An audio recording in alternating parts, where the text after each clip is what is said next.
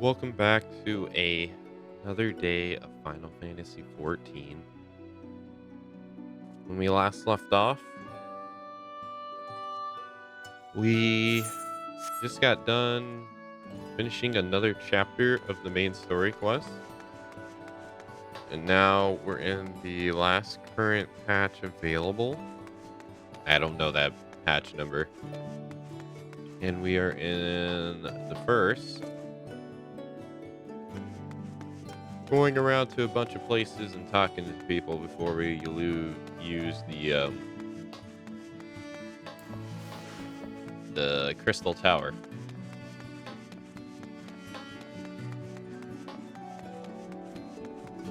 Ooh.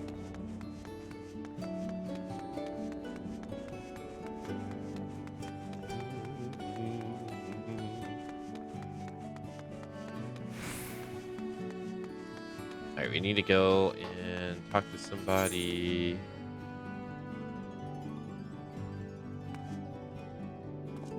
Down here. Oh, I need to go get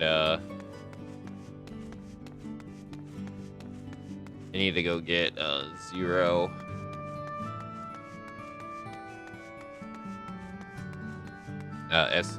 Following me. Yeah, we need to go back all the way back to the top.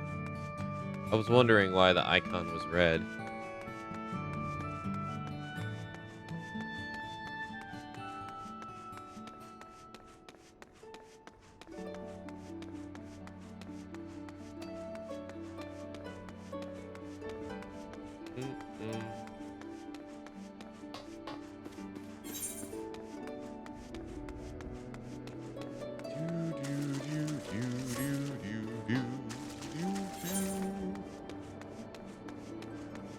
There they are.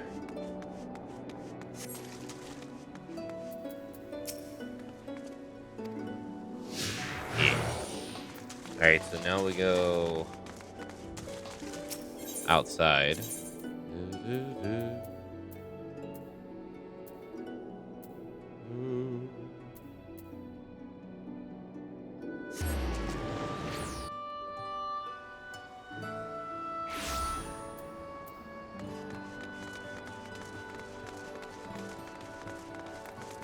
Oh, wow. I have a Talos here.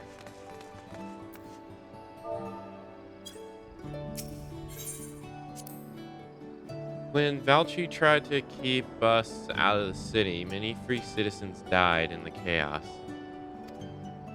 Some had no kin to inherit their wealth, and so Yulmore decided to use it to help fund the reconstruction of the derelicts. It's part of the greater effort to improve the living conditions down here, which is important since there's simply not enough room for everyone in the city proper.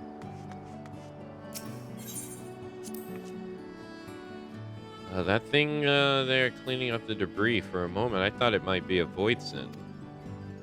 In case you didn't know, it's not uncommon for our kind to use statues as vessels. But I see now that it is more akin to the merchant soldier, mechanical soldier, used by the Garleans. They come in all shapes and sizes, don't they?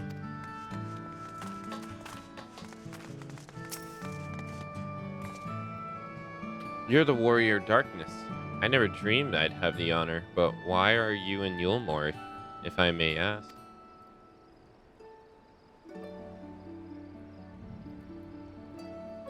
Your home is in danger and you've come seeking help? If there's anything we can do for you, you need only ask. Things could be better here, of course, but we've got a long road ahead of us. But we wouldn't be here if it wasn't for you and yours.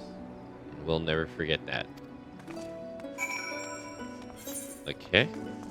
Now we need to go back and speak with Mr. Chai.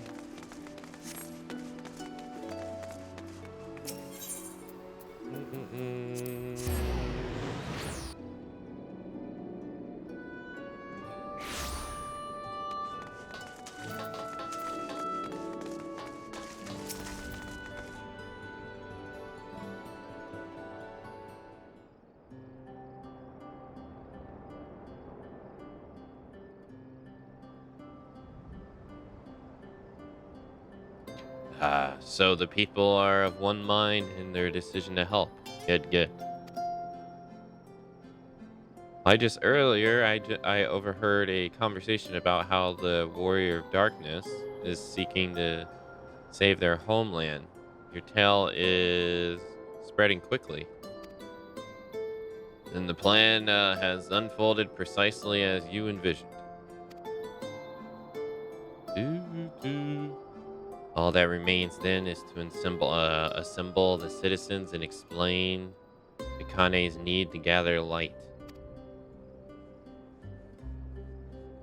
For better or for worse, I'm the mayor of the city. I'll do my best to win them over. Wait, aren't you...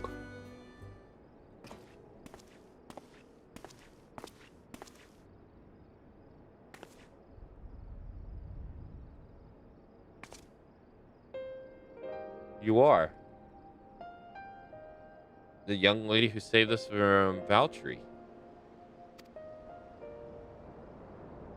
I've eaten enough mole to fall under his control, but you cured me. I wouldn't be alive today if it not for you. Oh, I remember you too. I'm glad to see you're doing well. I only learned later that it was the Oracle Light herself who saved me. Saved us all. I didn't know I'd ever get the chance to express my gratitude. I'm sure it was nothing for someone with your power, but thank you. Thank you from the bottom of my heart.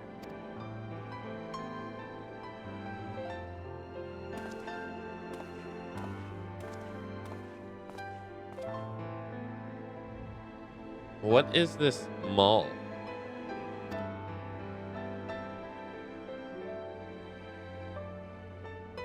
Food made from light-tainted fiends? Of sin eaters, you say? I see. The more they ate, the more the light's corruption spread. Right. Whoa, why is this scene like... Okay. And because of that, they become susceptible to Valtry's command. And he could make sin eaters do his bidding. Thankfully, I was able to suppress Light's influence and free everyone from his control. And there seems to be no lingering effects. Yeah, what is going on? It's like they're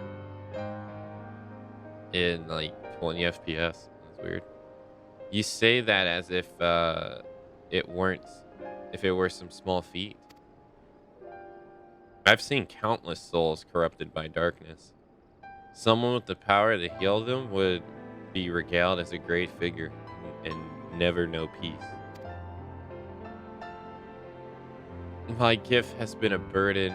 Many have suffered for it, died for it. There were times I wish I wish I didn't have it. And when I wanted to run away from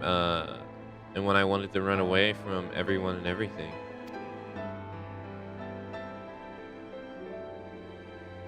But I had friends to encourage and guide me, to help me not just embrace my gift, but to take charge of my life, to change my fate. And so you did just that. The people of this world are resilient indeed.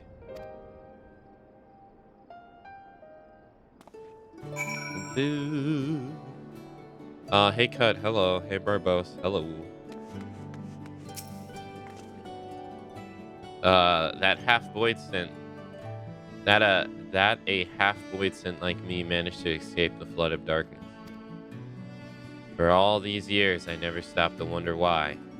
To wonder if I had a greater part to play. Well, perhaps it's time I took charge and considered that I might be able to do for others. The answer is here in the first, and I will find it.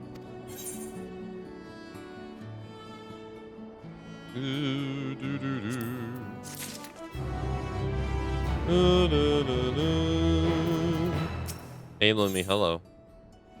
In defiance of fate, Zero's cool expression can hide the fire in her cannot hide the fire in her eyes. If we have no further business here, let us move on. Where to next? Slitherbroth, the home of the Night Blessed. In Naraktika Greatwood. We'll explain the situation to their leader, Runer.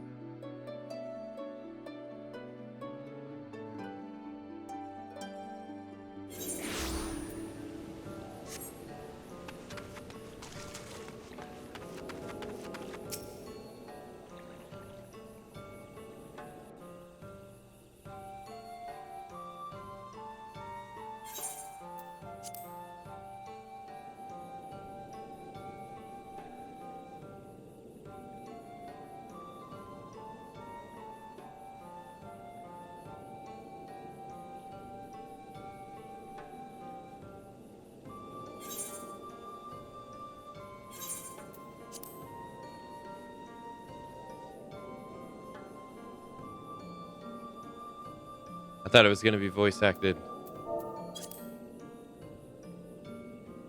Kinda, you're a sight for sore eyes, my friend. Will you be staying along in Slitherbroth? Though having said that, I suspect this isn't just a social call. A great plan is in motion, and the Night Blessed deserve to know. We need to speak with you as a leader of the Night Blessed. It's important.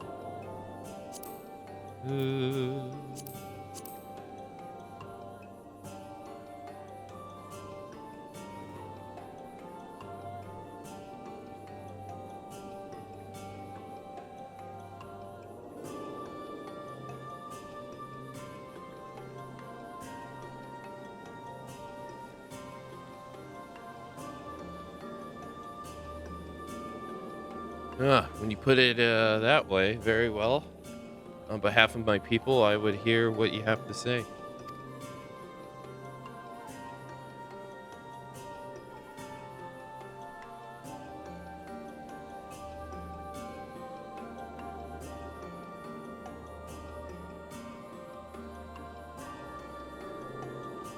What? Your world, Master Matoyo's world, is in grave danger?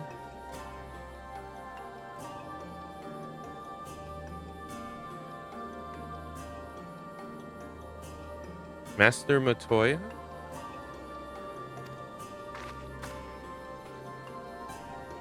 Ishtola. She took another name in accordance with customs when she lived along the Night Blessed. They believe light taints everything that it touches, even their true names. Out of respect, don't speak hers here.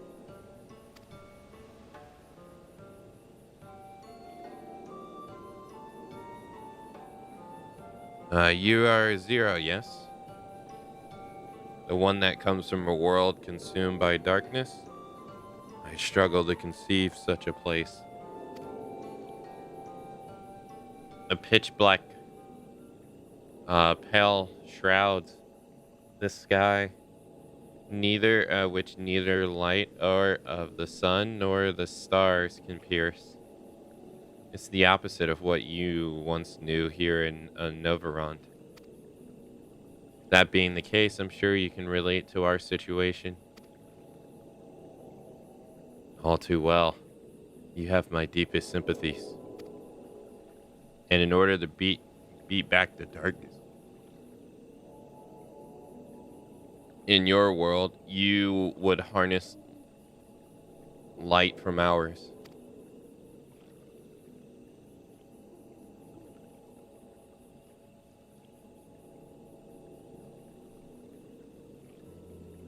Tis a simple yet brilliant idea. Only Master Matoya could have conceived of such. That Novaront is still in her thoughts. That we are still. So you're not opposed to our plan? We night blessed may place our faith in the dark, but we have never sought to force our beliefs upon others. In your if your defiance, deliverance lies in light, then by all means avail yourself of it.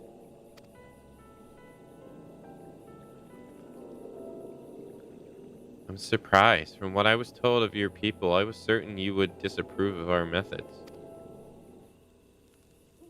Do not mistake our reverence of darkness as a desire for it to be ascendant. Rather, in darkness there is a peace that we seek to make our own through prayer and self-reflection.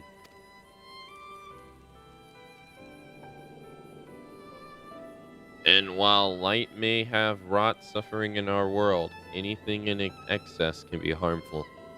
Even darkness, as you and yours know all too well. It is the wielder who is righteous or evil, not the weapon. If you would wield light for a noble cause, then who are we to deny you? And an easy thing for me to say now that the light has been restored to our world, perhaps. Nevertheless, I wish you the best in your fight, Zero. May light shine your way in the darkness.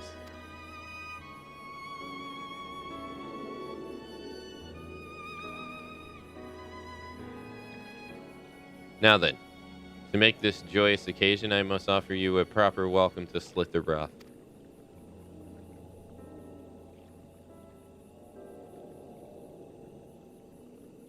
You might find this interesting, Zero. If you say so.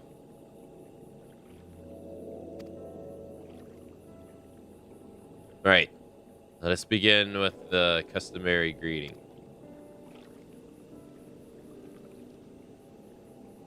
Akane, I trust you remember how to announce yourself as a friend of the blessed.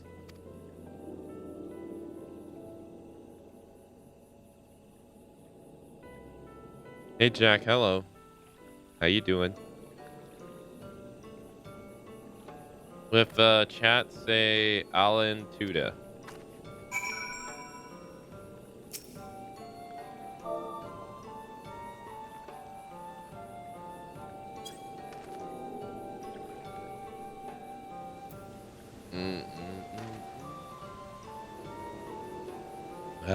Friends old and new, I bid you welcome to Slitherbroth.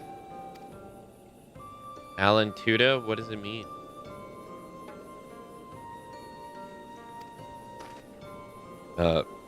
In the language of the Ronka, it is one of the several ways one might say good evening. This greeting allows us to quickly discern friend from foe. A simple expression, but in the world bereft of night, the words held deep meaning. They were a reminder of a world as it was when the sun and the moon and the stars yet danced across the sky. And we visit one another well. And we wished one another well as the day gave way to night. Hey Daedalus, good morning. Hey Kurama, good morning. How you two doing? Indeed. We are no longer strangers, you and I. Next we shall have you cleanse of lights and purities. Present yourself to Daith in the yonder room, and he will be glad to assist you.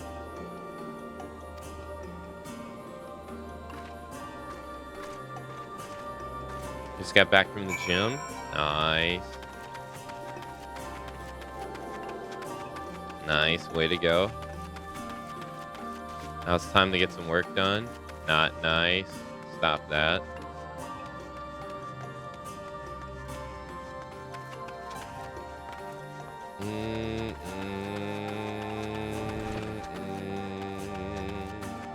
Doing good. How are you? Hold on. There you are. Your friend has been cleansed. How do you feel? Wet, but otherwise no different.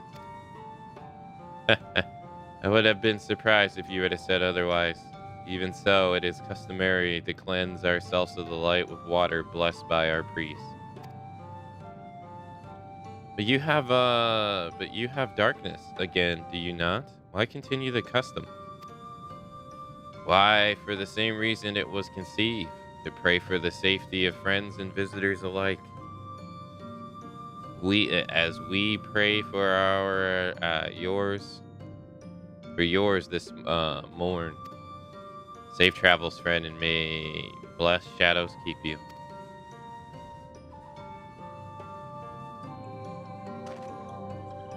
Right, if that's all, let's return the runer and see if there's any other customs I must observe. I'm doing okay. Come on, Akane. I'm doing okay, I'm just tired. I stayed up last night playing DBD. A little tired. I didn't go to bed till like 3 hours ago.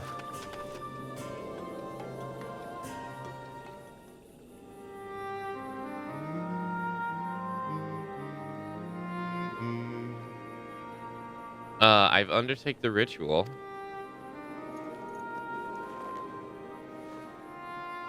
And while I can't explain it, I feel more confident than I did before. Just a touch.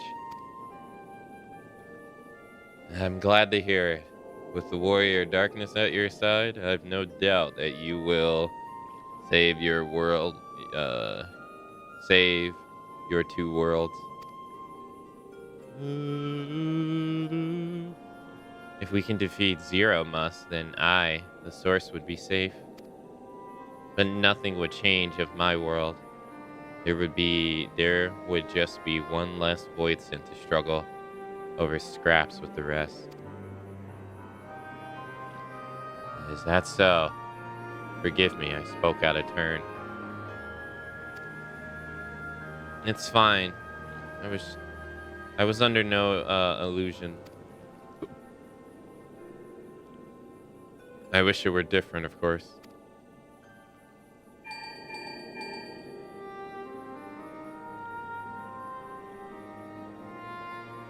Akane, can you hear me? Have you met the people of Gilmore and Rectecta?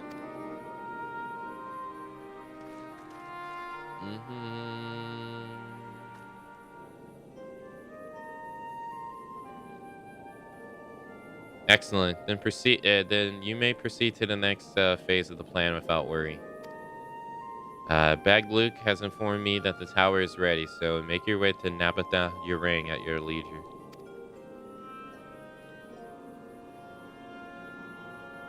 I've arranged for you to rendezvous with Cascard en route as well. Not only can he take you to the site of the flood, he will also know where best to place the transmitters, given his familiarity with the route between the Crystarium and Amagarang. He will be in the Twine on business shortly, so I have asked him to wait for you there.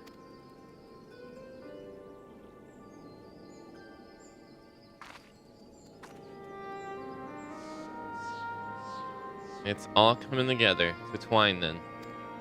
Wait, what about the bunny people, though? She told us to meet the bunny people.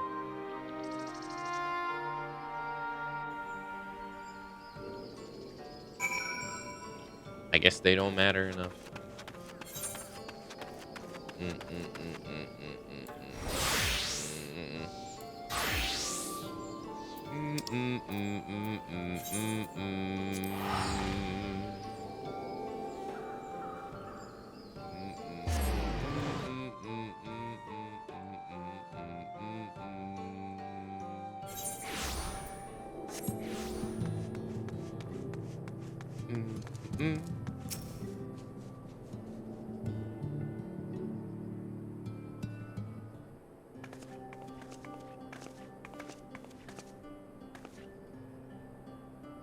Your timing couldn't be better, Akane.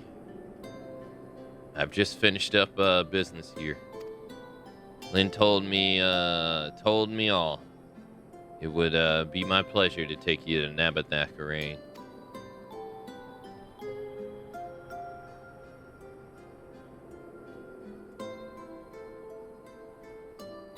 As soon as the other helpers arrive, that is, they're supposed to be along any moment now.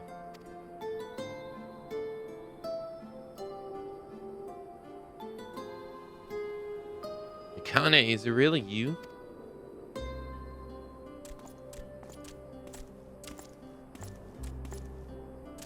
We understand you you are faced with quite a predicament, and when a esteemed customer is in need, the merchants of Mord Sulk are eager to provide.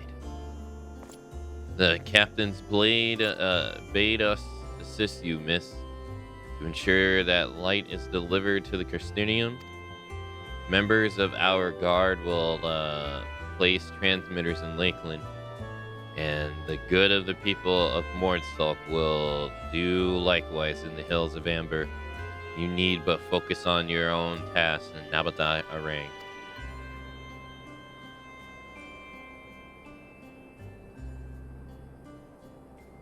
Yet more people clamor to help you. I'd almost be surprised if they hadn't showed up.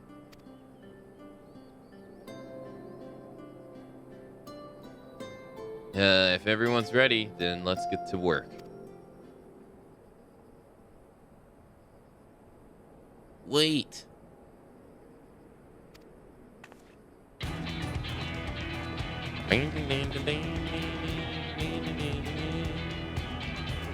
You're heading to Nabathakarane and didn't think to call upon us?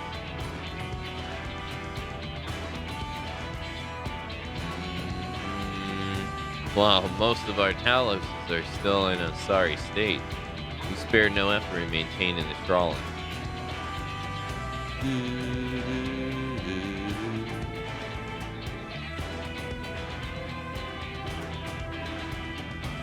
We've been upgraded.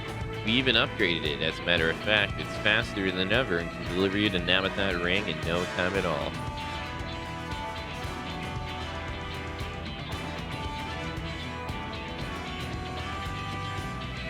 After everything you've done for us, you can't just stand idly by.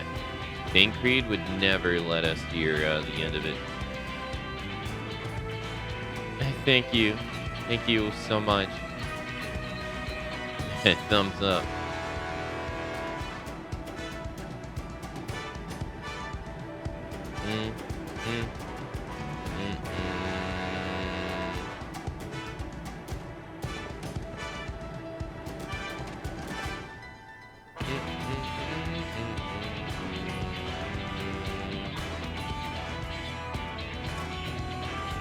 I dare say we have ample help. Come, let us go and acquire our light.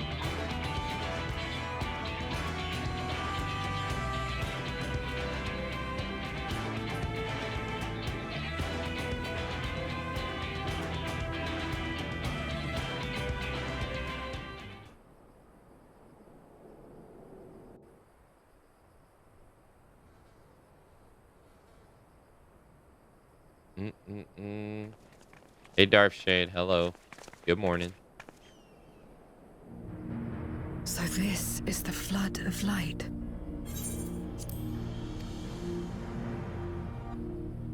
I don't remember much of the time when darkness consumed the 13th. Just the cold and the emptiness. Zero? Are you all right?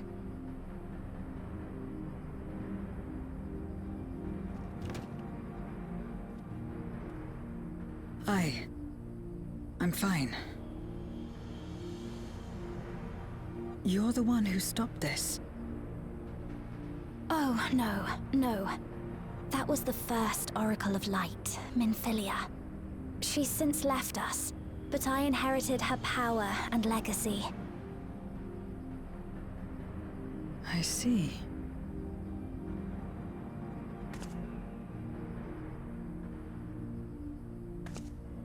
Let's get started then, shall we?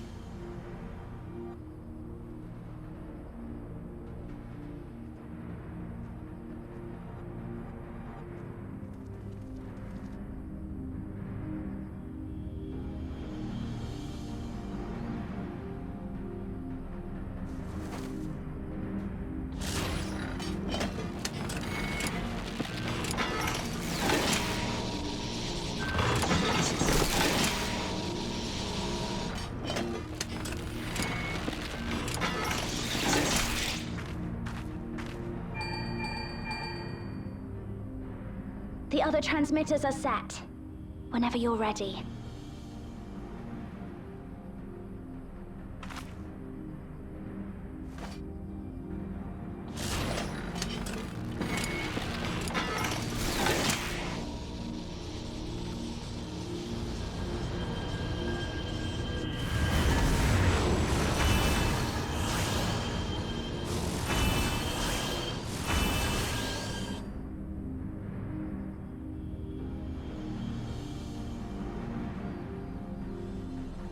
Such radiant light. It's almost too much for one steeped in darkness like me.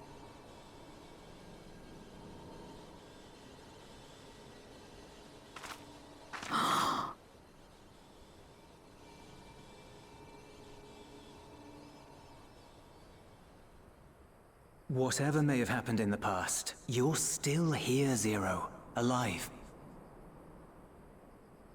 What you couldn't do yesterday, you might still do today.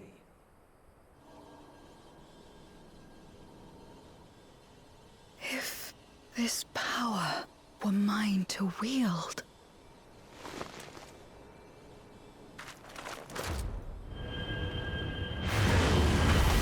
Oh, snap.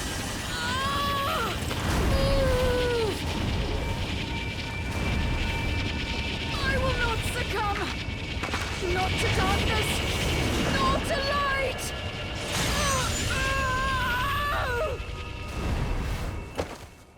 Yeah, it might be a little bit too much for you. Zero!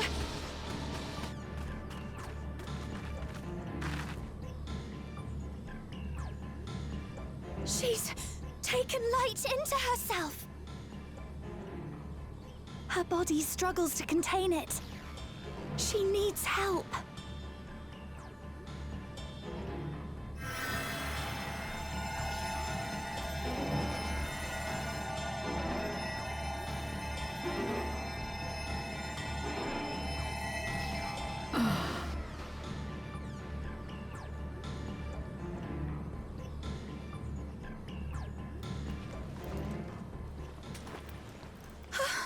Thank goodness. How do you feel? Better now, I think.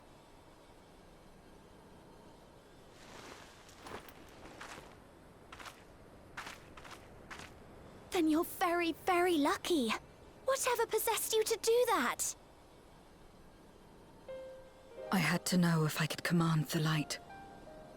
If I could change my fate. Once, I would never have dared to dream it. But your friendship and your trust has helped me to see new possibilities. In myself and everything else. Perhaps that's why, when I beheld this world once damned yet saved, I saw the potential for mine to be saved as well.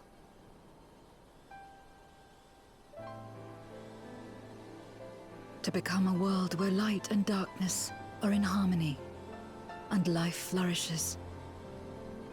A world where we're not consumed by insatiable hunger, but filled with hope for what we might create together. If I had the strength, perhaps I could make such a dream reality.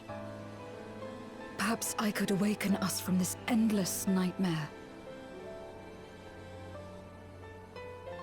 That's what possessed me.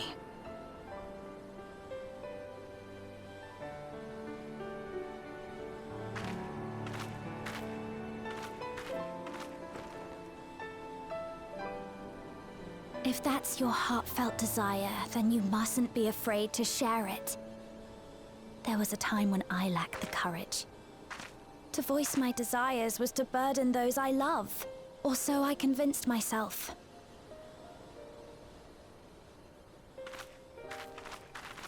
But then I met those who believed in me. They helped me to believe in myself, and find the strength to live.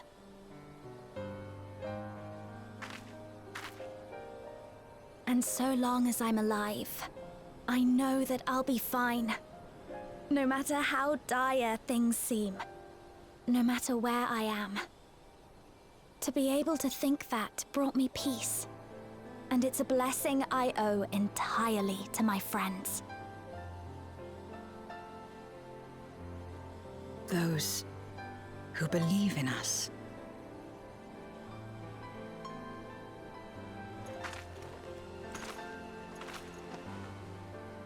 I will remember your words. I know all too well that there's a limit to what we can achieve alone. As a friend, I'd like to help you fulfill your dream. If you wish to take in more light, I can keep the power in check and help your body accept it.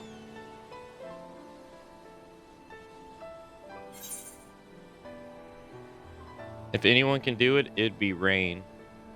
It worked well enough for me.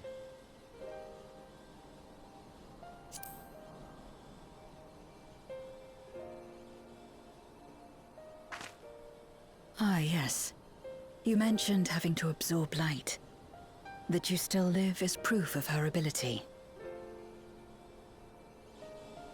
Right then. I'm counting on you.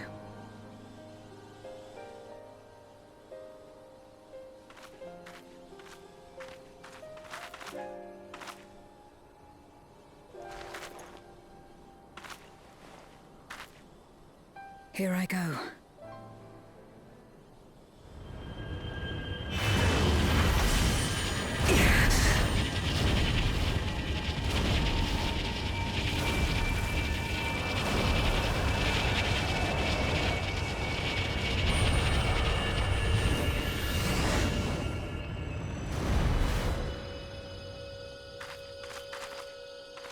I can feel it. The light's warmth welling within me. Then I believe it worked. With this power, I will return to the void and fight for the world that once was, and for those I hold dear.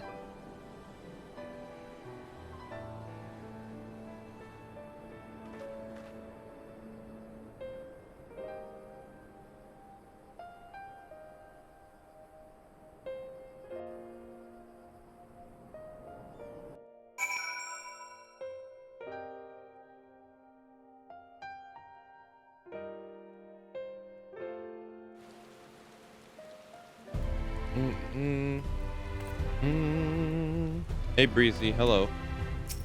Oop. We've done our part, and I trust that the others will see the light to our destination. It's time we return to the source. I shall seek out Bella Q and have them return my soul to the spirit vessel.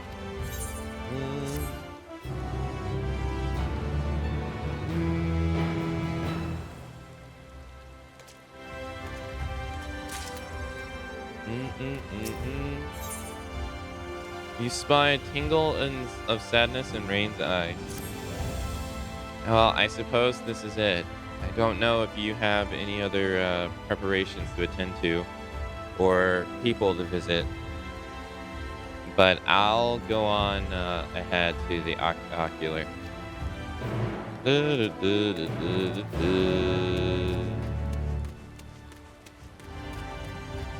Oh, let's.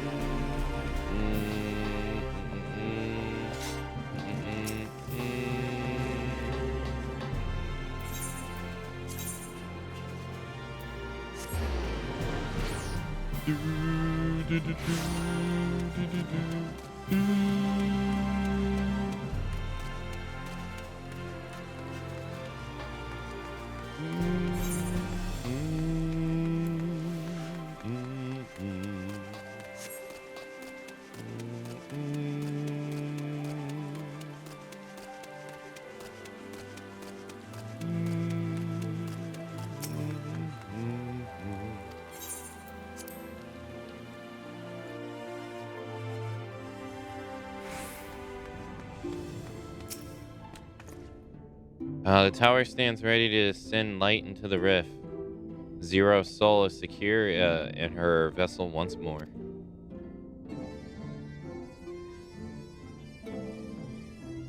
Our helpers across the realm have also sent word that the transmitters are in place. Once the others have been sent on the moon of Zero's world, we should have the foundation for our ethereal current. To make matters easier, the transmitters broadcast a powerful signal that can be detected by the tower even across the rift. Upon confirming that the Void Ones are active, we will send forth the light. The rest will be up to you. We're all praying for your success. Now go and make haste back to the source and save your world.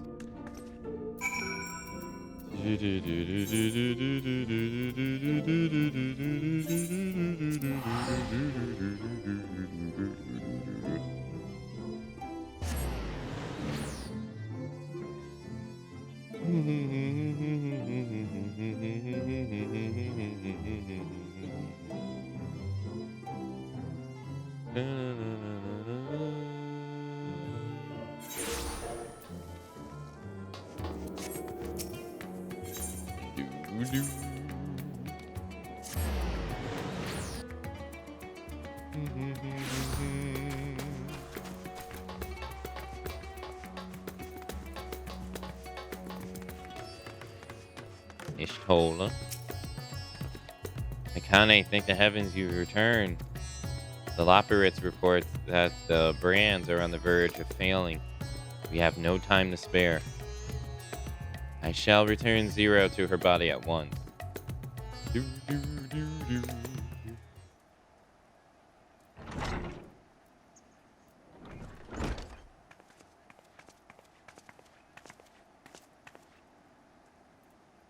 Ah, that's better.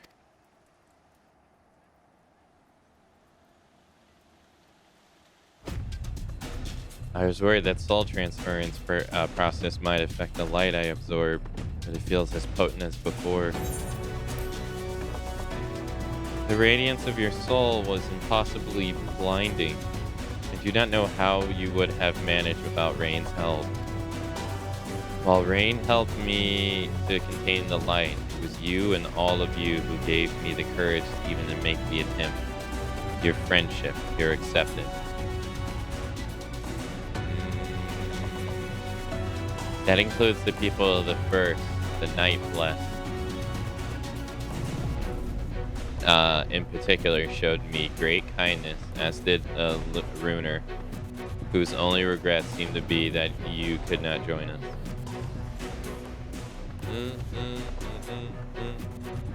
A regret we share. Our reunion is long overdue.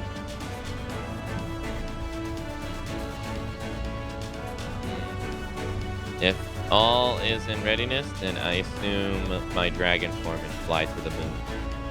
In the meantime, pray make your way to the drowning brand. There we shall reconvene before sallying forth once more into the void.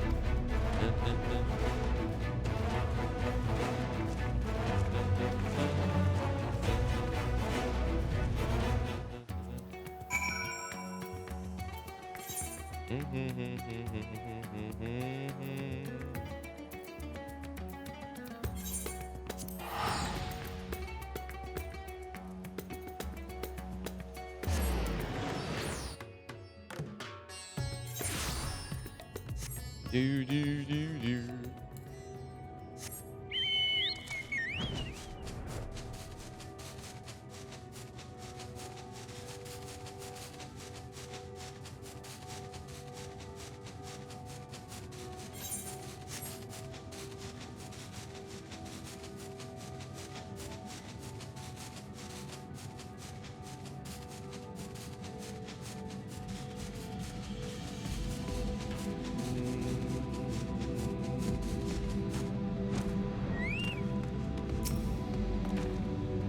Time to take the fight to the enemy, is it?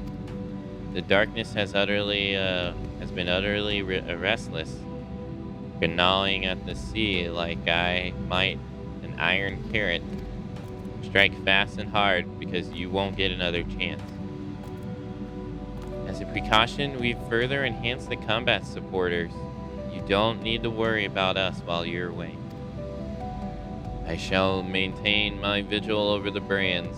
Pray see that thou art ready to depart as soon as Vitra and the others have assembled. May light shine the way to victory and deliver you all safely home.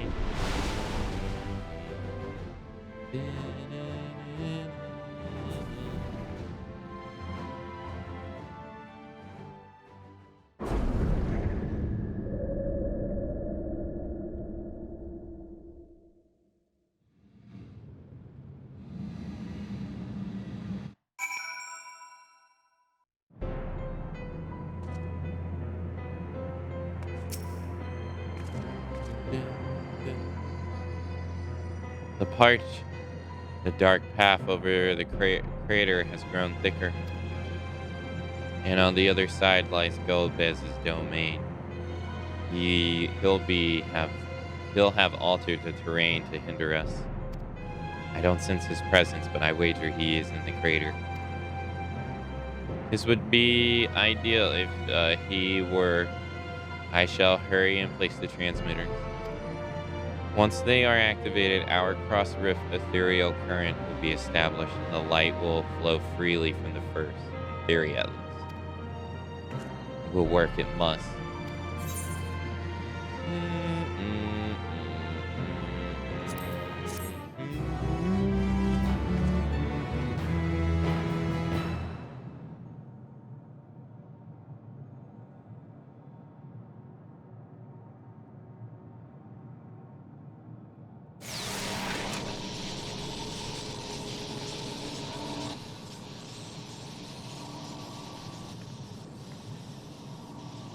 All is in readiness. Without further ado then. Light from beyond the rift, shine forth and banish the darkness.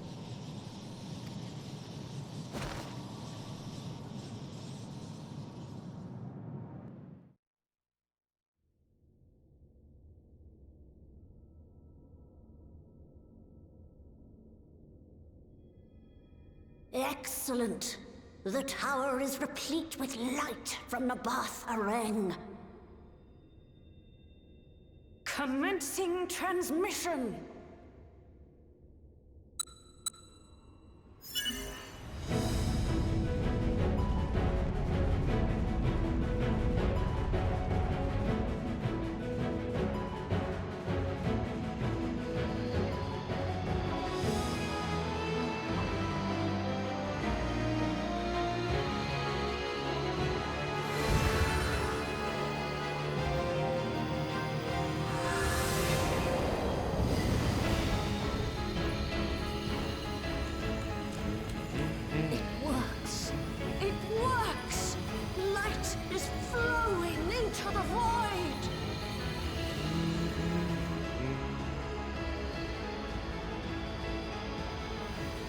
May this light illuminate your way.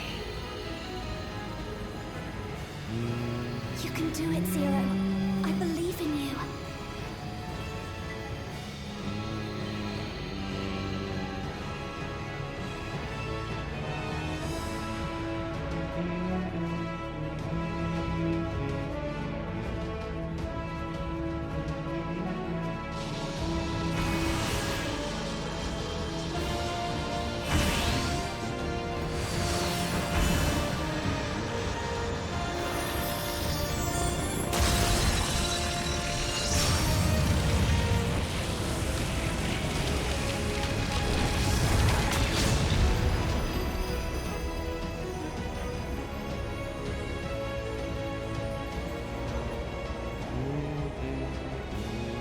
Look, an opening.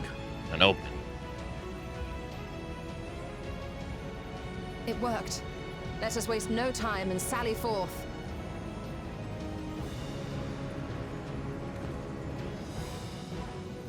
Alas, I fear the breach may be too narrow for you, Vritra. You too thick, dude. I prepared my simulacrum for such an eventuality.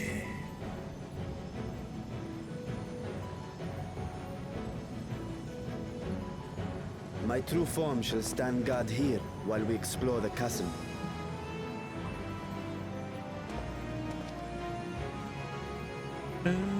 Tis faint, but I sense the presence of a dragon. No doubt my sister's essence trapped within Zeromus.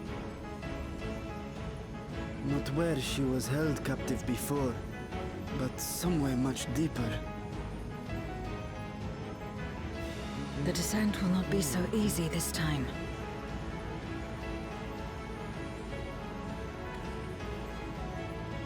The chasm swarms with void scent.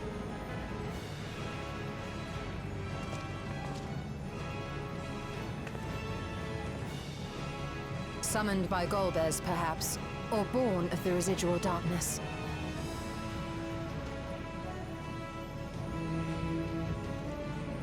However they came to be, we shall cut a path through them. Is everyone ready?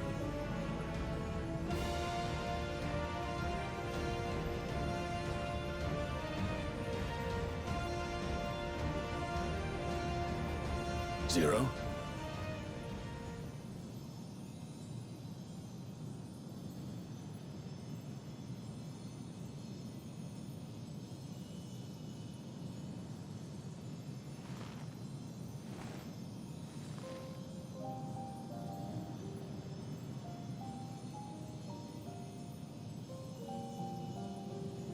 That light should shine in the void once more.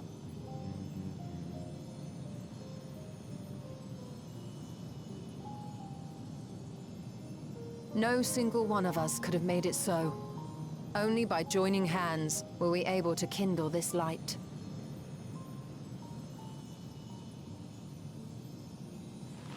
Do you see, Golbez? We needn't damn others to save ourselves.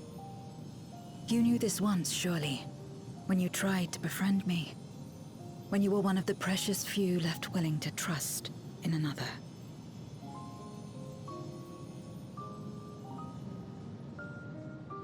But that man is gone. And in his place, a mockery of his beliefs.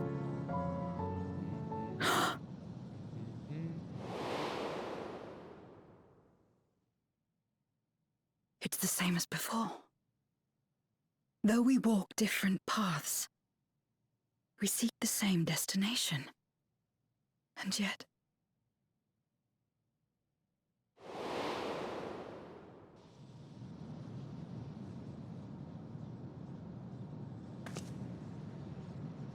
there is something I must know. A truth that lies waiting in the dark.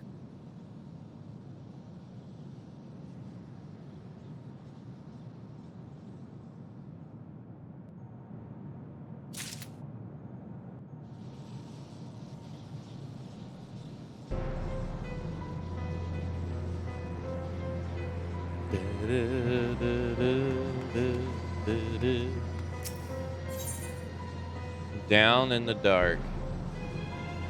Varshan is the very picture of determination.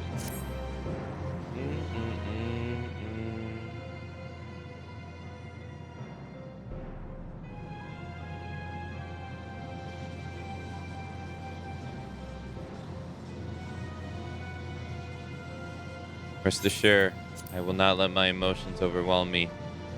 When the moment comes, I will call to my sister and I will wrest her from Zeromus.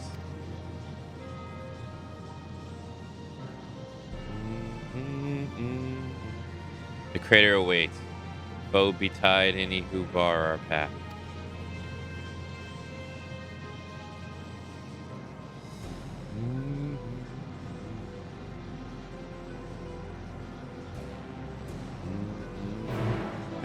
Do do do do.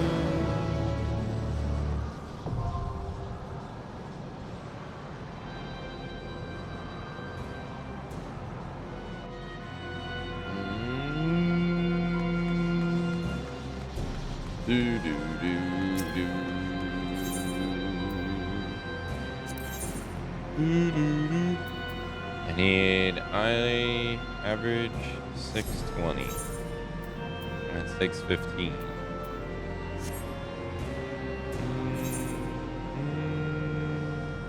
All right. Let's go to old Charlotte.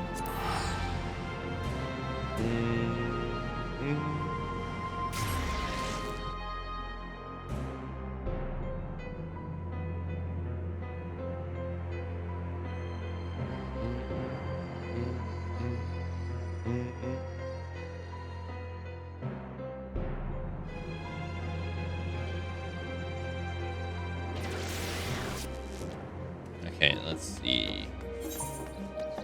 Where's the marker board? There it is.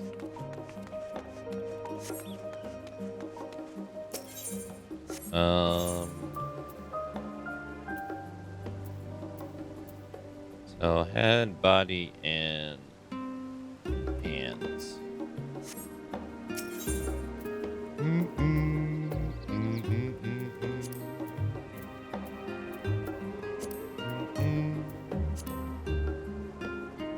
97, 34, 93. Okay.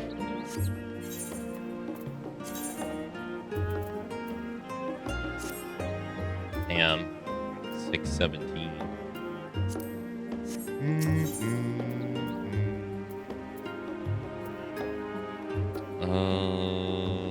Head.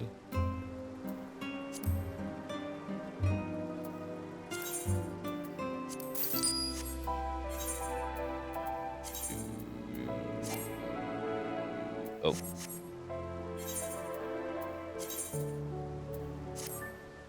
$620.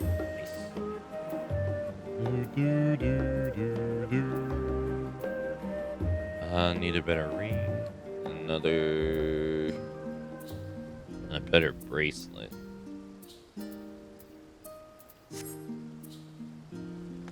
Okay. Oh, we can just do it from here. Dungeons. The Lunar Subterranean. Have we done all of these?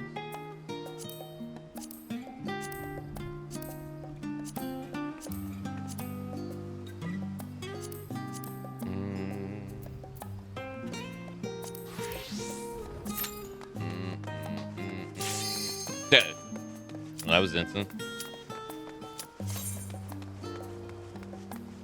That doesn't happen that often.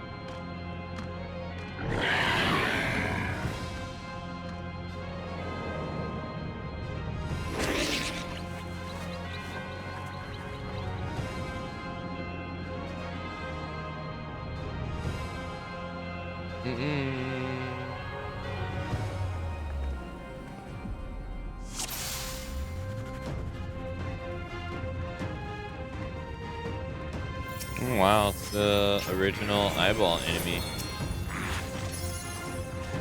And the eyeball enemies from FF11. Huh. I wonder why they didn't use the bat, though. The one that the eyeball enemy inspired. Oh, wow. It's the other FF11 enemy. The one from Valkyrie.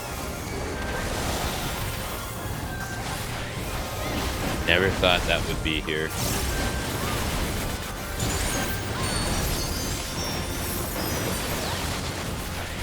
Makes sense, though.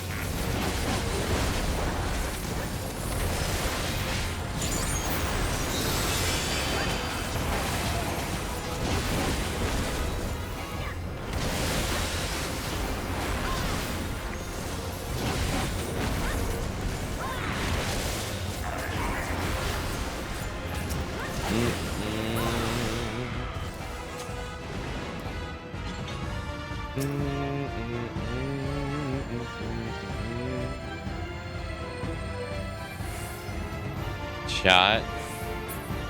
Hey, look, I'm not the devs who decide to use the same character models from FF11, okay? I'm just pointing it out. I also pointed out the eyeball.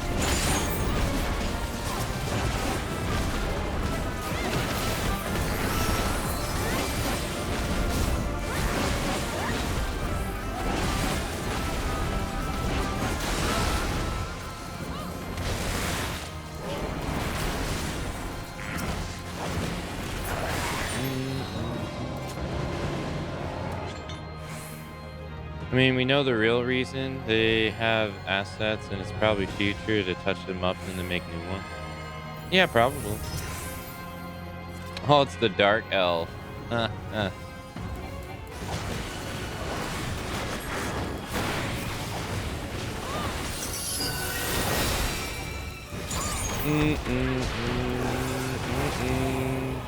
didn't think he would be a boss.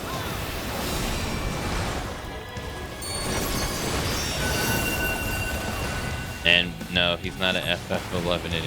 He's from Final Fantasy XIV.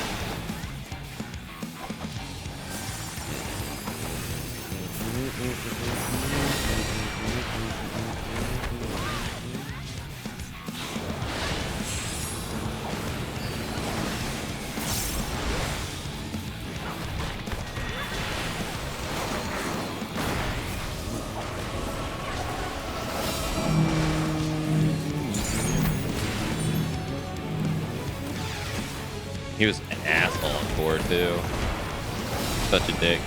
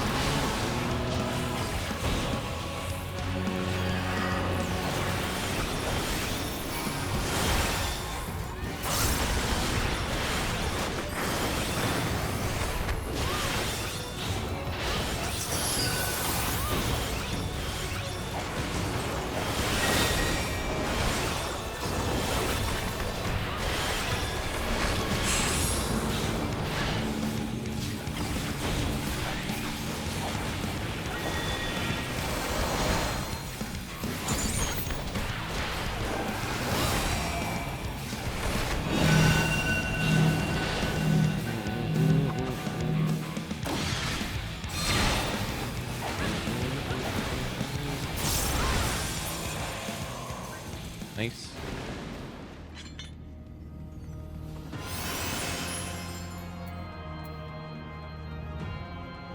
Maybe sharing assets allows them to provide updates for Final Fantasy XI for so long. Maybe they could justify it with those models are going to be used.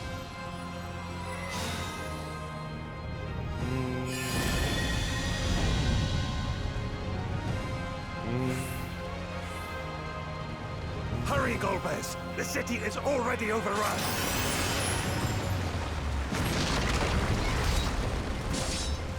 First the villages and now the capital. Nothing is exempt from their avarice.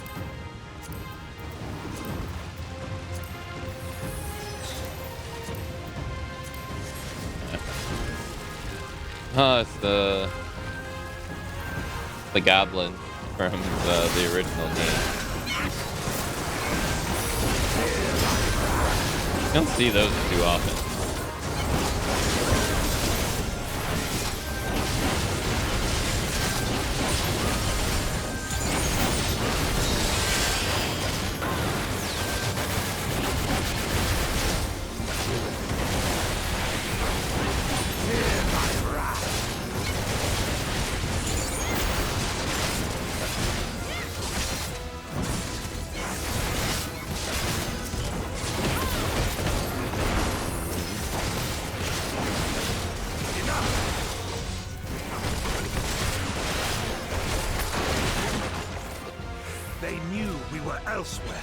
Yeah, I just think it's a little strange that 14 has like so many FF11 mobs like not even changed. Like these two right here. The Manicore and the Pisty. I think it's a little strange.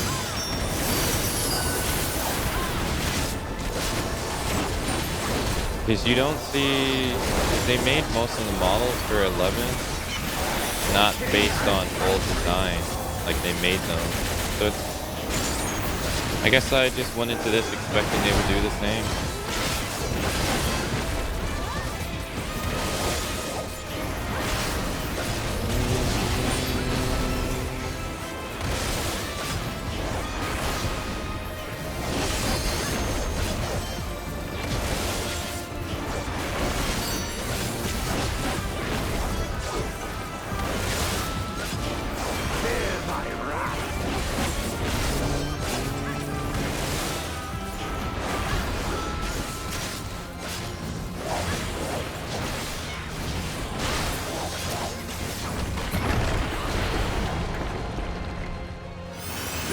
Dangerous. Have care, Golbez. Antlion.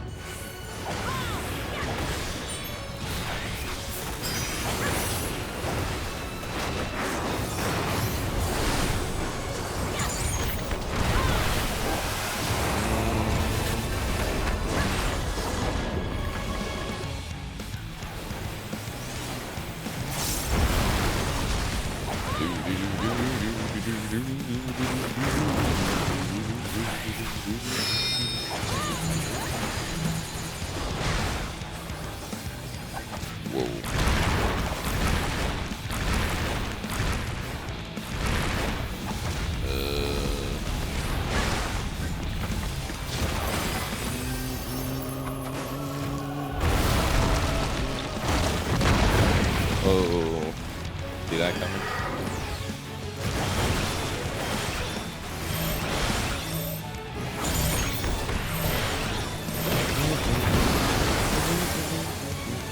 Wait, how did I die?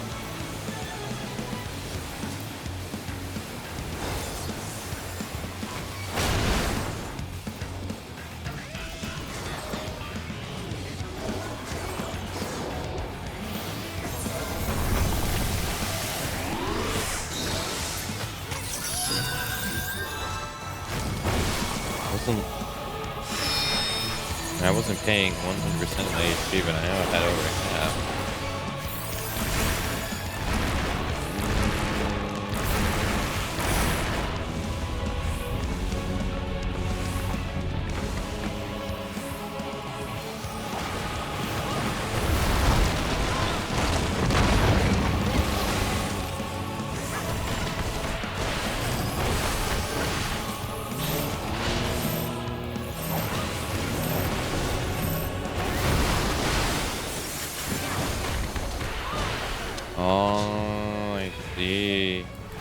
like quicksand.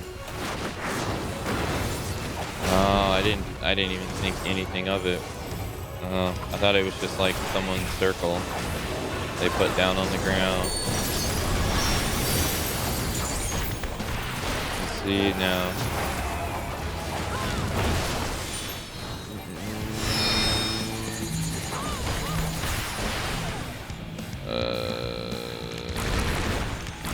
I think I'll be safe here.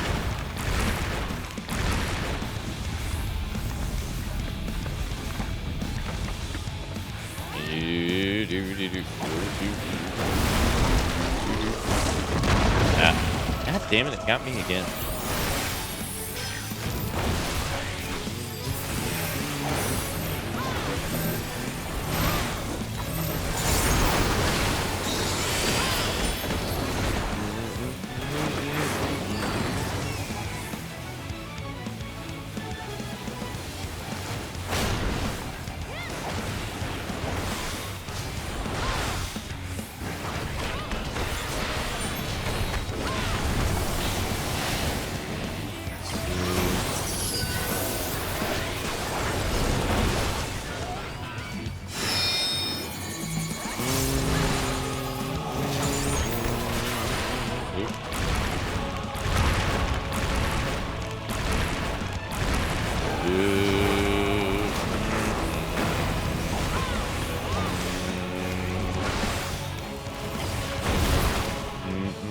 Nice.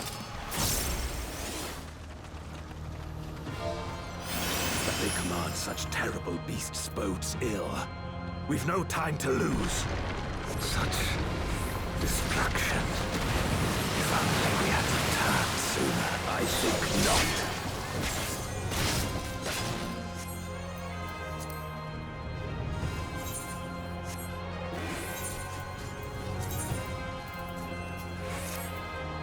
Oh, nice. 226 now. Nice. Is that the... No. They haven't used the... They haven't used all of the noctuals from 11 yet. They've used... I think 3 out of 6. I was expecting to see the other one. Oh god, I gotta turn that off. That's so distracting.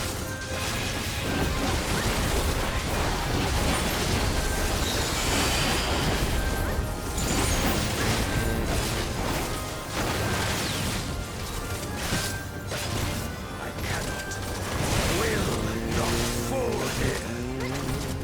Wait, climb on that. Yeah, I expected to see the T-Rex. They used the fish, the lion. I dare say we'll be faster if we split up. I feel like I'm forgetting one.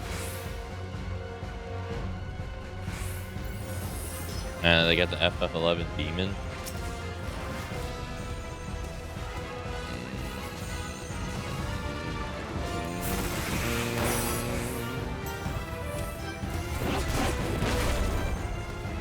Damn it.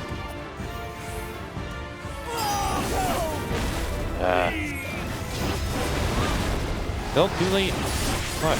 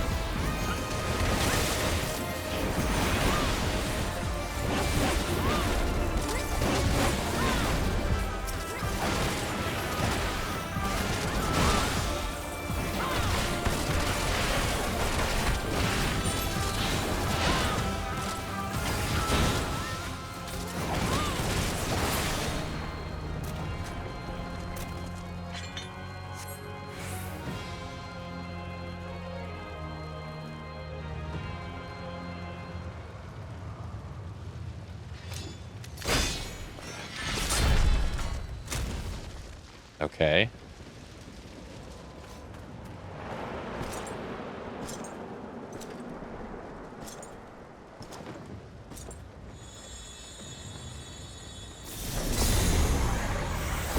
Golbez! Oh, you had to kill him, huh?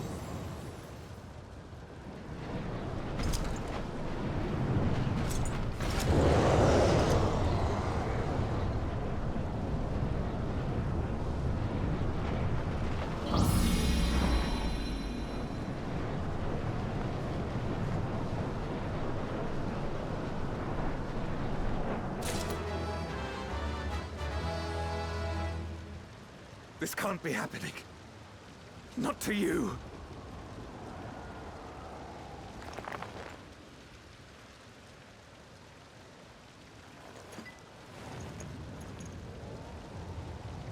My friend, my hero. I will stop you even should it cost me my life. Oh. Well, damn.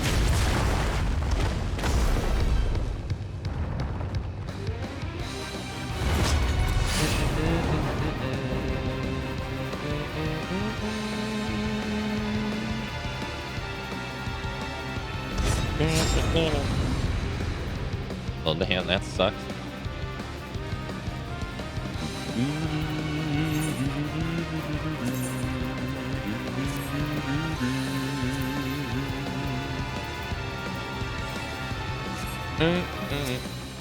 So be it. I will fight you with all my strength.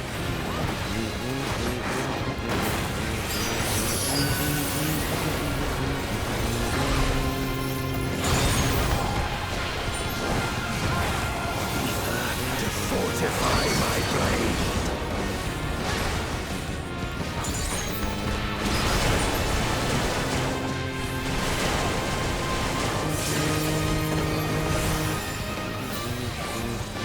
I need power. Light or dark, it matters not.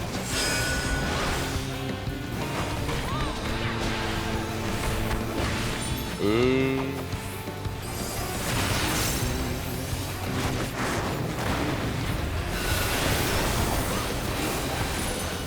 Such savagery ill suits you.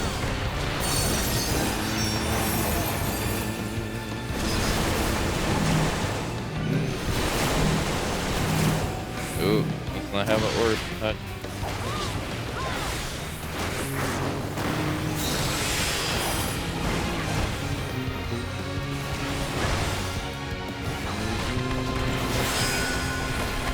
Weathered this before. Let's see how you fare now.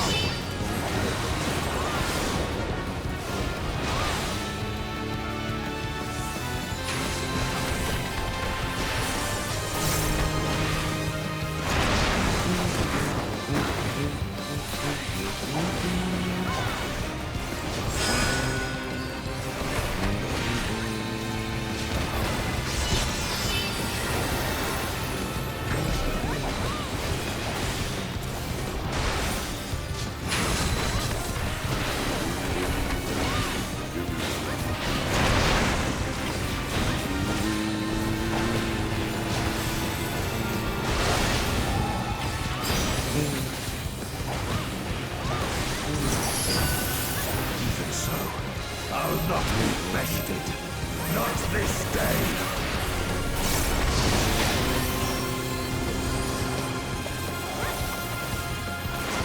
Oh shit.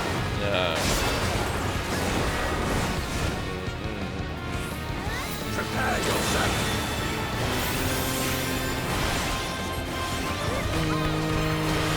It's over, my friend.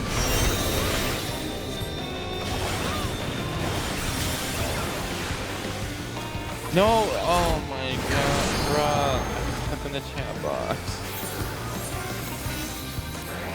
I wish you could disable that invite so much. Or maybe you can.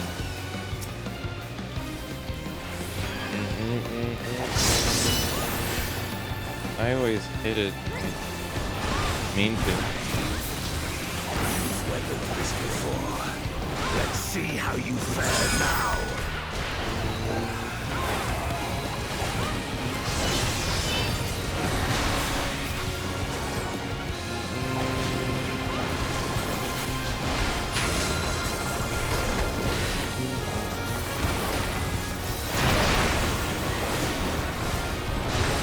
And I knew I had to go that way and everything.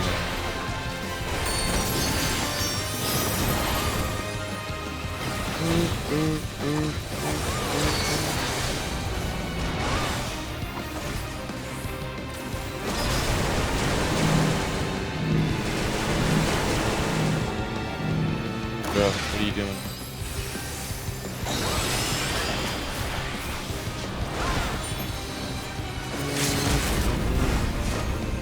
Even so, I'll not be bested. Not this day.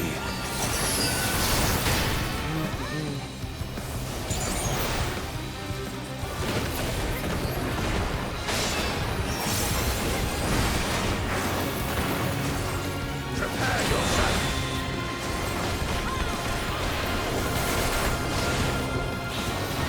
Fuck, I made the same mistake last time. My friend. Nope, I almost made the same mistake last time.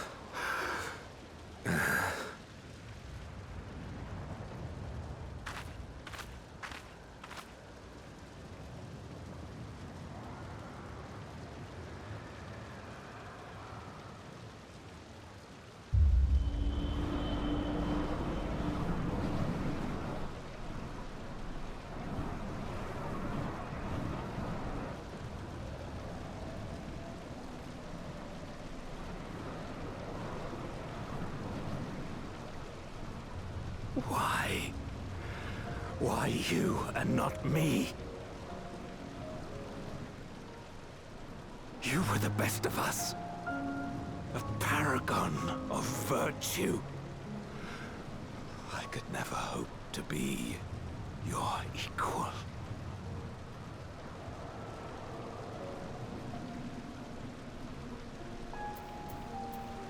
I am only the knight I am because of you.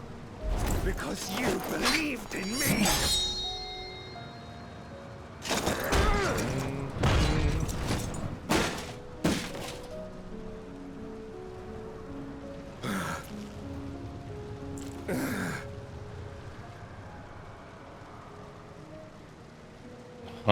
Nice blocking of his face.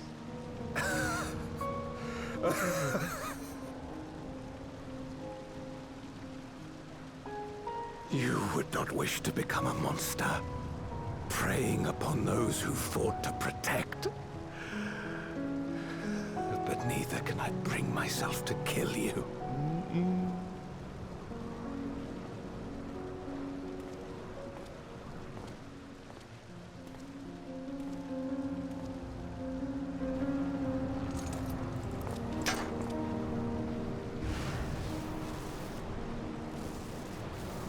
So rest easy, my friend, and entrust your legacy to me.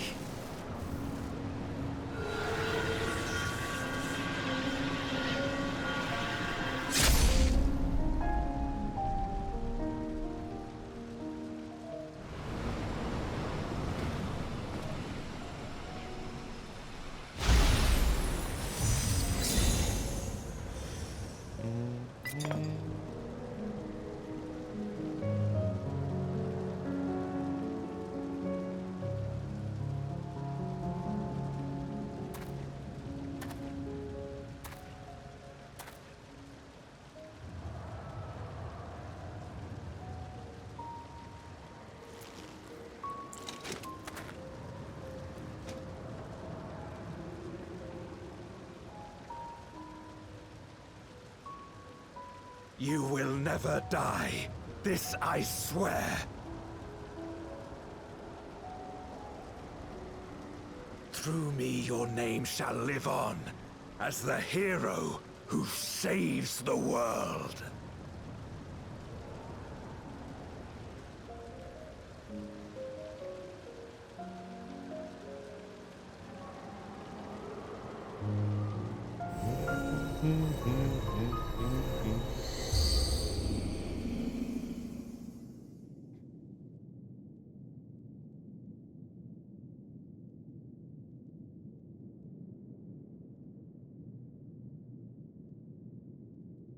We've been released from the memory, 'twould seem.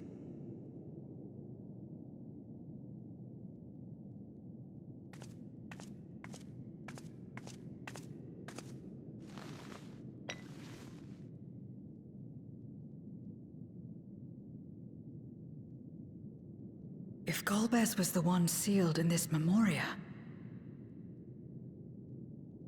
then the one we've been fighting is... Not Golbez. No more than an imposter playing at hero.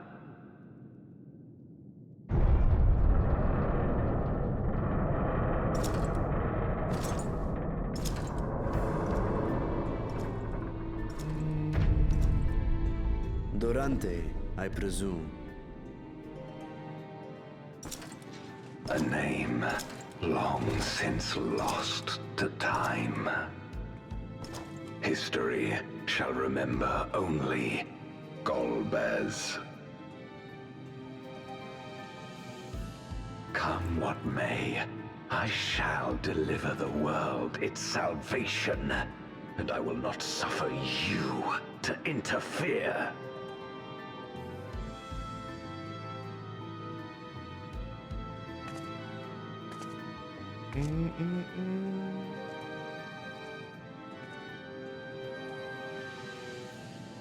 You seek to free all souls from the purgatory of undeath. And to that end, you would invade another world. While I cannot condone your methods, I understand your motive full well. For I'm driven by the same. I too wish to save our world. I too once thought I had to bear the burden by myself. That I had no choice but to walk my path alone. But I was wrong. We may yet strive together towards our shared goal. If you would reconsider your course.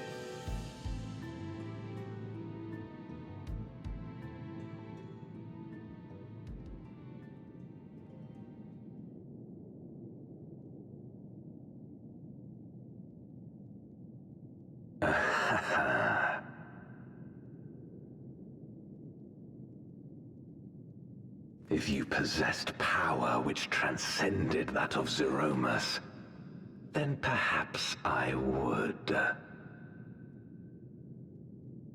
But you do not. No, you are but another Voidsent like me. And what is a candle before the sun? Perhaps we aren't all-powerful, and cannot effect great change in an instant. Even so. Great change is what we need. Aught less has no meaning.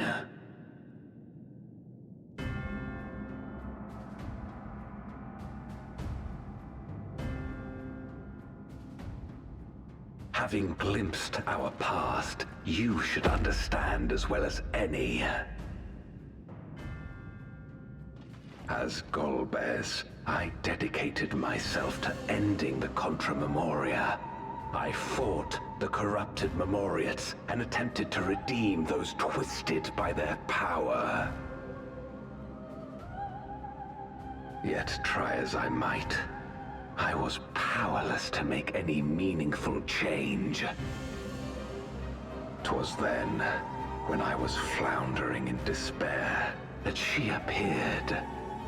The Asian Igeom. Another Asian.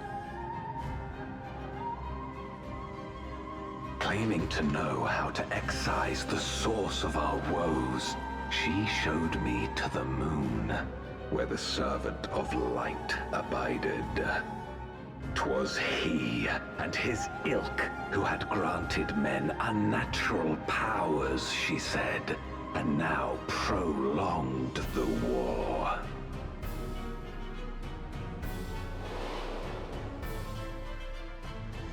Believing her every word, I struck him down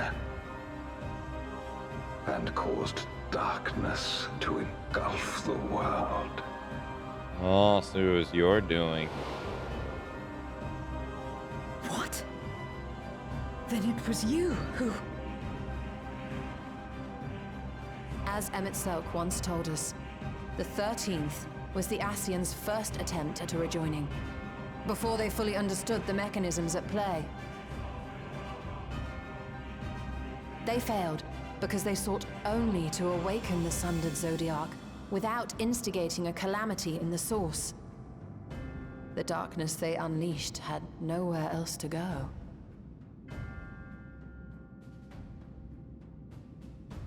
Having left a ruin of our world, the Ascian fled.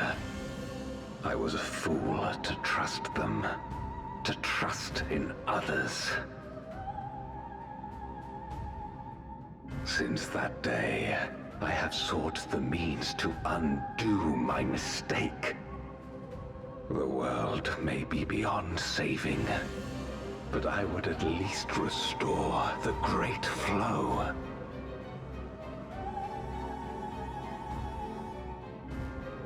The dragon was an extraordinary windfall, a veritable font of ether that expedited my endeavors time and again. But it wasn't enough to achieve my objective. Far from it. For an eternity, I had to bide my time. But the day finally came when I acquired the power I sought. The remnants of the Ascians' god sealed within the moon suddenly dispersed into ether. With that ether, Zeromus could be conceived, and driven by the dragon's longing for home, it shall soon arise to destroy the barrier between worlds. Thus will the way open to the promised land, and the death we have been too long denied. Thus will I, Golbez, bring salvation to all.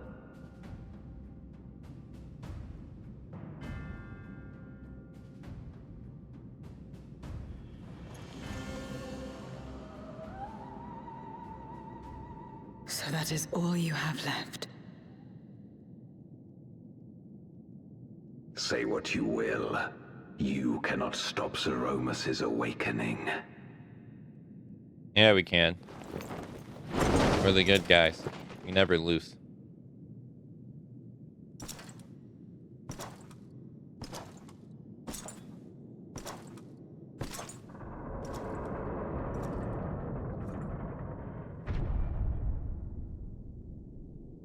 We're going after him, aren't we?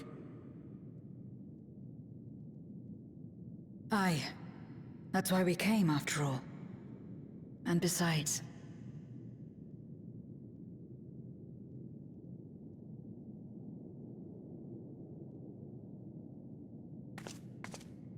when someone believes in you, it makes you want to believe in them. In others and yourself. Euless was right about that.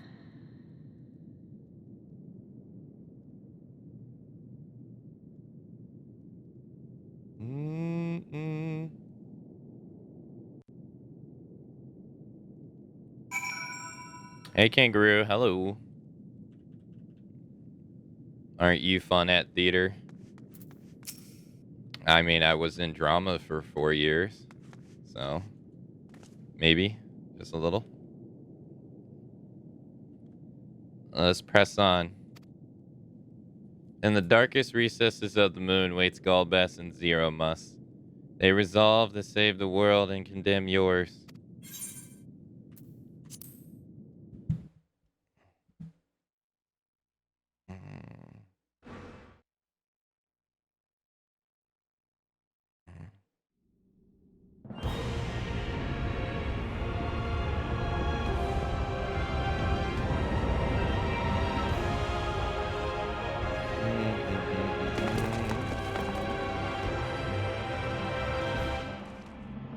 But please tell me all about myself.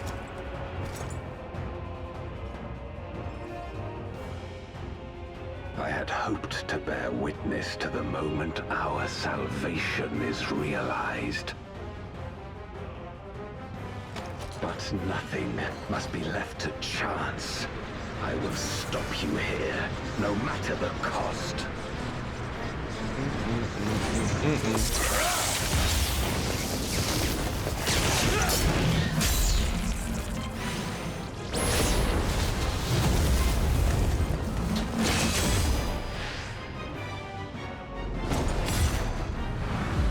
It'd be great if we, like, lost for a change.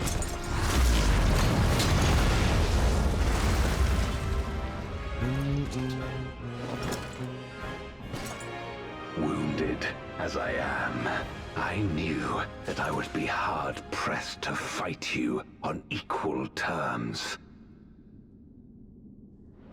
And so I lured you to this place, where the advantage is mine.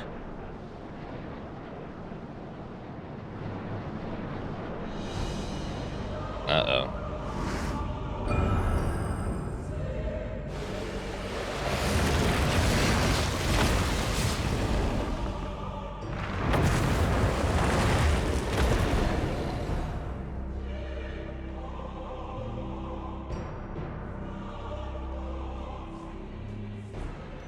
The Archfiends live? Impossible.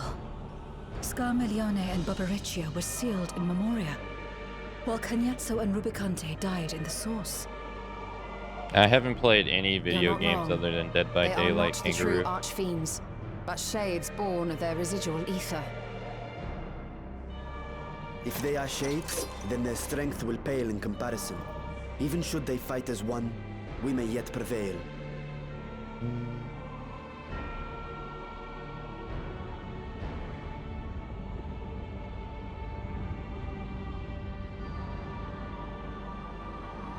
We'll tend to the Archfiends. Go and put an end to Zeromus.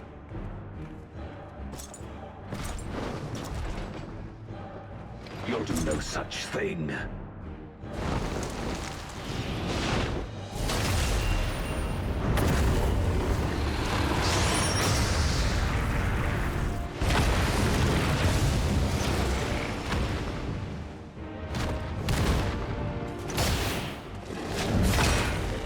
Go! We'll join you as soon as we can.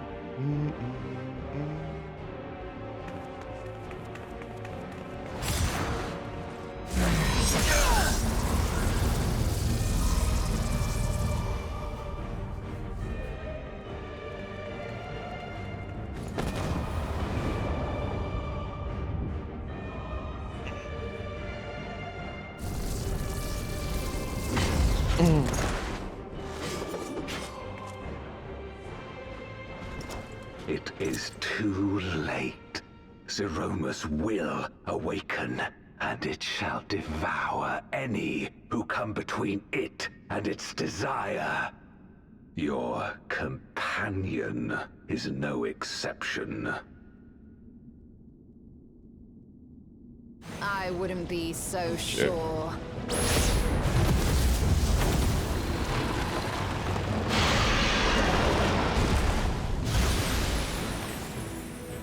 Time and again, she has faced insurmountable odds.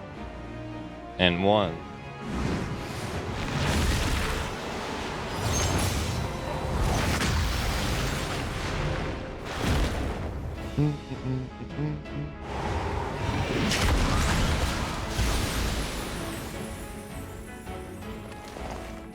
But no matter how hopeless things seemed, she's never given up the fight.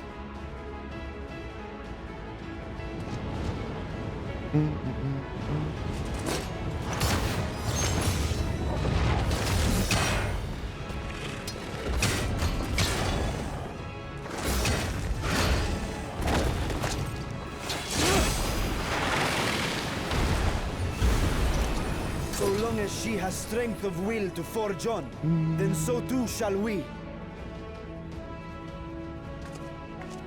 For we believe in her, and she believes in us. And together, our light can pierce blackest darkness.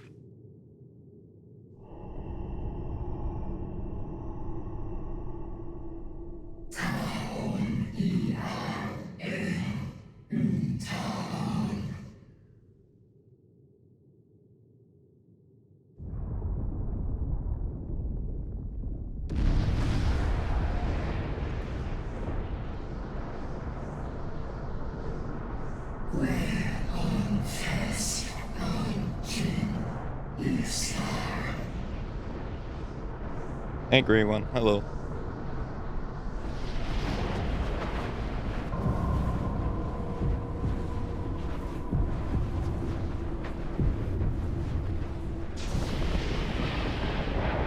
I get a full body now.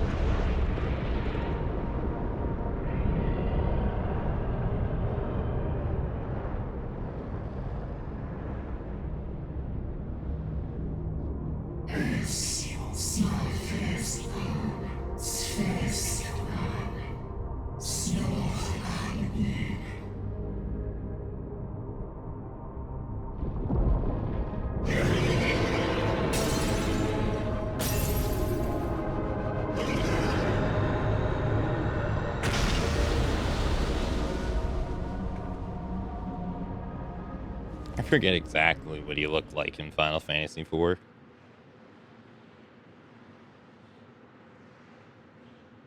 I can't let you destroy the barriers between worlds.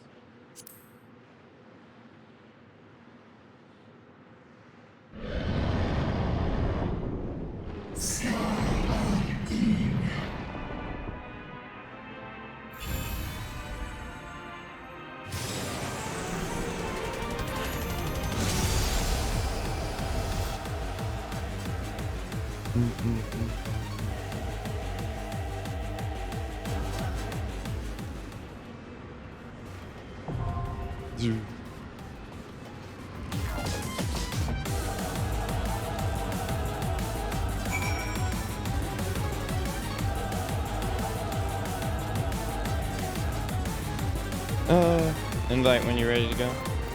Hold on though.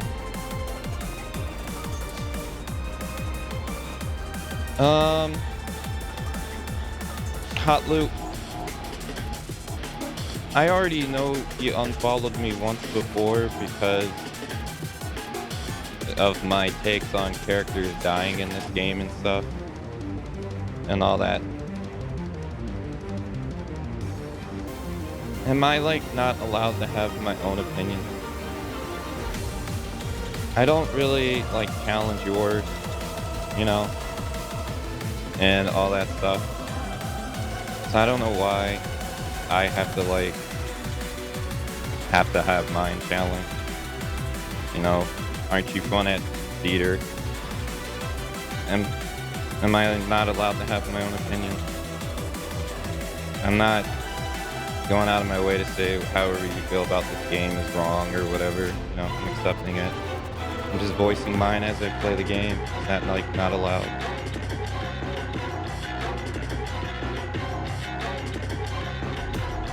If I would like to see the heroes lose at the end of the expansion, I don't see why that's wrong for me to voice. And between Xenos and Radnant, am I not allowed to have, like, difference of opinion between two characters?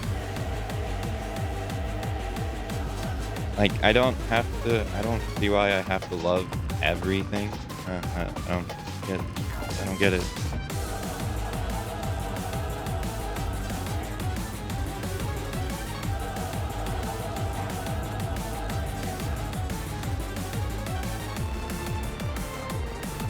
No. But my whole point is that I'm not challenging, you know, your takes on the game.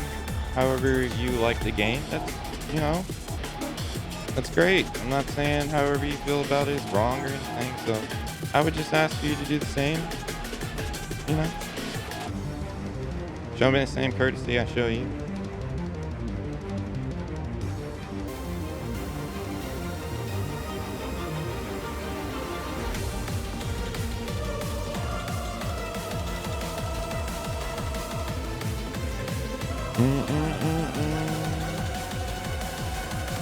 No one's allowed to have opinions anymore, so.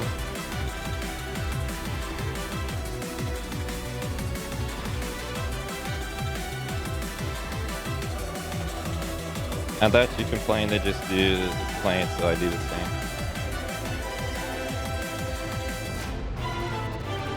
No? And that's a joke. That's a joke. Maybe not a funny joke, but a joke nonetheless.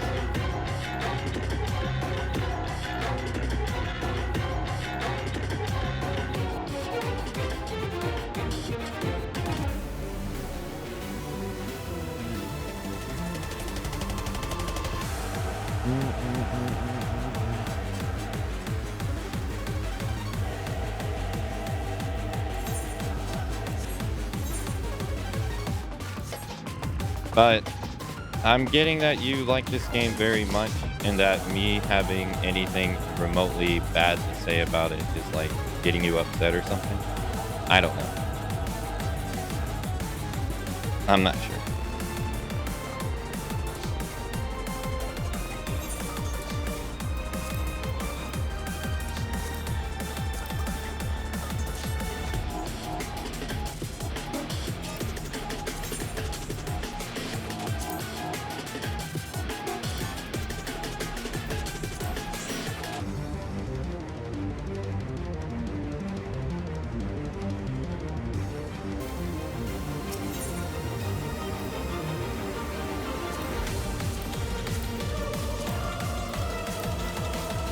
I'll just keep my opinions to myself.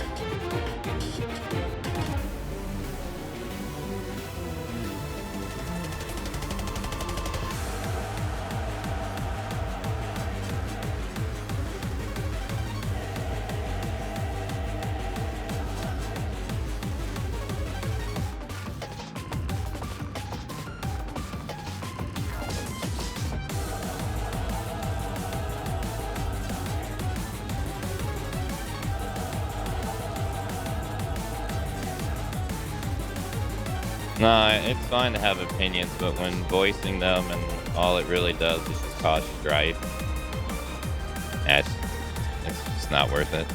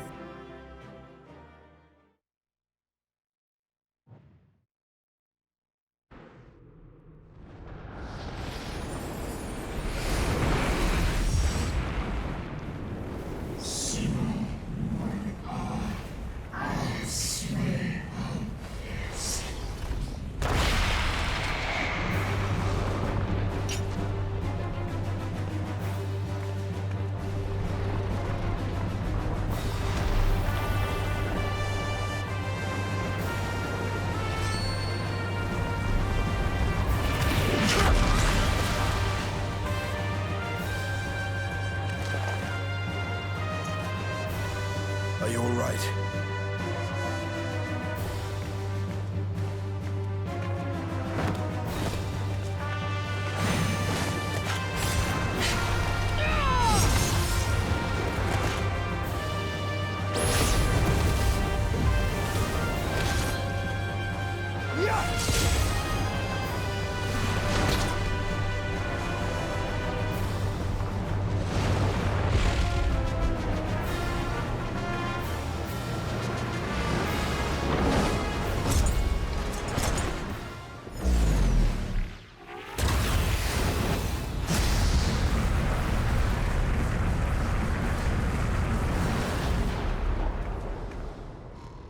Like all Void Sent, Zeromus cannot be killed. Sealing it in Memoria is the only way.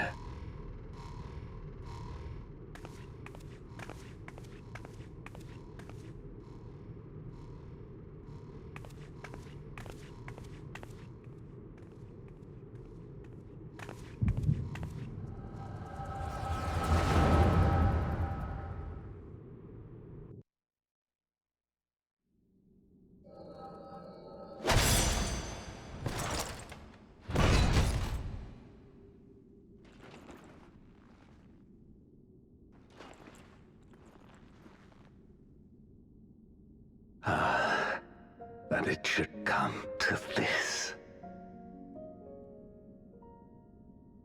I failed my dear friend. Fell for the Ascian's ploy and unleashed the darkness. And after an eternity of waiting, I find myself on my knees.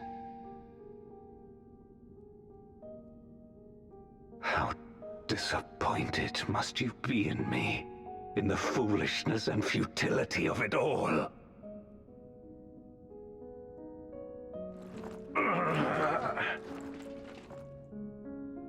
No, I will not let it be for naught. I will not allow you to pass. I will triumph in my crusade.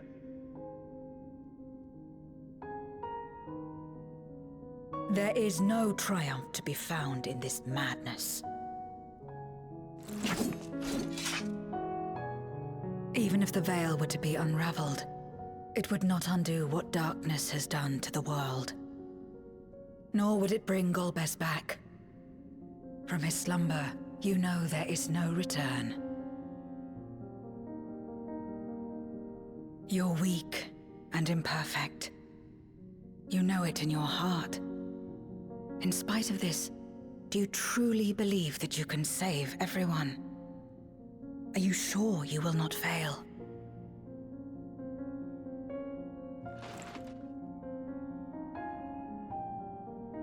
I'm no better. Weak and imperfect and plagued by doubt. Which is why I need friends to walk beside me.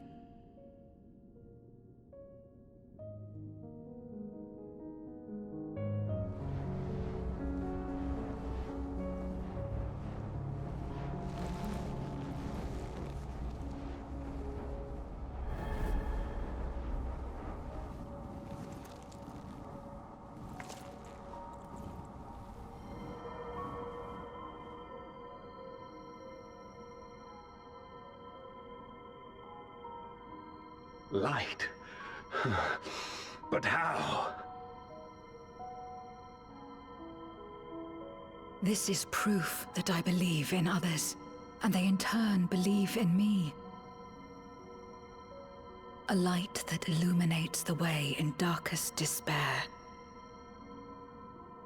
Be it in a ruined city locked in ice, or a world drowning in light, it was with faith in one another that life endured. I see it clearly now.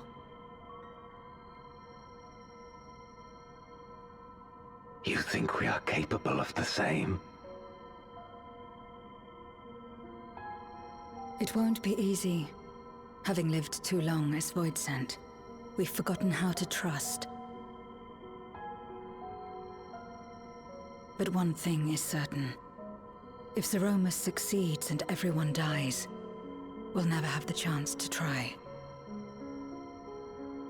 You asked me to join hands with you once, and I refused. I cannot take back that mistake, but I can extend to you the same offer. We can be better than we have been.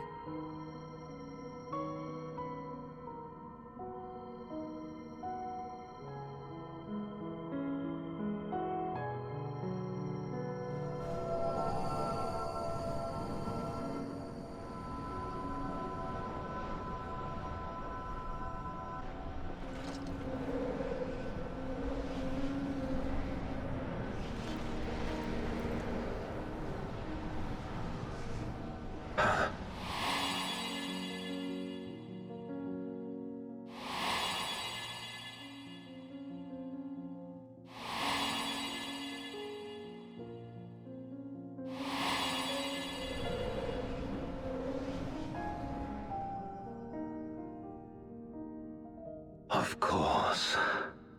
You were the Memoriat we met all those years ago.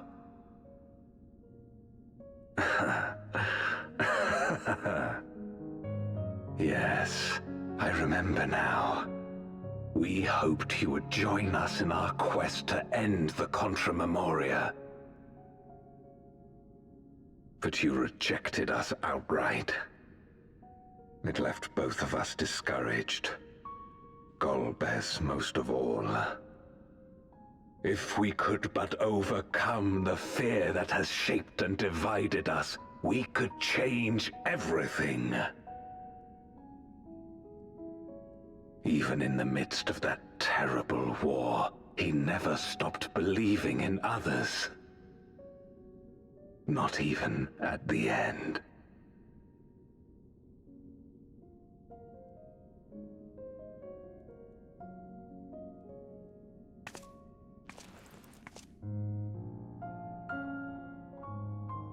You're Golbez now. If you would live up to his name, then you must trust in people as he did.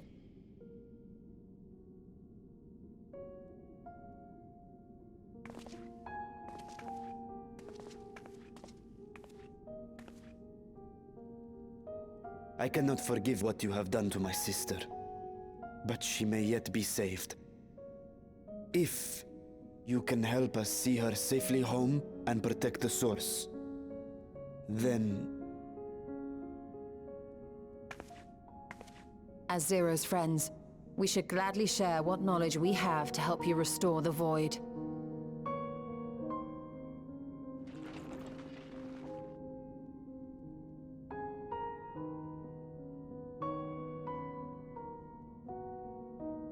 You truly believe the world of old can be ours again? I do. So long as we work together.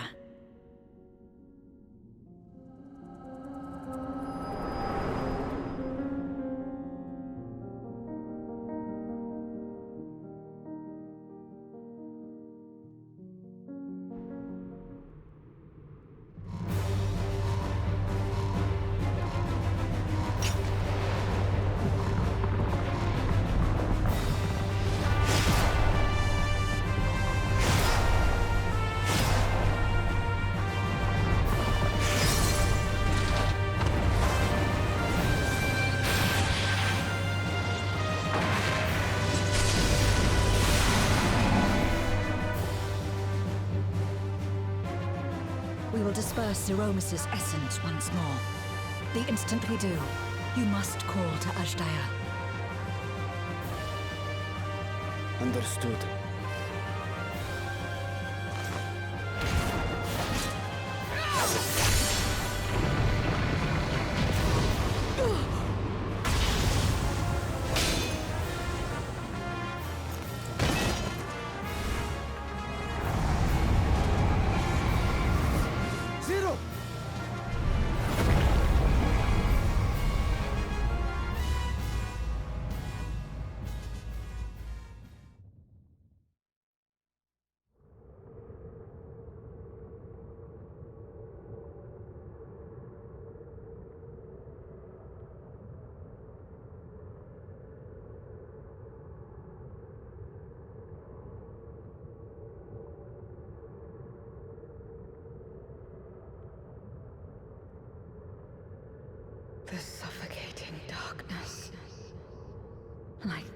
of the rift.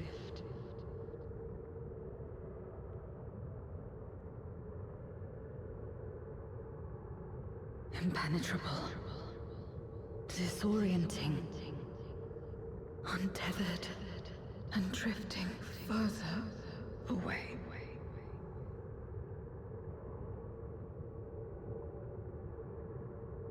Be strong, Zero. Don't give up.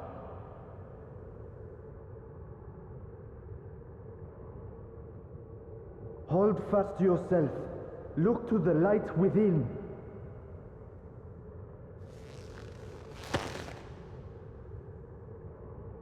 Your place isn't alone in the dark, Zero. Not anymore.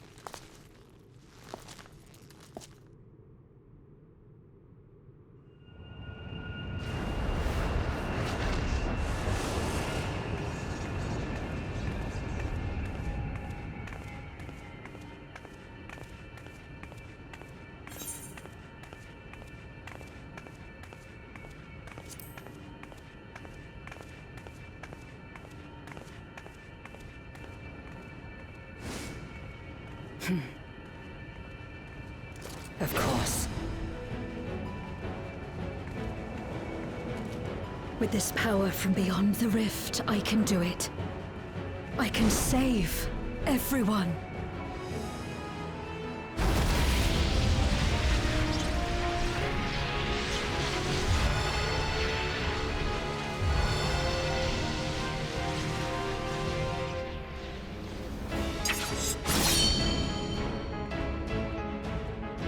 Golbez, if you would make amends, then lend me your strength.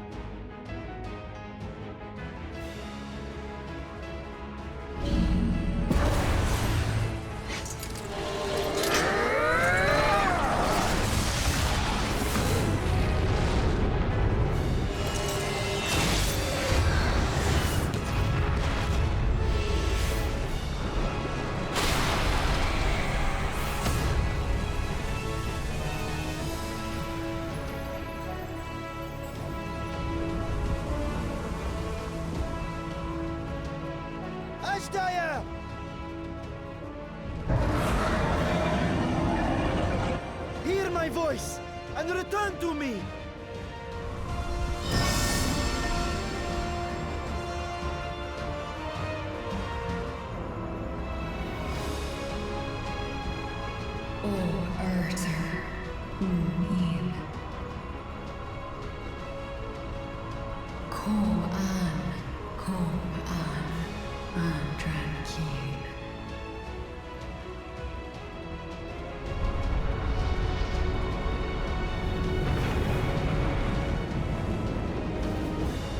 Have care. Zeromus makes to resurrect. Not if I have anything to say about it. No more, fiend!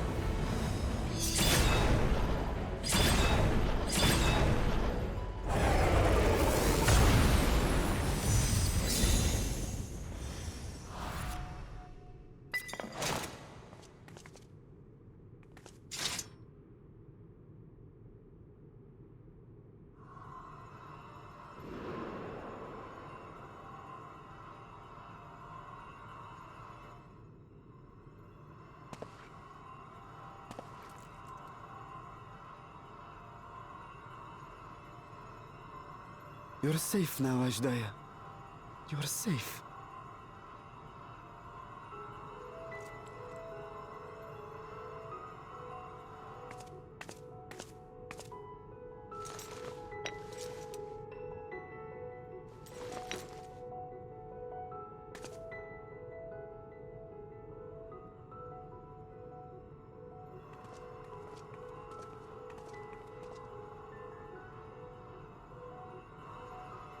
To my sister, I shall offer up the eye in this vessel. We, dragons, bring forth progeny with our very life force. That which my eye harbors should be enough to grant her corporeal form. Of course, this means I shall no longer have control over this vessel. I must ask you escort Ajdaye to the surface in my stead.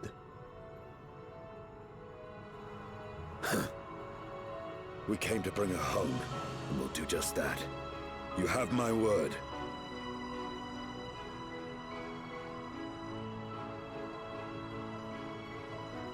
Thank you.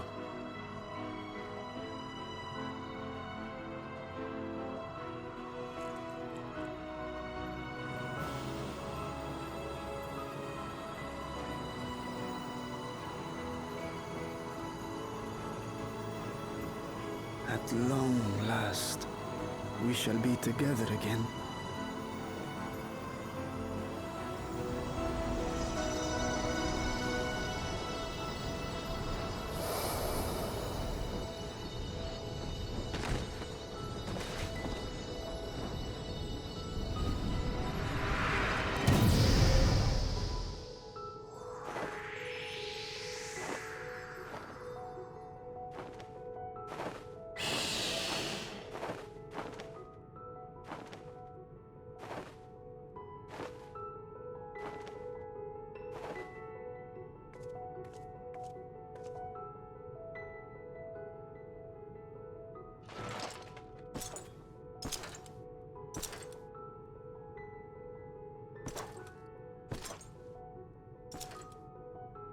Where are you going? Our world may yet be restored. I thought it an impossible dream once, but having witnessed your miracles, I cannot help but believe. Nevertheless, I am the villain who wrought this tragedy. And in my misguided crusade, I compounded my sins. My place is not at your side. Regardless of how you may feel, by lending me your strength, you've made amends. You've earned a new beginning.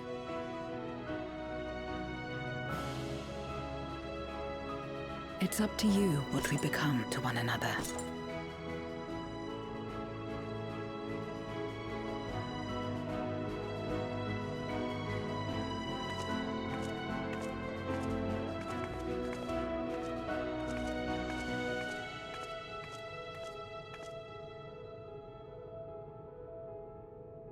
What we couldn't do yesterday, we might still do today.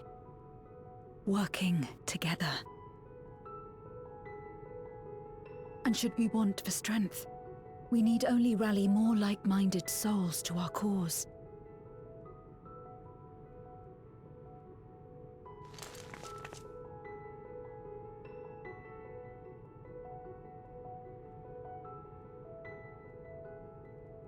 So let's take the first step.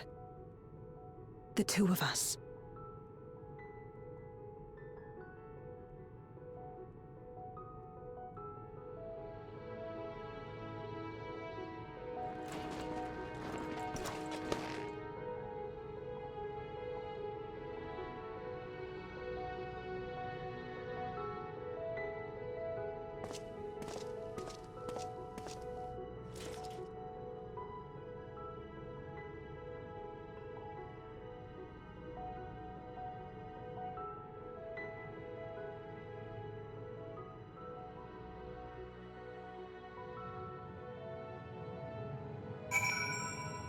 Hey there, hello.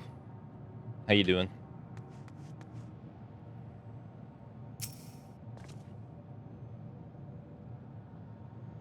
Never did I imagine that the light I bore could bring such change.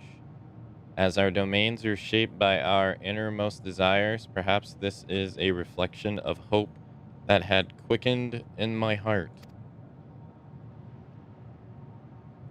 You came to the 13th to rescue Azdirja and protect your world. Our meeting was happenstance, and our association one of mutual convenience. Yet you and yours always treated me with kindness as a friend, and through your friendship I have found a new beginning. I am forever in your debt.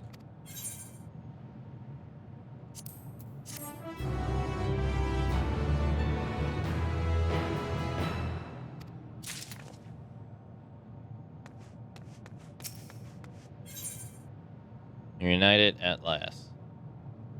Vitra is overjoyed to have been reunited with his sister.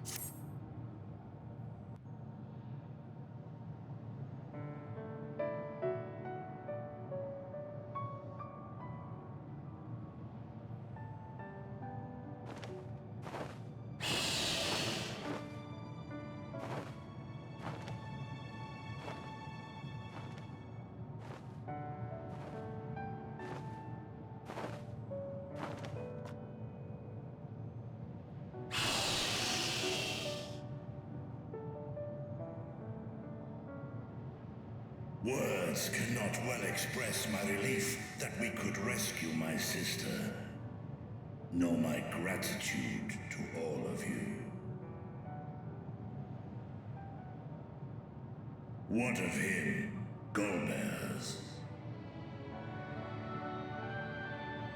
He felt it would be inappropriate for him to be present at your reunion with Azhdaya, and chose to remain down in the chasm. If you wish to hear an apology, however, I should be glad to drag him here. Nay, that shall not be necessary. By his deeds hath he demonstrated his contrition.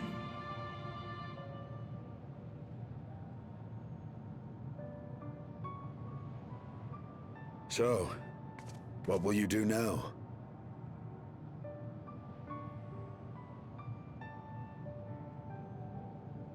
I've learned much, journeying together with you.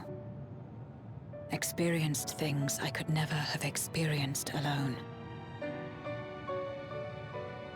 Together with Golbez, I hope to do the same as we labor to restore the 13th. Then I suppose it's farewell for now. Be sure to share with Golbez what you've learned of the Source and its reflections, as well as the true nature of light and dark. He is as resourceful as he is determined, and will surely make the very most of the insights. Indeed. Once we've gained a better understanding of the situation, I hope we can rely on your counsel. But of course, I too shall continue probing new possibilities, the better to be of aid when the time comes. Ah, speaking of which...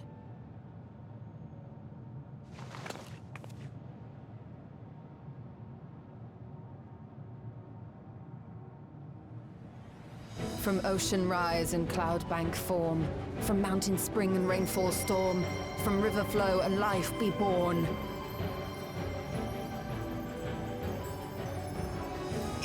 Come forth, my servant.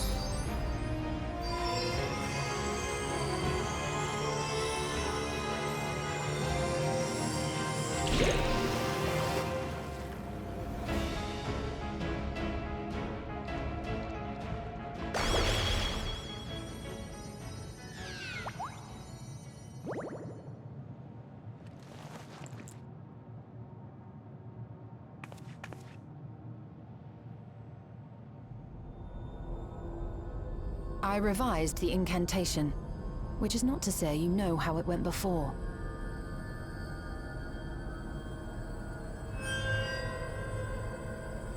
Are we clear?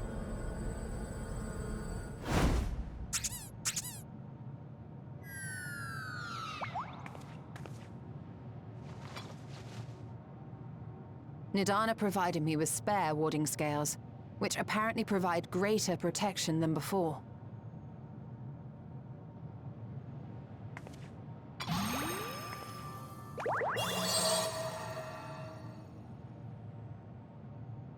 This should keep the familiar safe.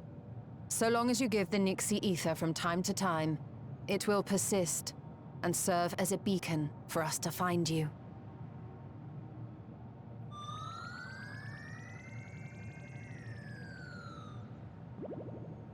Already we find ourselves with a new ally. Thank you.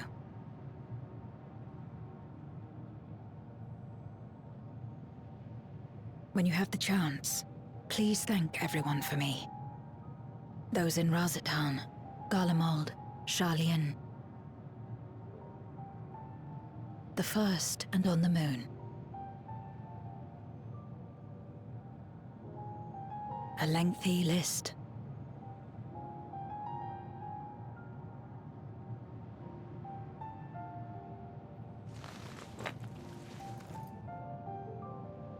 A gift for Reen, in return for the light she helped me harness. It's the Memoria holding Zeromus. If used to augment darkness in the first, it may help to create balance between our worlds.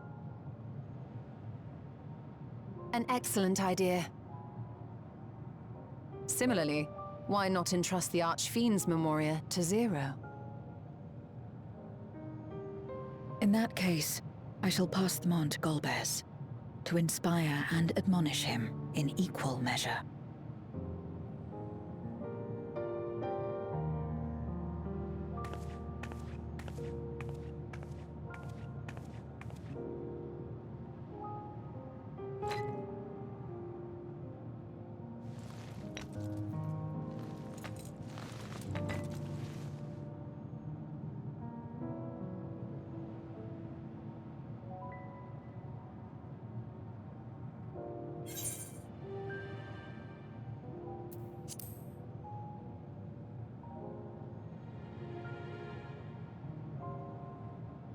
Come what may, we will see it restored.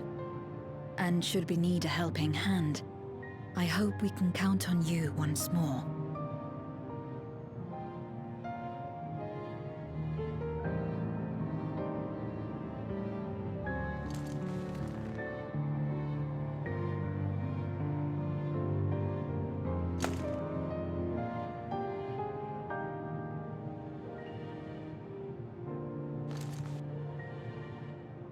Sad though it is to say farewell, 'tis past time we returned home. Pray, climb upon my back.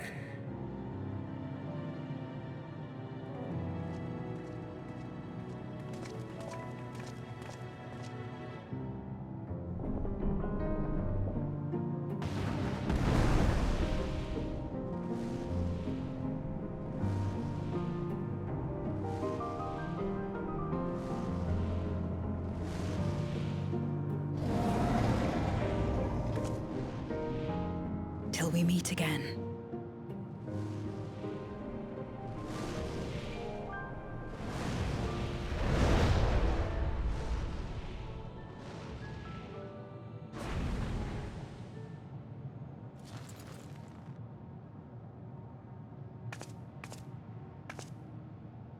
No matter where we are, or how much time passes, our bond will endure.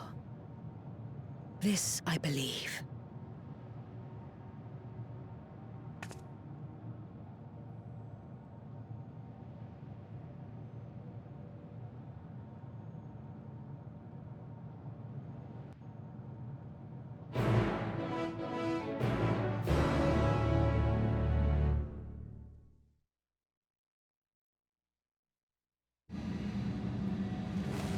Oh, welcome to stream, Quan.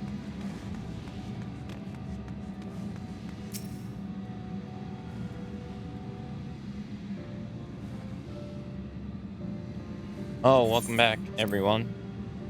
While you were away, a rent in the fabric of reality suddenly appeared.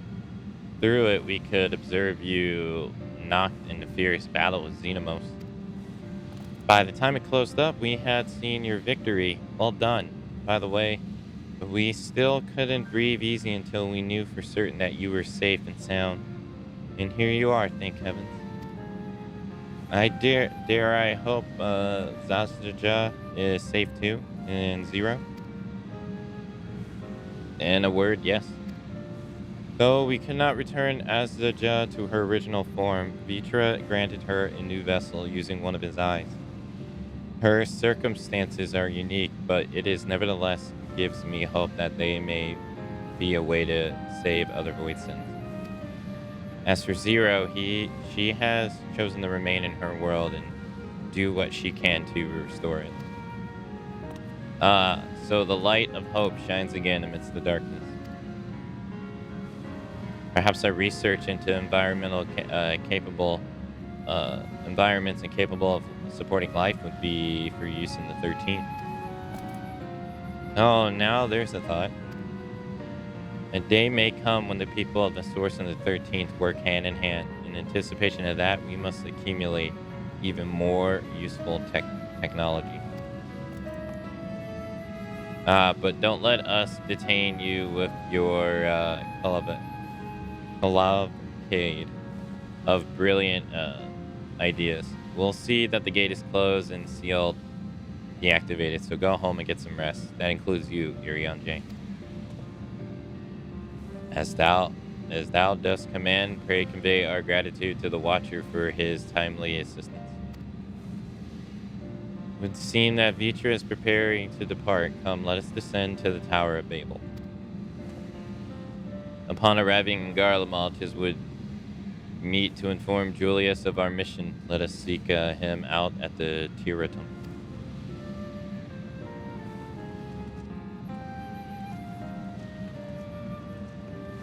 Hey Lander, hello.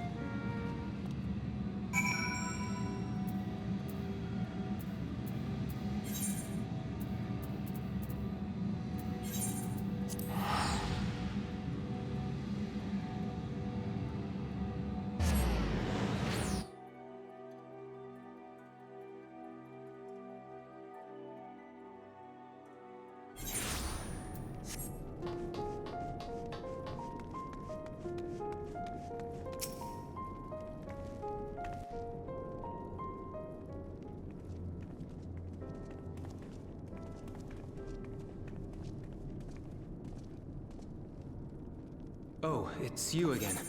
Is everything all right?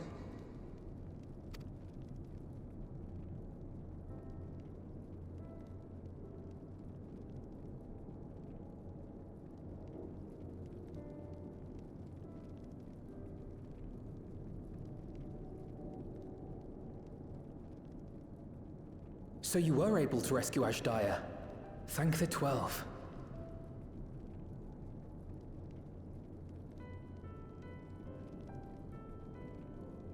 Channeling light from the first was rather ingenious. It may fall short of cross-rift travel, but it's still an impressive achievement in my book. You're too kind. Suffice it to say, though, that I don't intend to rest on these laurels. There's always more to be done. Zero stayed in the void, did she? Well, if I had known it would come to that, I would have said a proper farewell.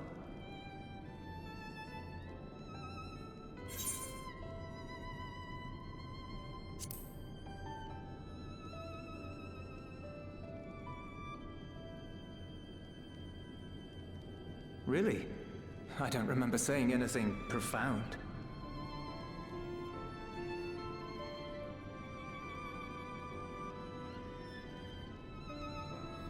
Still, I'm glad that she got something out of her time here. As the days roll on, things will change for the both of us. But some things will remain as they are. As far as I'm concerned, Zero will always be a friend and comrade. And I will never forget her. If she's working tirelessly to restore the 13th, it wouldn't do to be outdone here. When next Zero visits, We must see to it that you have a shiny new Garlemald to show her. Indeed. And speaking of rebuilding, there's a matter I'd like to discuss with you and Alphino.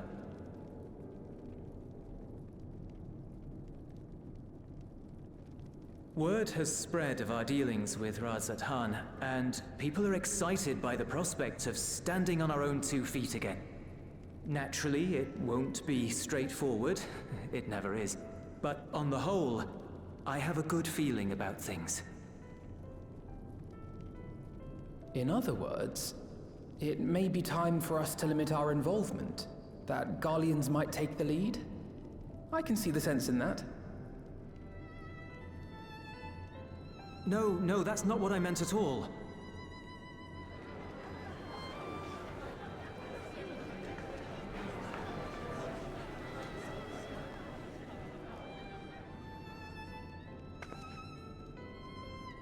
Seeing as things are going well, we want you to take a rest. A proper rest. That's what I wanted to say on everyone's behalf.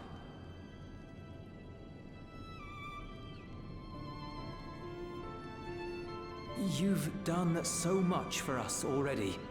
Toiled beside us in the cold for far longer than anyone could ask. You've earned a reprieve 100 times over. So go on. Step away from here and head wherever you like. But if it were me, I'd choose somewhere warm.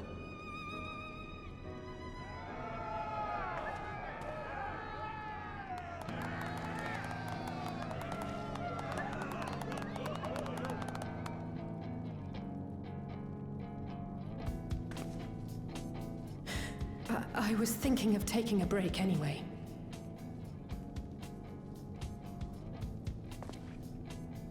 Far be it from us to go against such a heartfelt request. Though I would be lying were I to say matters here wouldn't weigh on our minds. We could take a leaf out of Zero's book and roam about for a while. Maybe visit nations who share little history with Garlemald. Look for opportunities to foster future relations. We might learn something of recent foreign affairs that has escaped our notice. As an independent party, we would be well suited to the task. An excellent idea, Alize. Well, that hardly sounds like a rest at all. To us, it is the best kind of rest. Stimulating and meaningful. If it's settled, then let's return to Sharlayan and consider our options. What about the rest of you? Do you have any plans? We're indebted to Lord Fortuneau and his colleagues for their cooperation. 'Twould be meet to report on the outcome of our mission.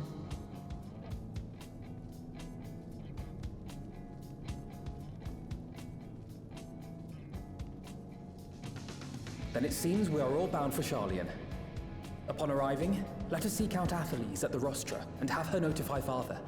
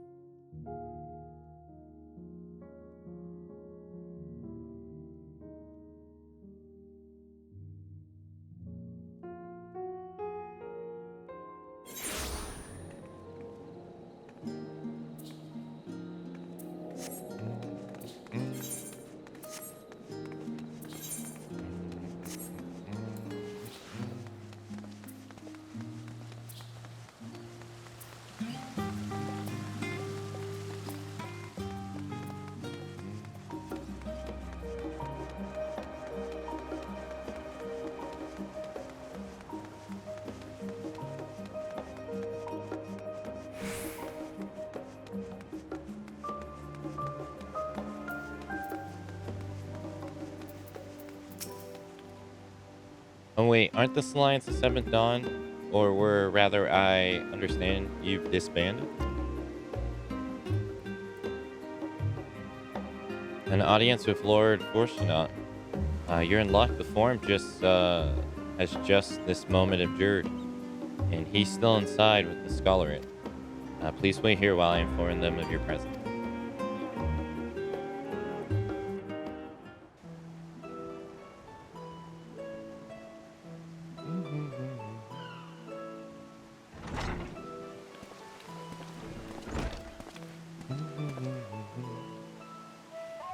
Apologies, kept you. I trust you won't object if the scholar at Monsonant also attends. My incorrigible children, were you not assisting Garlemald's reconstruction? Our hosts were most insistent that we take a rest, so here we are. But more importantly, Akane has news that she would share with you.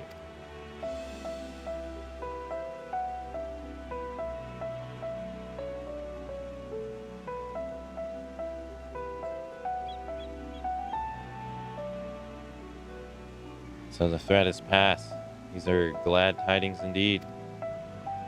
Her harnessing light from the first, a technological triumph that could have ended in catastrophic failure. Let us not dwell on the hypotheticals. Like the ether from the Isle of Ham, you employed the light for peaceful, albeit unanticipated purposes. Knowledge exists to serve for the greater good. As my father was fond of saying, I'm inclined to agree in this instance. It has been established that world-ending crises and reflections are connected to calamities in the source. As such, the strides you made in understanding the nature and effecting a change and a reflection may one day prove vital for mankind's preservation. The forum will be eager to review your accounts thoroughly, for every drop of water serves as well the great river of knowledge.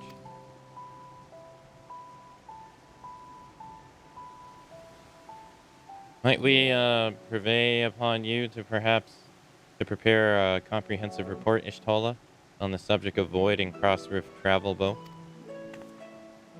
It would be my pleasure. We will share these tidings with those who aided you, Kolkakol, Dondakol, and not least of all. Now, if you excuse us, we must be on our way. I should be glad to speak with you both later.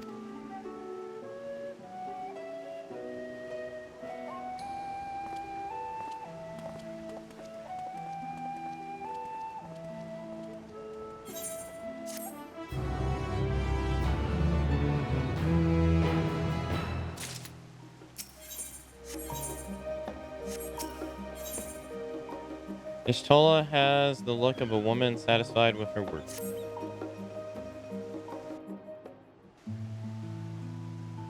With that, our obligations here are concluded.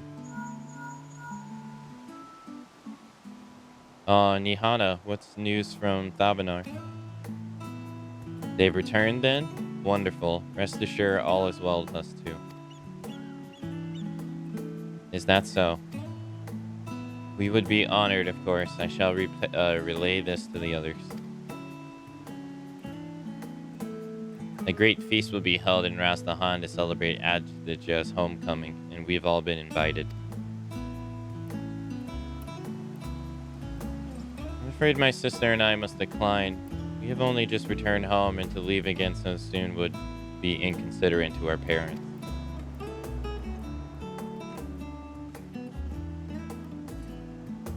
With regret, I too must excuse myself from attendance. A prior commitment required thee that I remain in Charolais for a time. Let not our absence deter you, however. Pray enjoy yourselves to the fullest.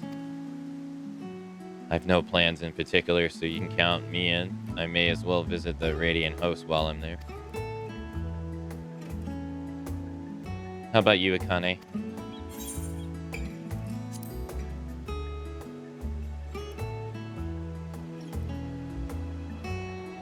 That's the spirit. But what about the Memoria Crystal? Would be remiss of us not to deliver it promptly to our friends in the first.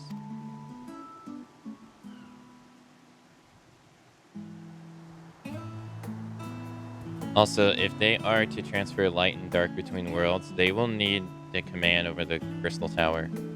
In which case, I shall give you my spirit vessel to take again. When you arrive in the Crystinium, the sentry at the tower should be able to round up everyone for you.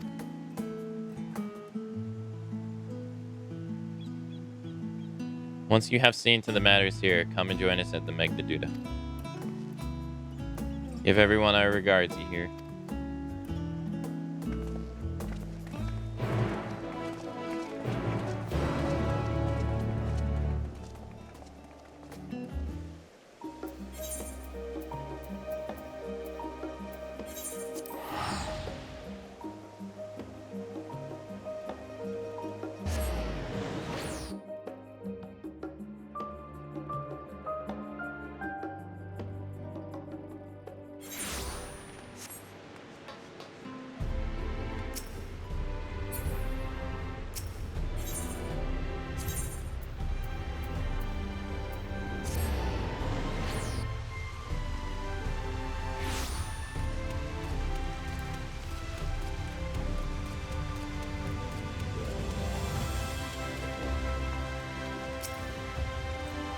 Welcome back, madam. Mr. Serene is still in the ocular. Will you be joining her? Very good. If you would care to head inside, I shall send for Captain Lien and beg Luke at once.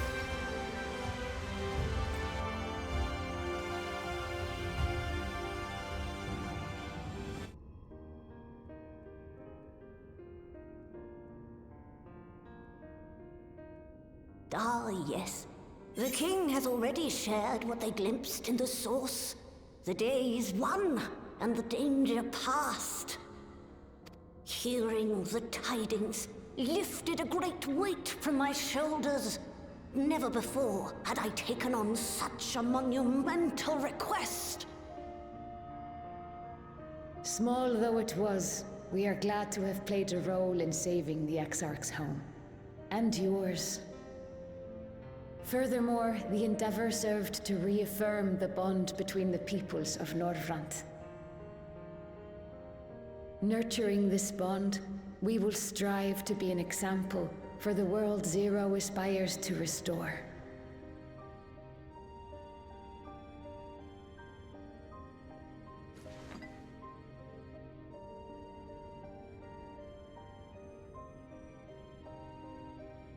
Is that a Memoria crystal?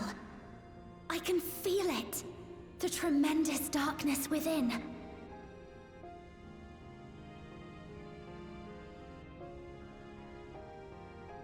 Using darkness from the void to restore balance to this world. If such a thing could be done! Well, well. Though night has returned to our world, darkness cannot arise of its own accord, much less in abundance. But if it could be brought here, in like manner to how we channeled light to the void, it may well be possible to restore the empty in its entirety.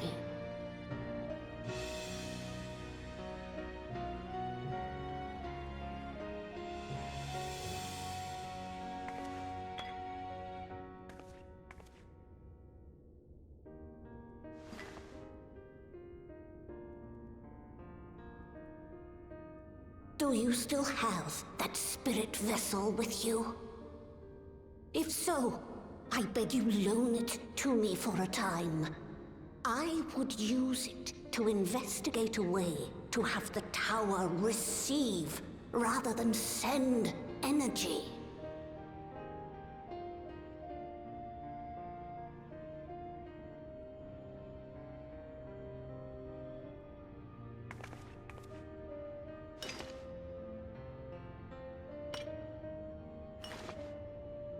Thank you.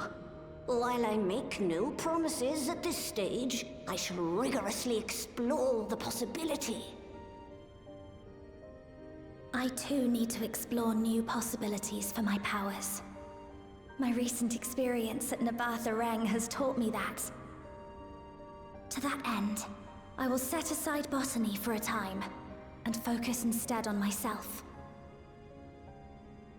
Knowing Zero is out there, doing her utmost to restore her own world, it inspires me to redouble my efforts.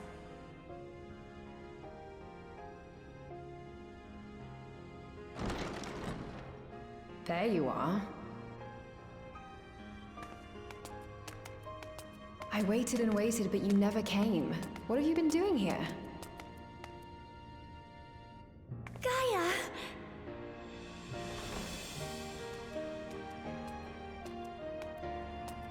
Oh.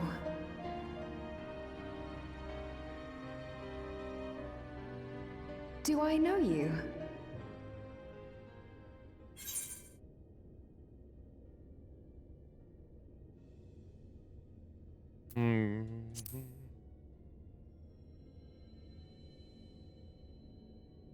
Ugh. I never agreed to anything of the sort. Besides, coffee biscuits are old news. I'd rather try something else. What? I thought you liked them too. Well, no matter.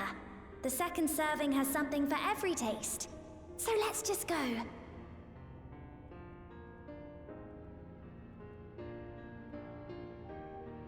Enough about that. What were you talking about?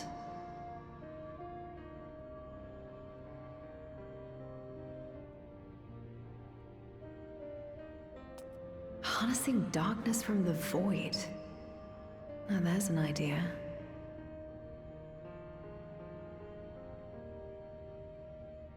Of course, if you're dealing with darkness, Marine alone won't cut it. Next time, call on me as well, alright?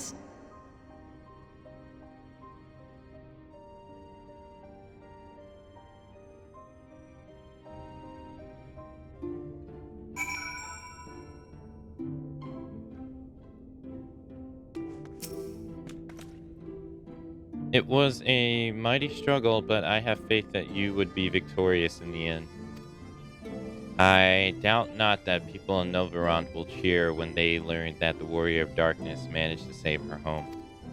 I know you are a busy woman, so don't let us keep you. Rest assured that we will continue the work we've begun.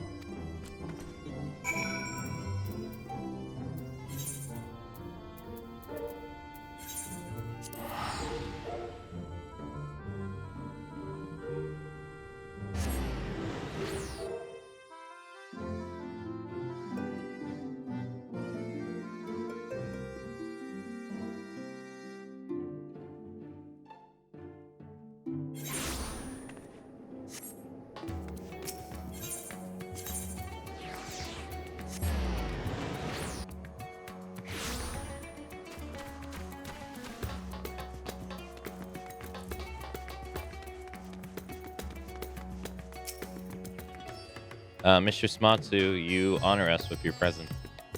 Though I am but a humble servant, I offer you my heartfelt thanks for securing the satrap's beloved sister.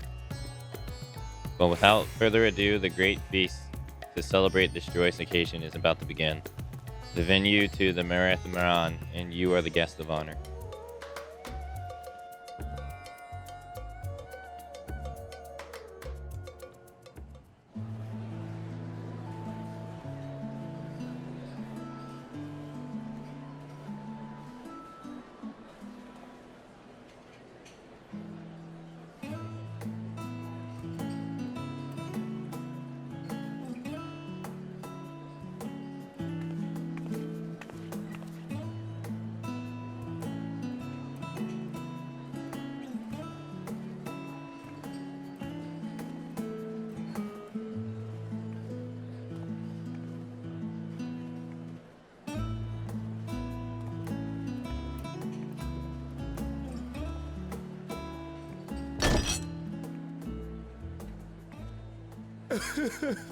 It cannot be.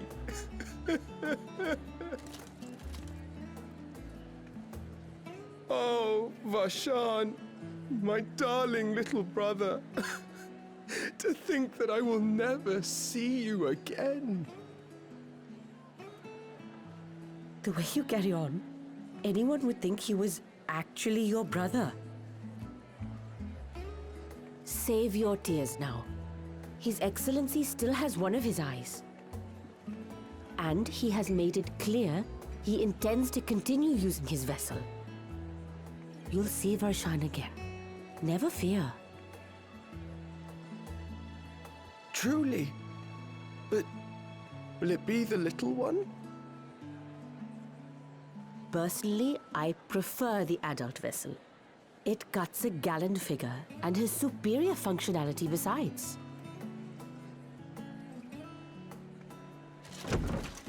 Bah, I don't care about such things. My little brother is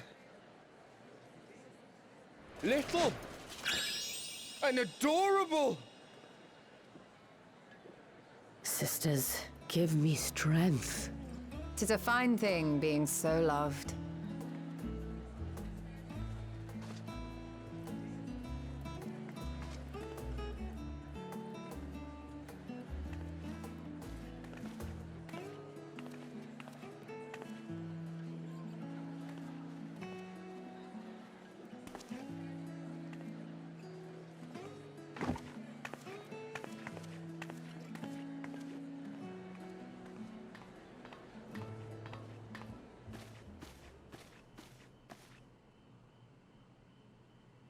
Had enough of the revelry, have you? So, what's next for our hero?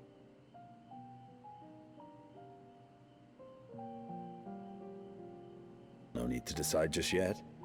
You'll recall our escapades in the Void began with a treasure map I paid entirely too much gil for. You can't force an adventure. It'll happen when it happens. And you'll know when the time is right.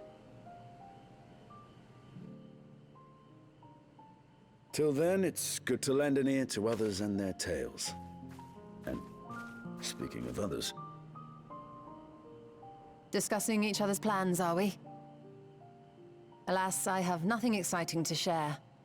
I foresee an extended confinement in my Sharlayan chambers, compiling my theories on cross-rift travel.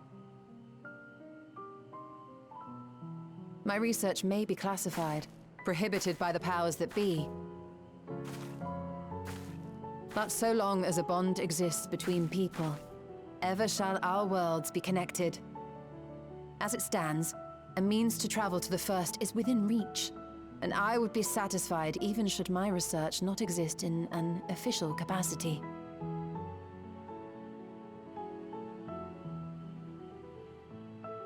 And what of you, Estinian?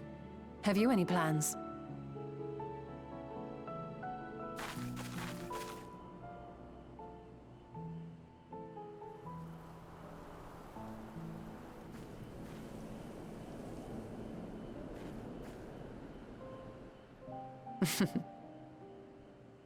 He never was one to stay put for long, though I've no doubt he will make himself known when needed.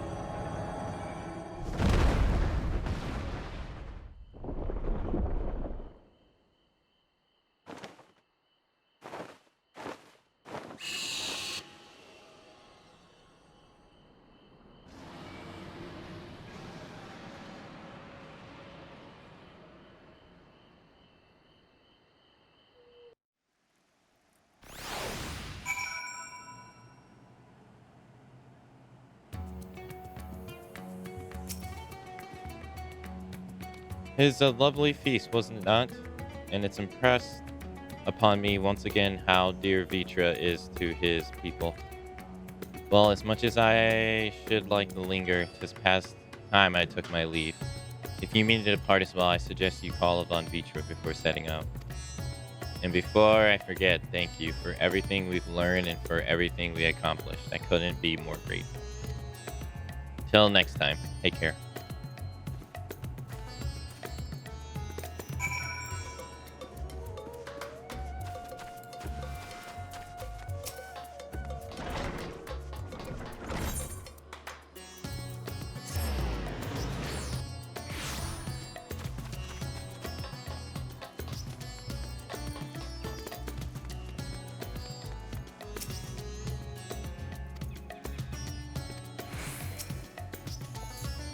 Akane, I hope you enjoyed the festivities. To be able to celebrate Adjuta's return with everyone was moving beyond words. Least you wonder, I choose to use this vessel for now, the better to escort my sister about Rasnahan. This leaves my true form without an eye, but I do not anticipate having need of it in the immediate future. Long have I dreamed of showing Asdaja my beautiful city, glittering jewel, born of unity, and I shall relish every moment of it. Now then, I believe both Ishtola and Estinian have embarked on their respective journeys, but you yourself business elsewhere.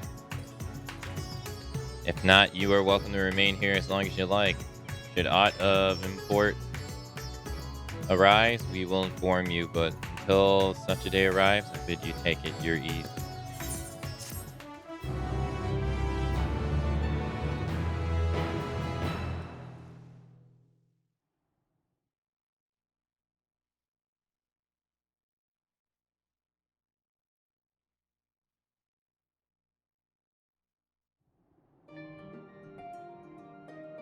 Everything appears to be in order.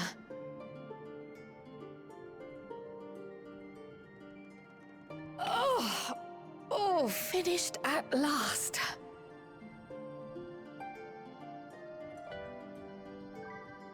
So time-consuming. How nice would it be to have a mammoth to handle such tasks?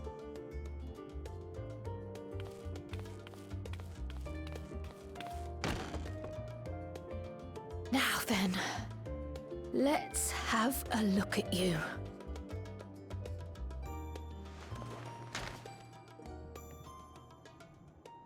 Quite old, this letter. We'll need to store it carefully.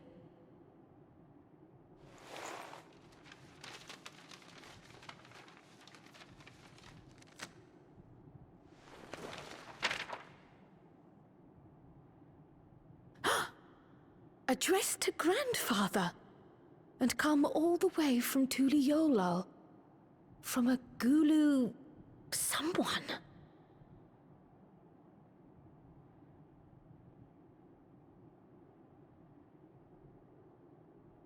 Oh, the ink's too faded. Hardly anything is legible. Come on, give me something.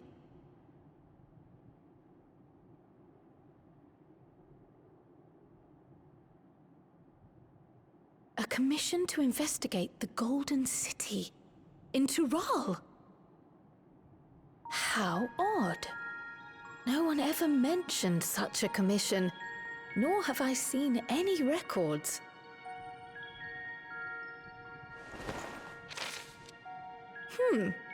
Something else in here.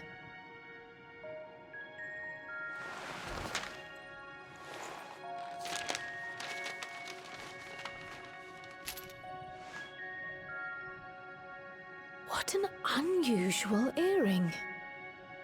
How does it relate to the petition, I wonder?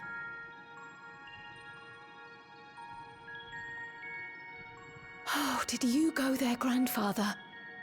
To the Golden City in Tural?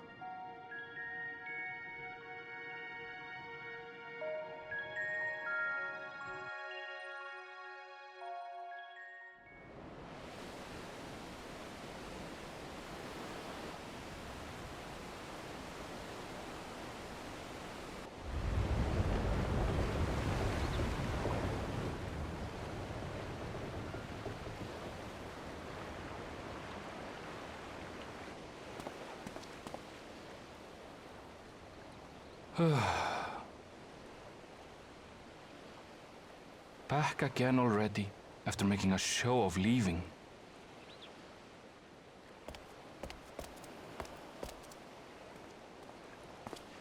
Well, this is it, Charlene. Quite a far cry from Tuliolal, yes?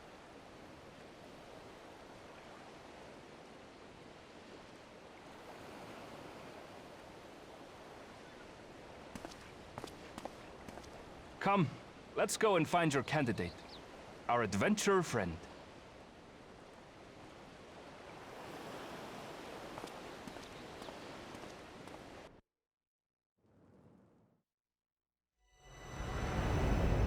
Let moonlight kiss the darkened shore, and the seaward drifts our gaze once more.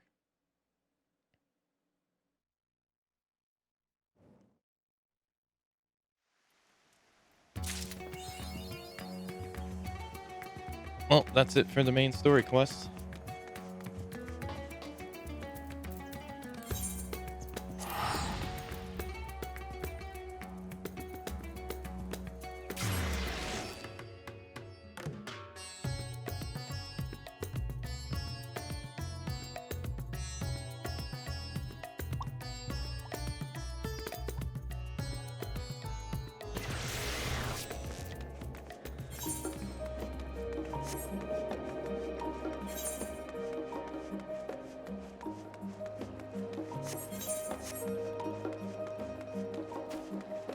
Thanks for the GGs.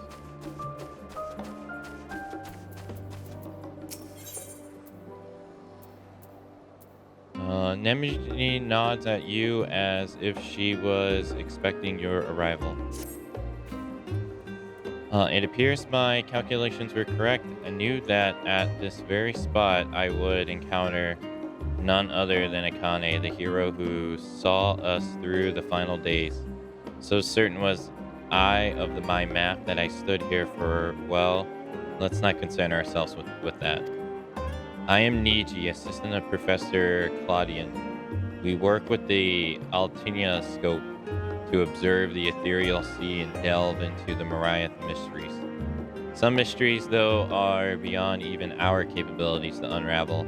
The strange crystals we but recently discovered, for instance, defies our every conjecture. You've been to the center of the star and far beyond it, however, so we hope that you may see something in this crystal that we academics do not. I beg you, lend us your well-traveled eye at Aporia. Professor Claudian will be eagerly awaiting your arrival.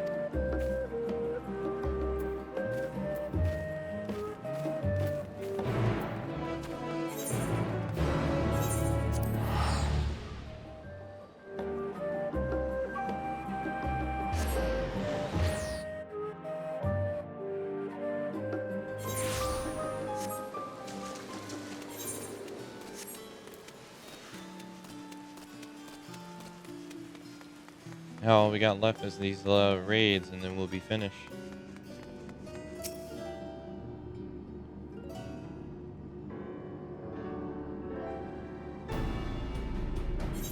Greetings, Akane, and welcome to my humble laboratory. I am sure Neem GG has already told you plenty about us, but allow me to introduce myself personally. I am Claudian, leader of this little research collective.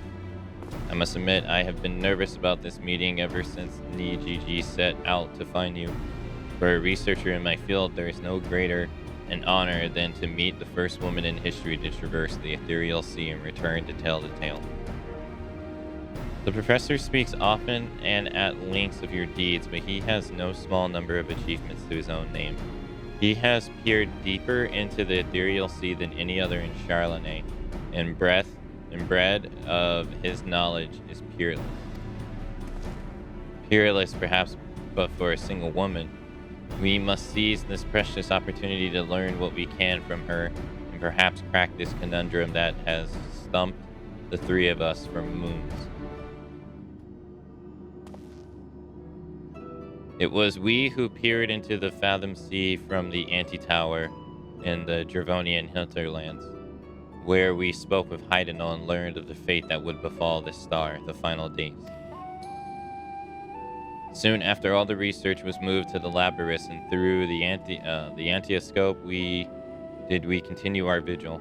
As impressive a work as the device is, however, it can glimpse but a fraction of the sea's infinite depths. Which brings us to the matter at hand. Not long after the Exodus was declared, we recovered an unusual crystal shard during our routine observations. It appeared before us suddenly as it propelled to the surface by some unknown force.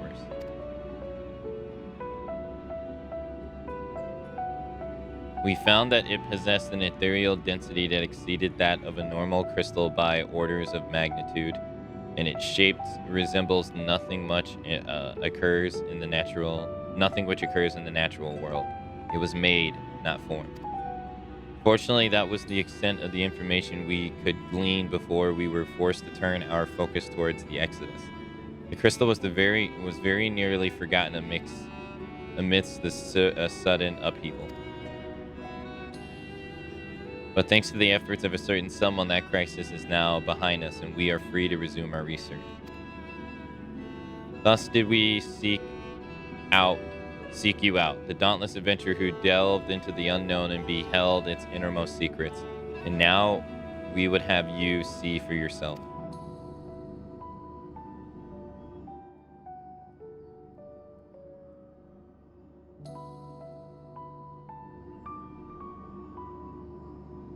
Here is the crystal in question.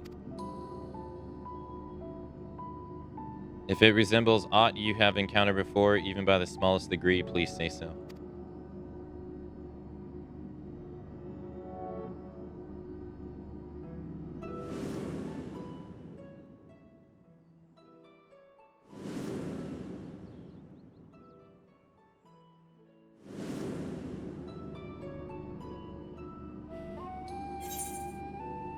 Memories abides within these crystals. I know someone who bears a similar crystal.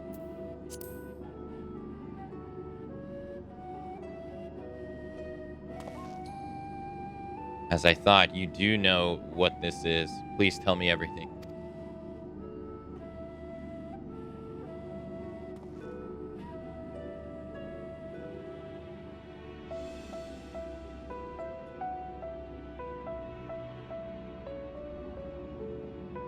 I see. The Asians use this to transfer their memories to new vessels. Fascinating indeed. It was plain that this crystal was special somehow, but this revelation surpasses even my considerable expectations. Similar artifacts have appeared throughout the ages. Memories of martial techniques manifest as crystalline shards on the battlefield or story stones passed from master to student. A comparison between said artifacts and this crystal may prove a fruitful first step in unveiling its true nature. What do you think, Professor? Asian memories, windows through which we can gaze upon the convocation of the 14th. Unlike the crystals in Akane's story, this one does not bear the mark of the convocation. Who then could these memories belong to? And more importantly, why were they stored in this particular shard? More importantly still, why was it set adrift on the ethereal sea?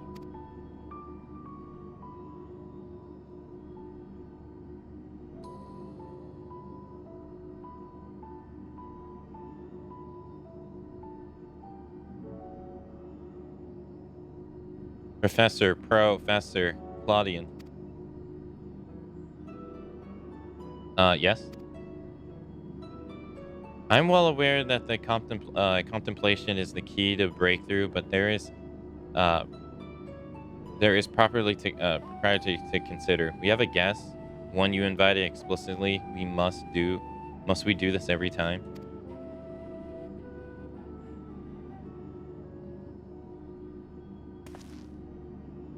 What? Yes, of course, our guest. Terribly sorry. I do so easily find myself unmourned by titles and rumination.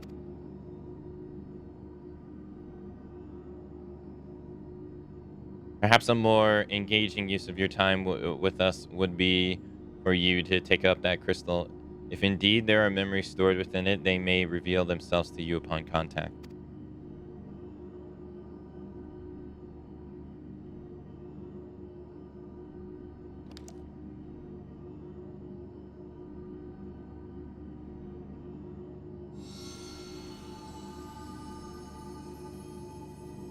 If anyone message, come, pandemonium, please. Faces, grave threats, star in danger.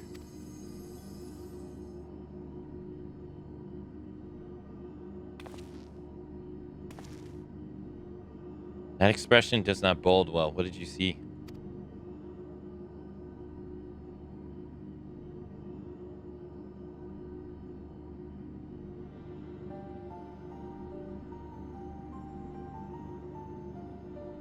Pandemonium. It's not a word that I have heard before. If my knowledge of the ancient tongue serves me, it means all demons, not a name that inspires optimism, all things considered.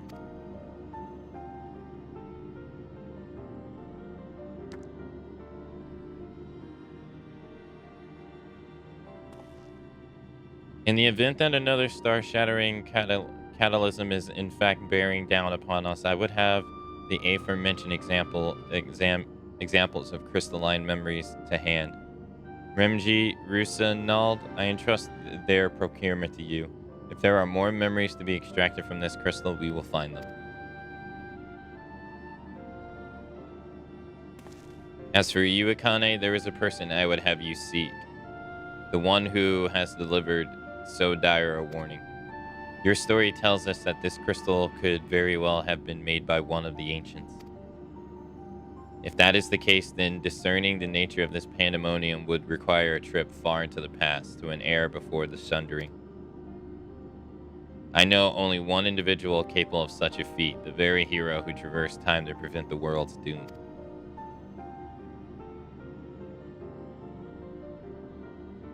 I must confess, people tell of your adventures beggars belief, and their veracity has been a subject of much debate among my peers. After today's meeting, however, there could be no doubt in my mind that every incredible exploit is fact. So I ask you now, return to the past and find out what and where pandemonium is, and if we need to be concerned by this message.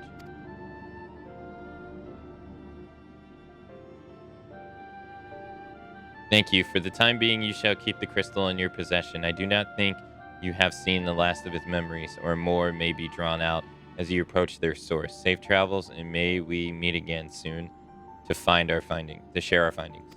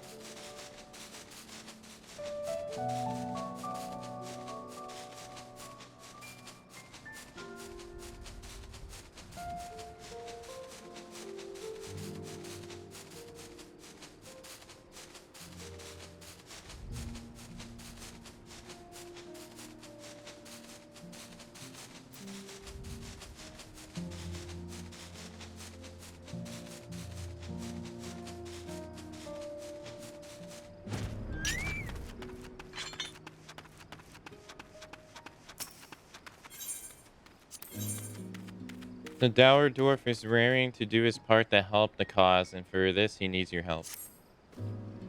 I was wondering when you would come by again. The items you brought back last time are perfect, but I'm hoping to have more before I head to Yulmore and do my peddling. Could I trouble you to go for another foray into the crater?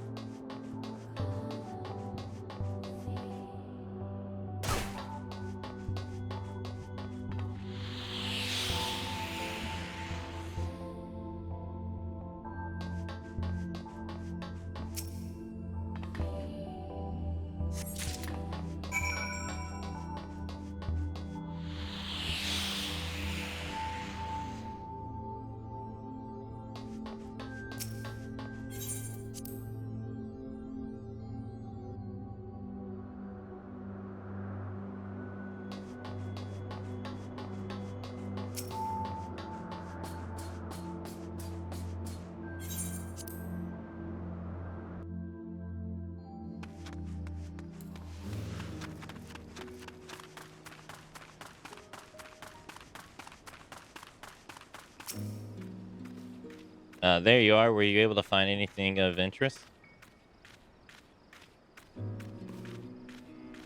Marvelous. With the additions of this lot, I'm ready. I'm now ready to set forth. If truth be told, I'm a little daunted by the prospect of going all the way to Yulmore, but if I have confidence in myself, and some grog is always good for that, I'm sure all will be well. Oh yes, and I'll see to it that our wares fetch the best coin they can and prove to everyone that I'm worth more than the ale I can hold. Thanks for your help, my friend. I'll be fine from here, and you can let the chief know as much.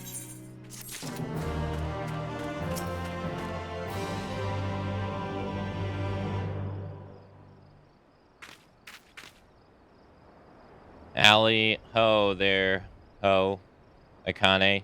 You'll be pleased to hear another recording device has arrived.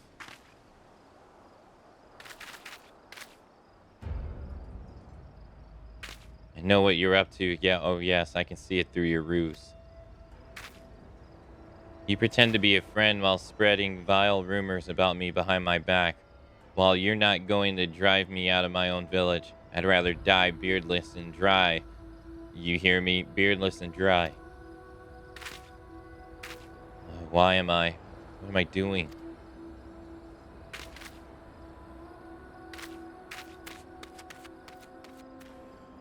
Well, it seems the visit I paid the Galag the other day backfired. Hard to tell if trying to reach out to him is better than not doing anything. But that's enough about Galag. Let's talk about the cheery things. Owing to everyone's hard work, the village is starting to look like itself again. This had the effect of inspiring another one of us to volunteer to help. The fellow's been wanting to speak with you, so let me call him over. Oi, Akane's here if you want a word.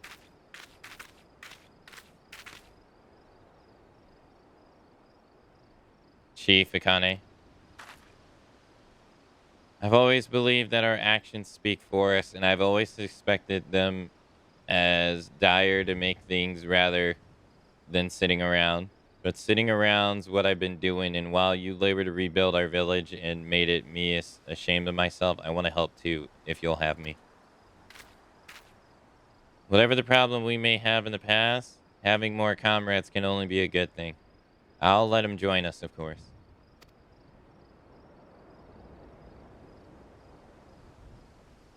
I'm glad we're on the same page. Thank you for giving me a chance. I'm ready to get to work. Just tell me what you need to do.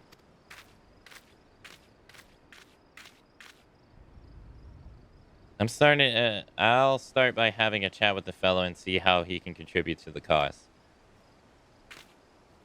Perhaps you can look in on him later. I'm sure he'll appreciate hearing from you.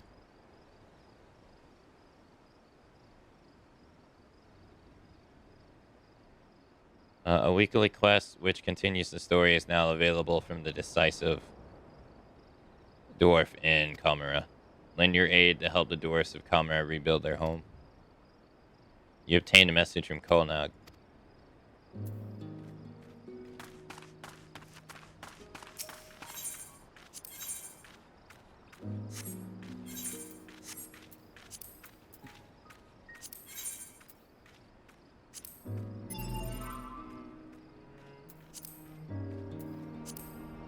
Dear Akane, the White Spears have ties to 2B and 9S world, which is almost inconceivably advanced.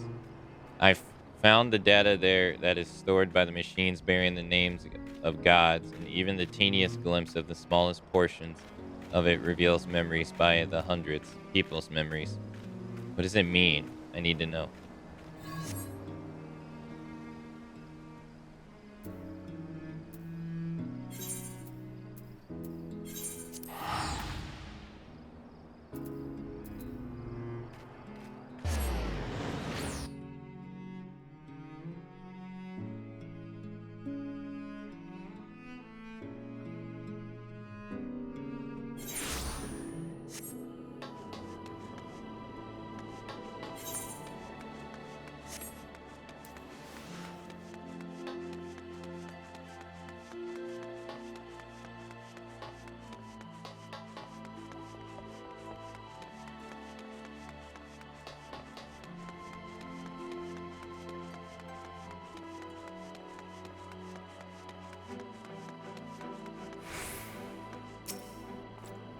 Welcome, lady. If you wish to go to the ocular, I shall be glad to escort you.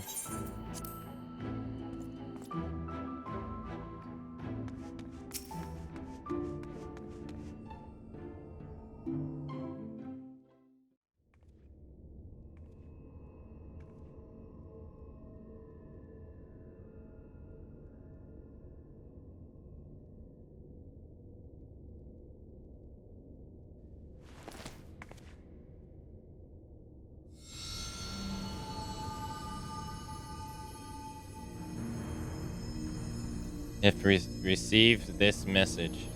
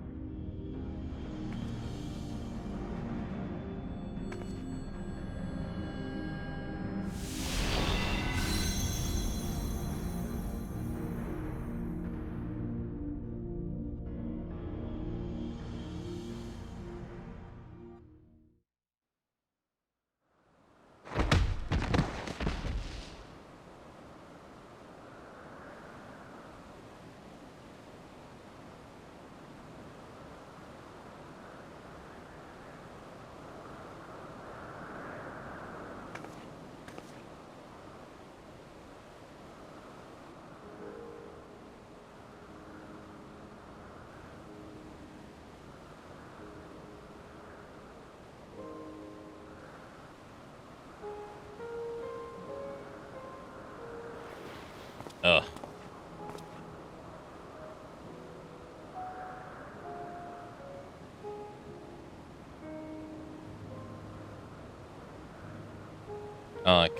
Could it be?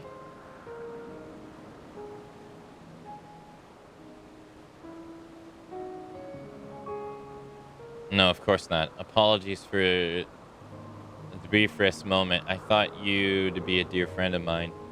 I realize now that such a notion is preposterous.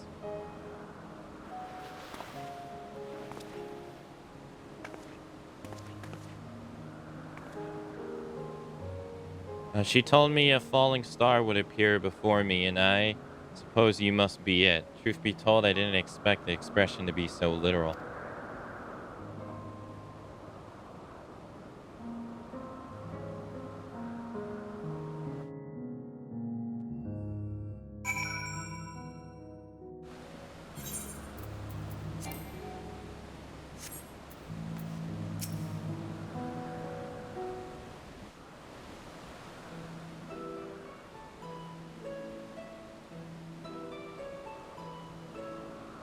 Apologies for not introducing myself. My name is Themis. And you can see by my bare face, I am not one of Alepsis' observers. Rather, I've come here on an assignment which has been more or less routine up until this very moment.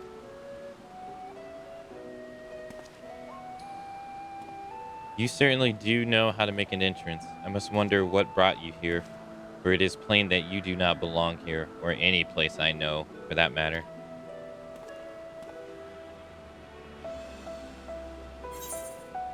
I'm Azim's familiar.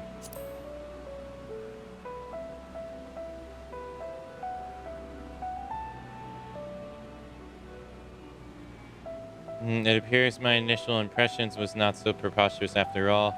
I did not know my friend had such a unique familiar at her disposal.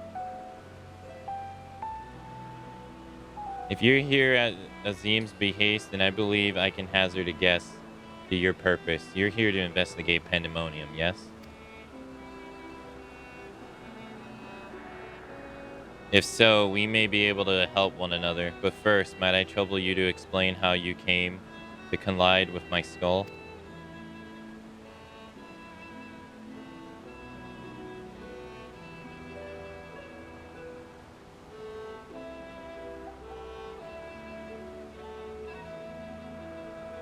I see. I believe that dispels any major doubts I had concerning your intentions.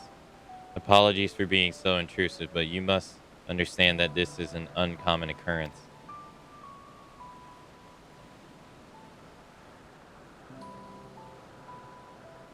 I shall pry no further, for I am well aware that we all have secrets we must keep. However, if I may, I would have very much like to take a look at that crystal of yours.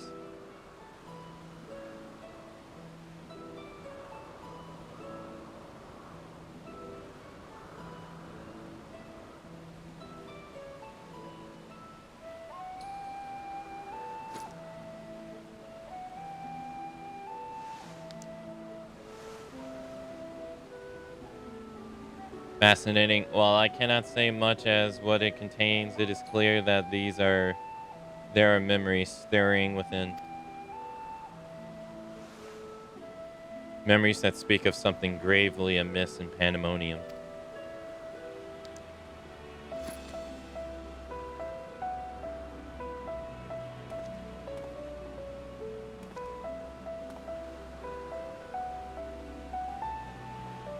The facility extends beneath Elpis and is overseen by the words of La Habrea. It houses those creatures that are highly valued as research subjects and highly dangerous to the star. Naturally, it is strictly guarded and under constant surveillance.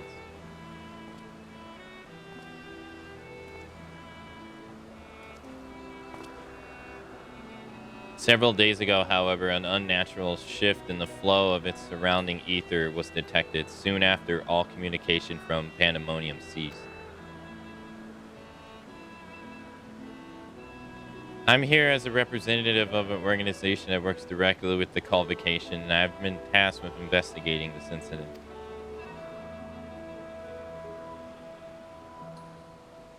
Now that there's some measure of transparency between us, might I offer a suggestion as to what we should do next?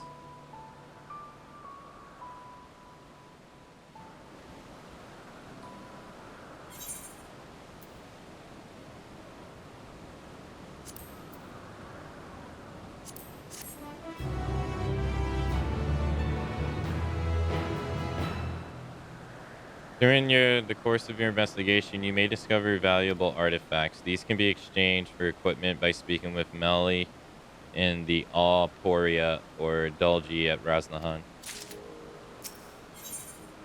Where familiars dare, Themis is eager to commence the investigation into Pandemonium. Now then, my proposal is a simple one. Let us journey to Pandemonium together. Our destination is the same, and I suspect the arrangement would work to our mutual benefit. Besides, I should have no trouble gaining us both access. I do hope you agree. I would be loath to part ways from a falling star I had been waiting for so long. Originally, I planned to conduct my investigation with the friend I mentioned earlier. She had also noticed the anomaly near Pandemonium, so it's only seems natural that we should investigate it together. However, she eventually decided that it would be unwise for us both to go. The two members of our organization were seen poking our heads around restricted facilities. It could raise questions, you see.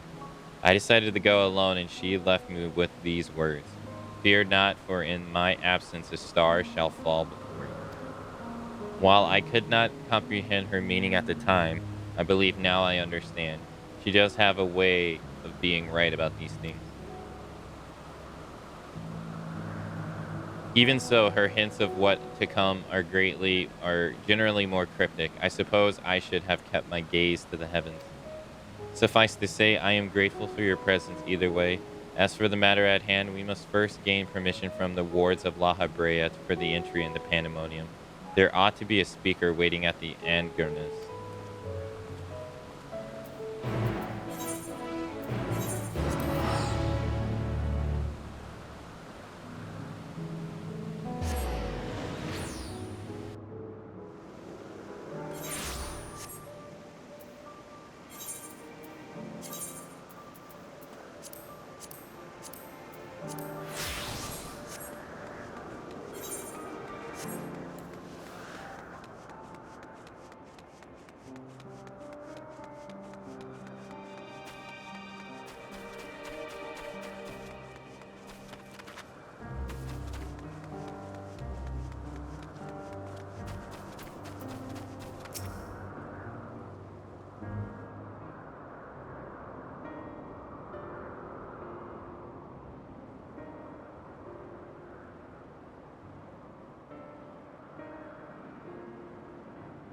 What a fascinating etheric signature. In accordance with the convocation's request, the two of you have been granted leave to observe pandemonium.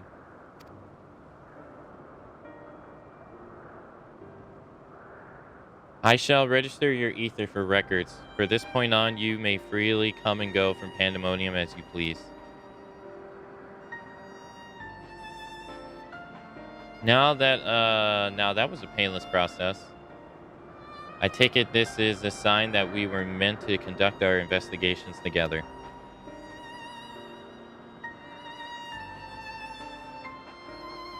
Of course, while you were permitted entry into the facility, the specimens housed inside must be handled with the utmost care. You are to heed the warden's instructions at all times.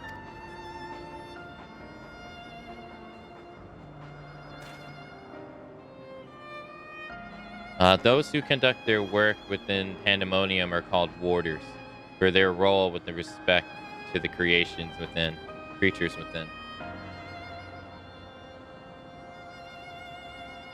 Generally, creations that pose a threat to the safety of the star must be undone.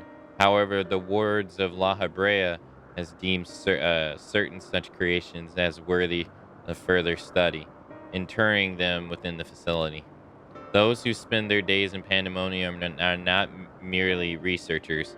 They must work tirelessly to ensure that none of their subjects slip their shackles.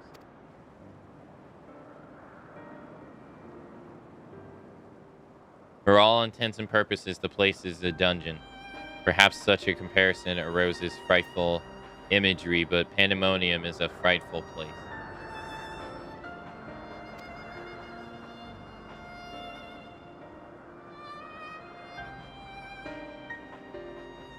I know not purpose of your investigation, but if you discover aught that merits a report, pray do so with the utmost haste. Master La Habrea shall guide us upon the proper course of action from there.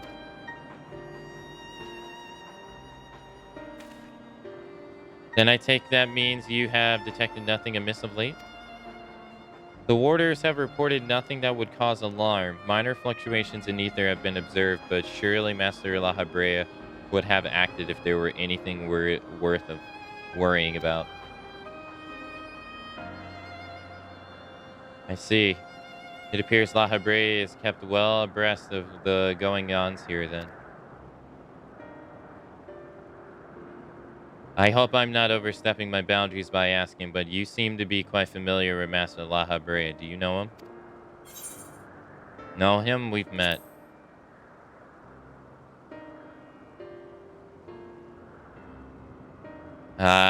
What if a mere familiar would have the honor to meet Master La Habrea? He is not known to easily afford those others his time, so you must be extraordinary indeed to be granted even a moment of it. Regardless, while I doubt I need to tell you this, he is of the convocation. Take care that your actions do not hinder his work. With that, we are free to make our way to Pandemonium. The neatest that will take us there is to the eastern bank of Lethe. Let us not delay no further.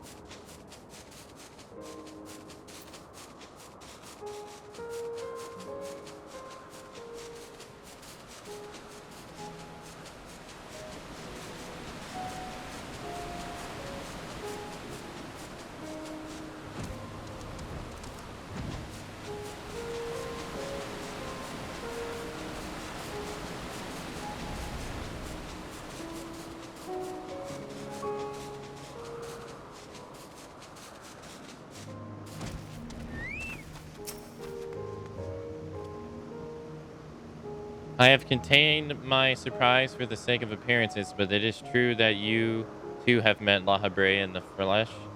I find you more fascinating by the moment. Still, I shall refrain from asking too many questions. Secrets will make our journey all the more intriguing. We shall come to know each other in time, I wager, or else why would fate have orchestrated our meeting? In any case, let us be off. Truth be told, this will be my first time beholding the fabled pandemonium with my own eyes. Here's to a new adventure, eh?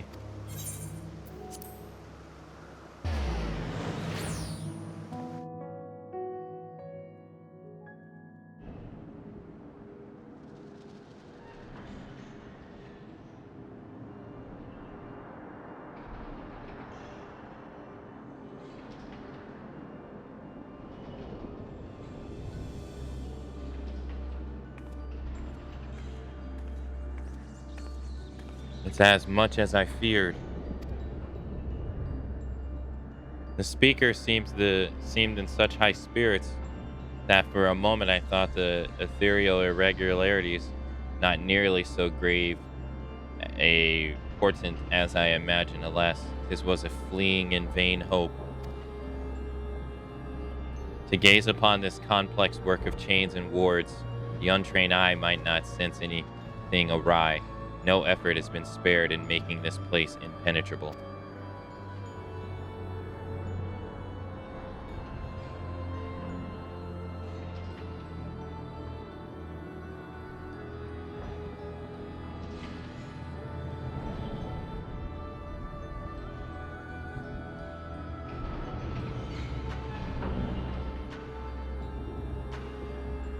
Even the finest masterwork is not without its flaws, however. Someone or something is tampering with the protections. It is working from within, eroding them from the inside out.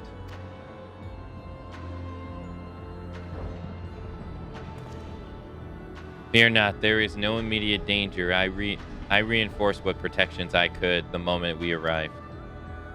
This will not put an end to whatever is occurring, but it shall at least serve to slow its progress. One small victory, though the road ahead of us is yet long. Yes, powerful foes are at work here. Forces are at work here. The silence in the air speaks volumes. While I did not expect a bustling facility, I see not a single warder. Our first course of action should be to seek one out, wherever they may be. However, there is something you must know. The magic I wove upon entering requires my constant awareness. That is to say, if we are forced to fight, I cannot risk joining you in battle. Should I lose focus, Pandemonium's protections will rapidly crumble before the force assailing them.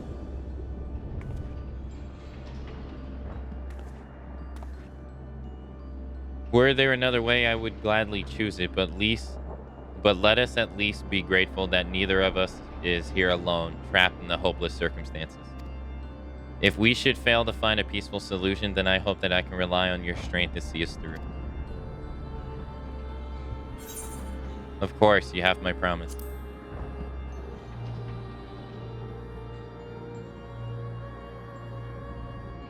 Thank you for offering your help so willingly. If your weapons are drawn, I hope to be able to lend at least a touch of magical support. Creation magics do have their uses in that regard.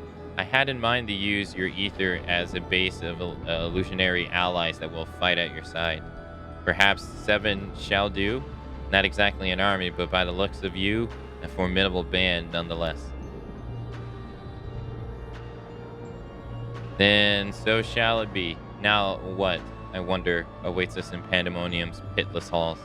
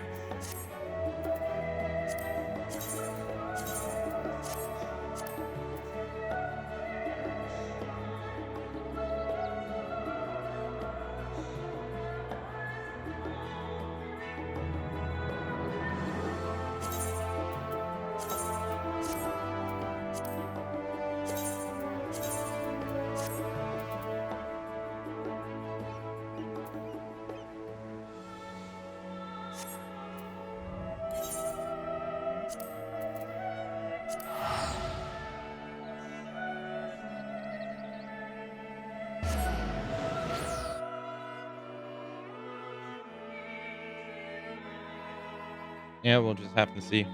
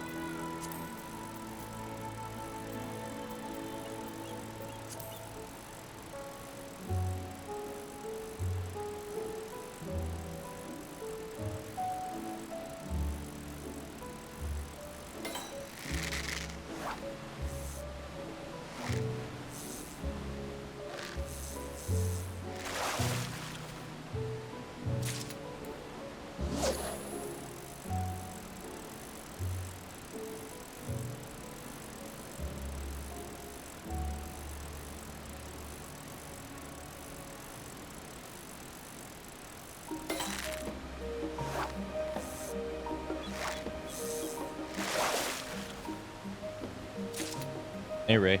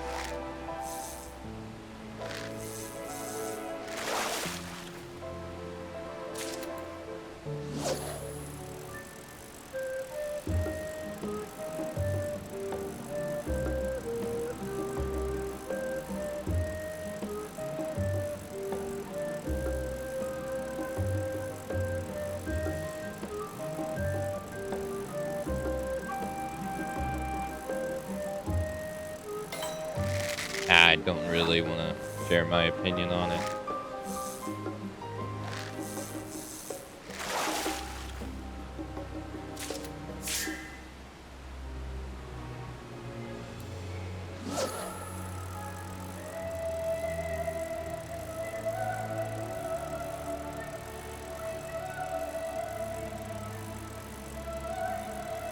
Sharing my opinion has only been causing strife, so I'd rather just not.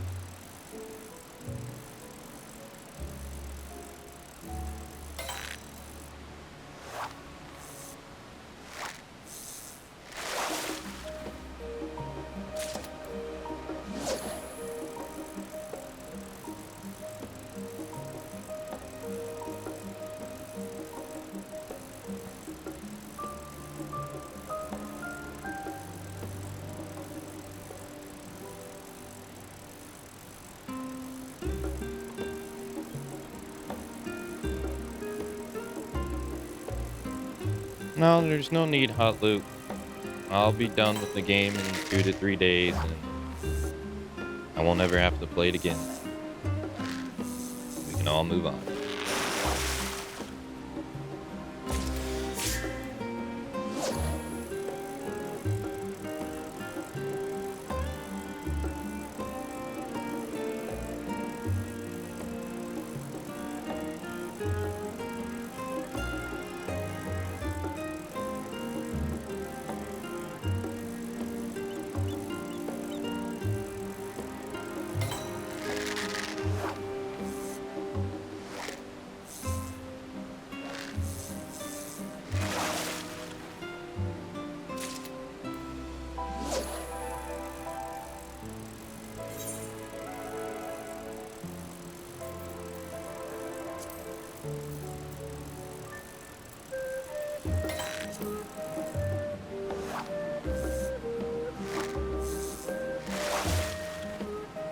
So, if anybody follows for me playing this game, with the intention of playing it in the future, I can say right now, I will not be playing this game in the future. At least on stream. Not at all. That's 100% guaranteed. So, if you expect me to play this game in the future, might as well unfollow now, because it won't be happening.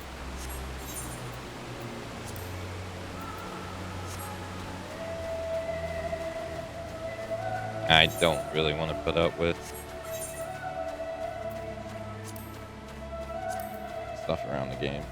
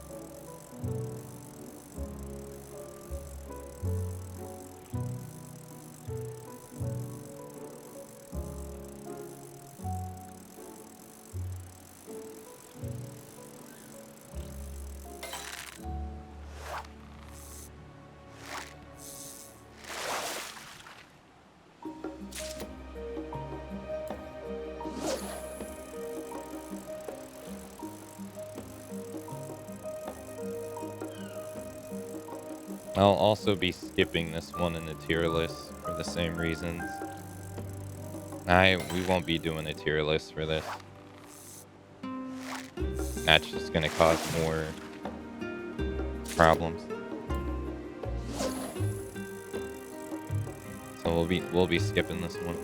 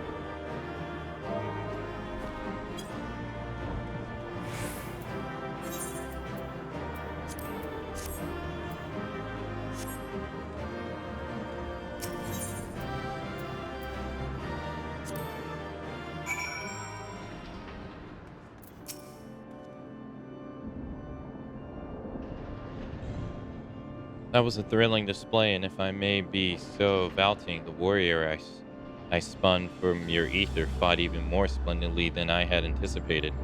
I suppose they were cut from the excellent cloth after all. We should wait until this man regains his senses.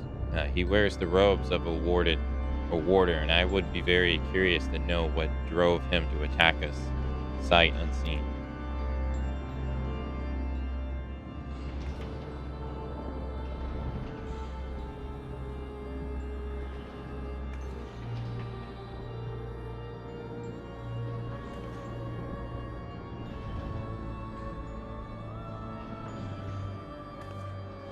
Connie, he stirs.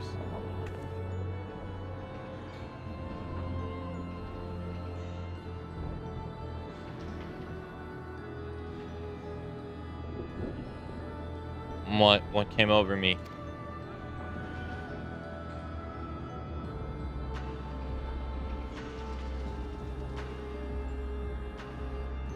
It's coming back to me. My mind was filled with storms of depression, anger. I leaped at you knowing I knew not of your intentions. Pray accept my apologies and my thanks. Had you not knocked some sense back into me, I may have fallen upon someone less capable of defending themselves.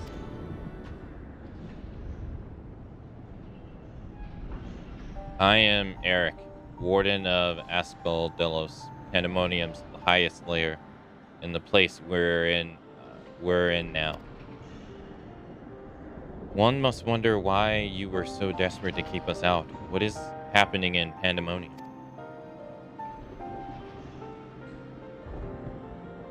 The creatures inter with Asperdos have been set free and stalk its halls to no end but violence. This is not good, to say the least. Has this ever happened before?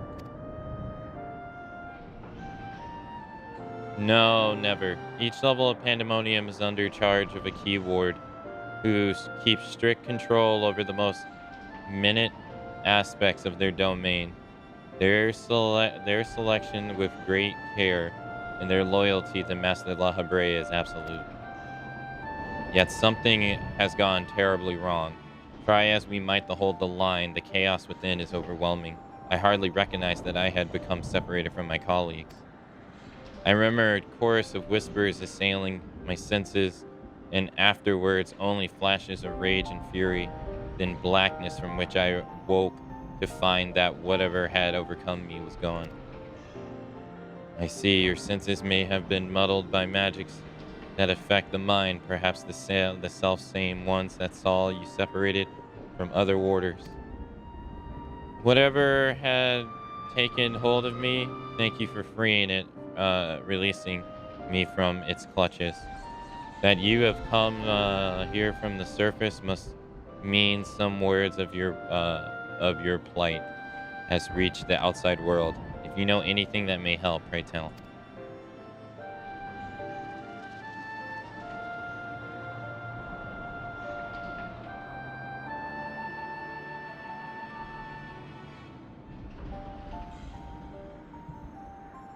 Horror among horrors, so Pandemonium's protections are indeed being dismantled from within.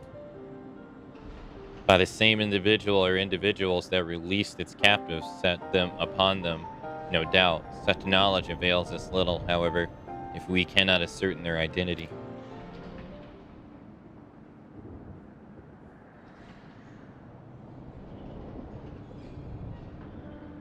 Themis, was it? You said you worked for an organization under the auspices of the Convocation. Were they to receive word of what has transpired here, what measure would they take?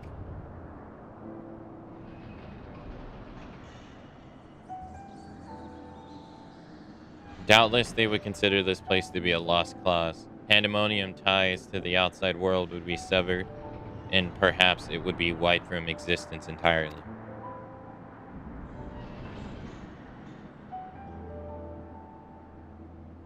As I thought, were the creatures to escape into the outside world, there would be untold carnage. The words of La Habrea would never risk that, despite what value the research subjects may hold. All the more reason to work with haste. If we can't expect further help, then it falls to us to save the others. I will not leave them behind. You would go alone? I won't leave the other warders to face certain doom. I know they fight to survive even now. They wouldn't abandon their duties. They would see the creatures return to their cells at all costs. And so I must do the same. Theseus, I know the request I'm about to make of you is monumental one, but please, say not a word to the convocation until I am given a chance to set things right.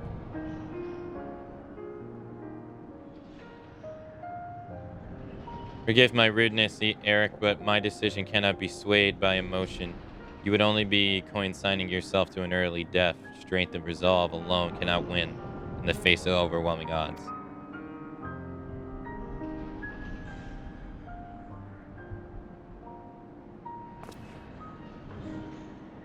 That being said, our investigation has only just started, and we would be remiss to turn back we made an exhaustive survey. So for the time being, there's slightly more than resolve to rely upon.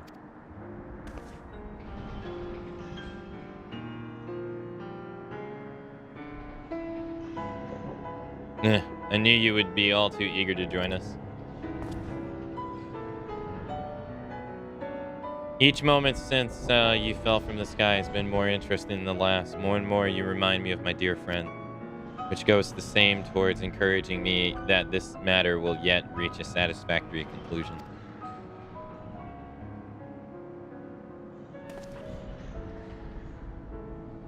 So, you agree to help. For the moment, our goals align. The protective wardens of Pandemonium yet hold, so for the moment, time is in our favor. Let us proceed upon the course you and Akane have set upon us.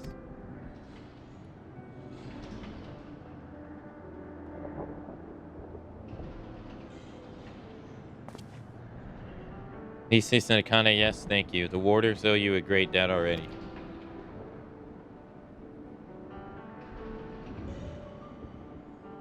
We shall be glad to have someone familiar with Pandemonium's halls by our side. A party of 3 is ever so much more entertaining than a pair of 2. Now, let us turn our attention to rescuing your colleagues. Perhaps it would be wise to approach the gates in case any have followed you out.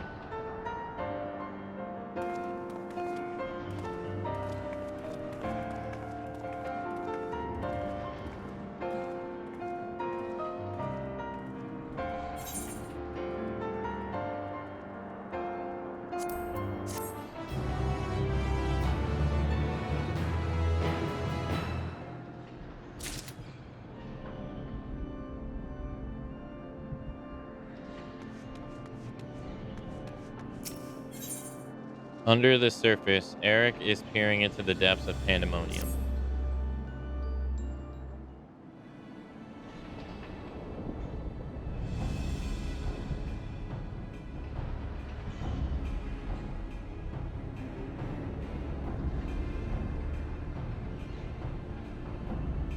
Not a sound can be heard from within, which means neither creature nor warder has made it this far. We should begin forming a plan to save them at once.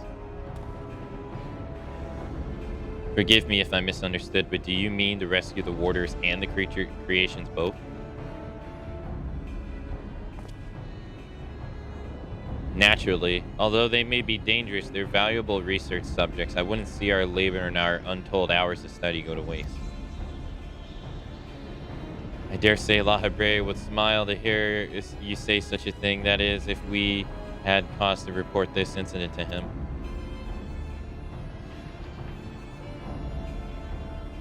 Smile. I'm not sure his face is capable of such warmth.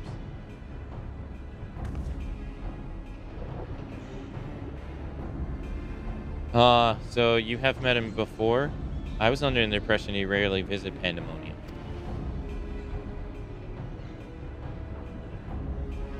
I have, yes. Mentor has my mentor has was the previous head of this facility, and that is to say La Habre's predecessor in the position of Chief Key Ward. Her name was Athena, and she was a researcher with the words. This was she who appointed me in the position, in fact. See, didn't know that there was a chief keyword before La Habrea. Your motivations to save your research subjects is not entirely driven by duty of words. Then you wish to also preserve the work of your mentor.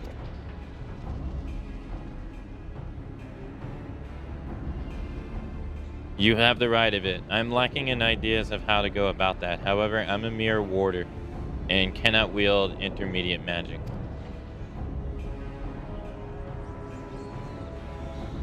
But of course, I can hardly expect you to be versed in magics we used here. If you recall, during our little battle earlier, I bound you in ethereal shackles. Interment is a more refined and powerful magic based upon the same principles. While both are used to keep our subjects docile, only the keyword of each tier is permitted to use the interment. Even if I were allowed, I lack the aptitude to use the spell to any notable effect.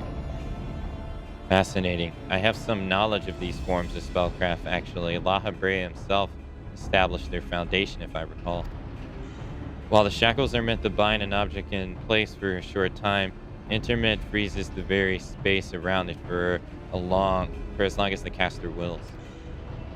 Indeed, while the illusionary beings you summon in our fight suggest as such, I see your knowledge of magic is vast. Perhaps you've already mastered the arts of interment, and I've been lecturing you like a child all this time. I'm afraid my knowledge ends there. I have no precise understanding of how the implications interact with natural laws that would be needed to cast said spells with any consistency.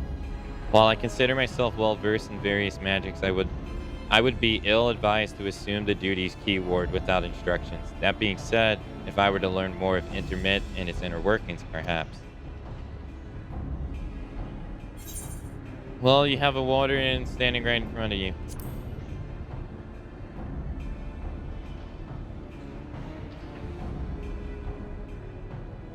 Well, the solution is obvious when you put it like that.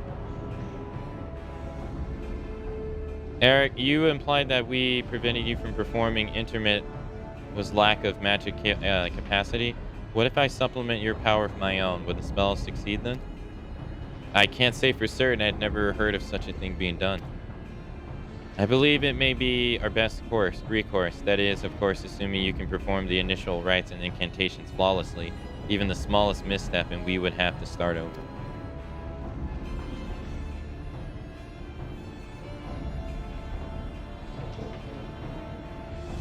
You needn't to worry about that. I've seen the spell cast so many times that their motions have been burned into my memory, and I won't disappoint. Very well, let us work out the specifics afterwards. Once we do, we can test our methods on one of the escaped creatures, although I suppose there is the matter of finding one. It would be foolish to rush in blindly, lest we'd find ourselves surrounded with naught but untested stratagems at our disposal. Nay, I would prefer to engage a single creature that Akane could dispatch on her own if the spell were to go awry. Agreed. And I may have an idea in that regard. I recall seeing the hippocampus wandering the waterways during my fight. Perhaps it's still there. Few of the subjects housed in the Asodis are fond of water, and I believe we'll be able to engage the beast without the fear of unwanted guests. Then that shall be our first target, or perhaps subject is the better term. Before we commence the intermittent magics, the creature should be weakened to a sufficient degree. I believe I can trust you with that task.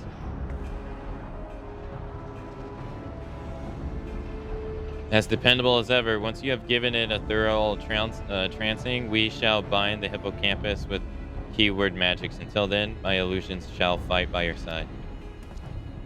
The hippocampus will be alone, but it is a daunting opponent nonetheless. The magic warps the environment around it, and it will be home amidst the waterway. Steel yourself for a fight.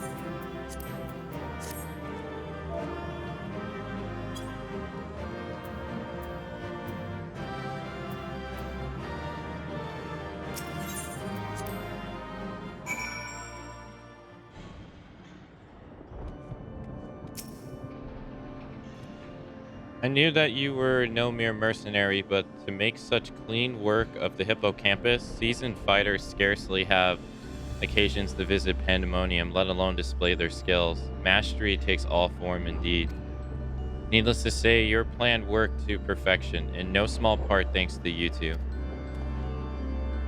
Demus's power was more than enough to complete the interment. Spellcasting was never my strong suit, but that almost made me feel like a proper Mongo. Truly have seen your abilities firsthand in your fight with the Kane. I beg to disagree.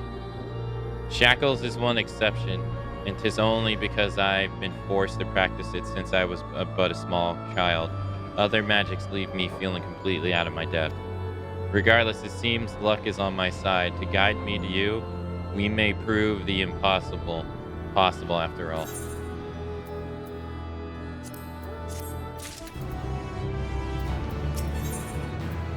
The fire of creation. Demus is pondering on the road ahead.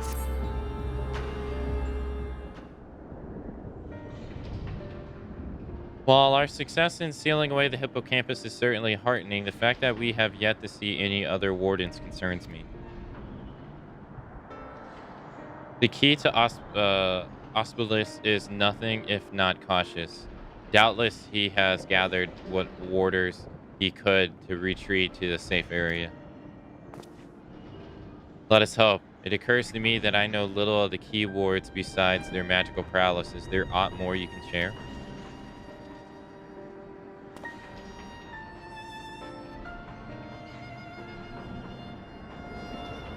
Of course, a man named Hepesper is in charge of Ascodolus. Not only does he have thorough knowledge of the creatures here, but he takes great pains to be the mentor of each warder under his charge. He has done more to ensure that I flourish here in spite of my inaptitude at magic, and I have always known him to be sort of the man who faces the difficult decisions with unwavering composure. Furthermore, keywords are not only masters of interment, they also bend the hallways of Pandemonium to their will with creation magics. With all this in mind, I am certain that so long as Hesperos guides them, the other warders were safe.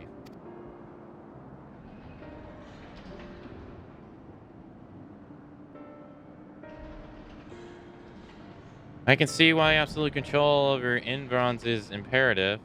Had we faced the hippocampus upon our right sands instead of the waterway, I suspect the battle would have ended much more quickly.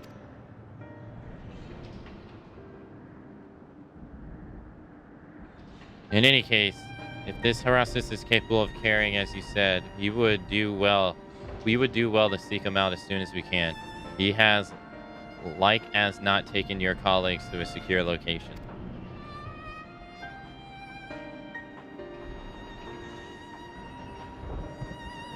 The safest place would be the innermost circle of Auspilus, but from there we could flee to Abyssos if hard-pressed. Even should they have sought a safe haven within the other circles, if we make for the fourth, we ought to encounter them on the way. Indeed, and we shall gain the comprehensive understanding of the situation within Auspilus, which will be essential to determine whether we ought to continue down the Abyssos.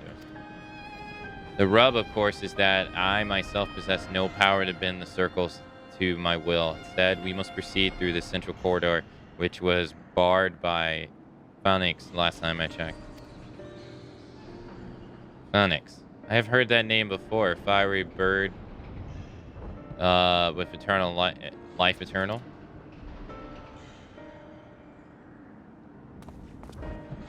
Beyond unquenchable brilliance, the perfect concept boasts nigh boundless restorative powers, if I recall. Truly an exemplary feat of creation magic. Perfection is ever built on the back of failure, however, and La Habrea suffered countless missteps during his experiments.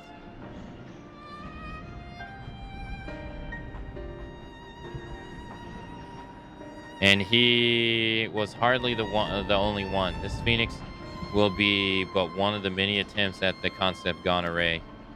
Aye, far from the evoking wanderer, our phoenix is a creation of fury and wrath, and seeks only to turn the world to ash.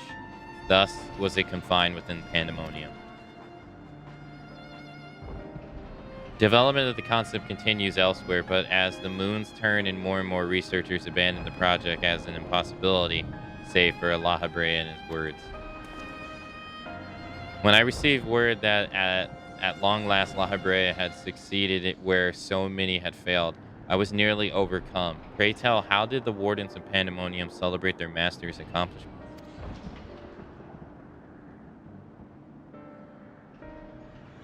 I don't believe we did. The researcher of Words of La Habrea has little consequences to our work here, save for those rare times it charges us with a new specimen. Truth be told, I don't remember anyone making note of the occasion.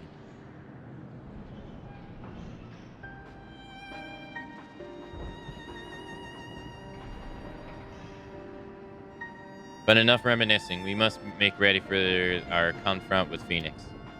While it's possible that it flew off onto some other wing in Pandemonium, we would make that assumption at our own peril. Better assume that we'll need to bring Asphodels' most unruly subject to heel.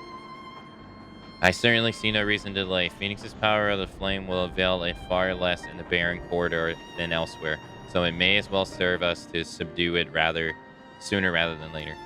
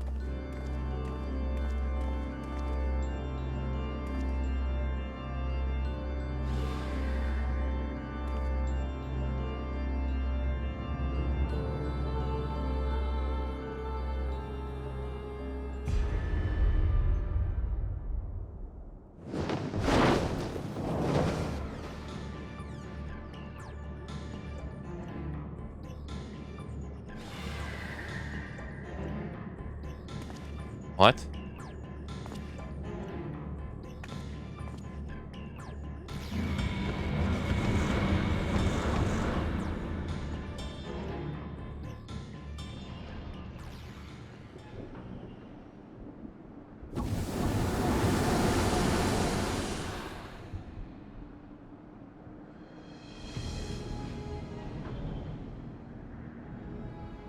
Seems whoever is behind this can alter the space around us at will. We face an uphill battle. Possible. If those creation magics are at work, then that means...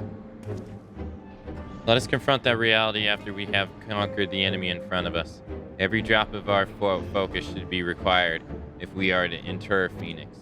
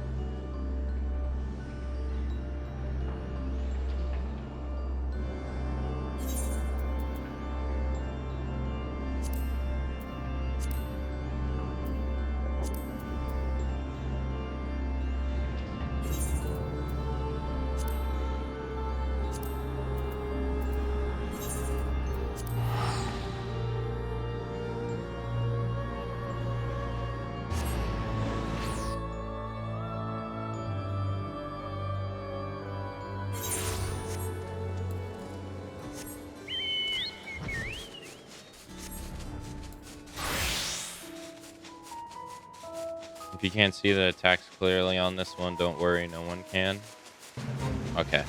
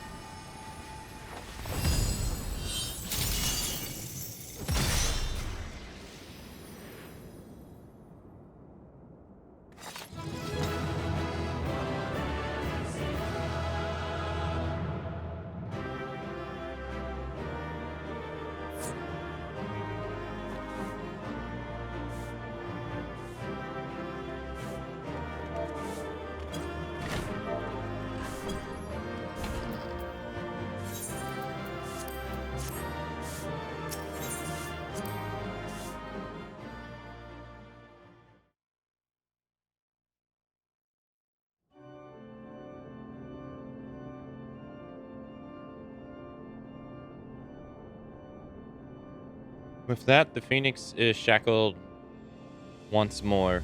However, there is yet the matter of this arena.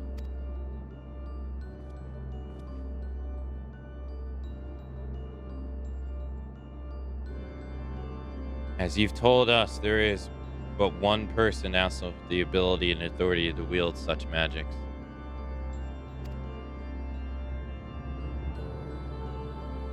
Though, fortunately, it appears he has saved us the trouble of finding him.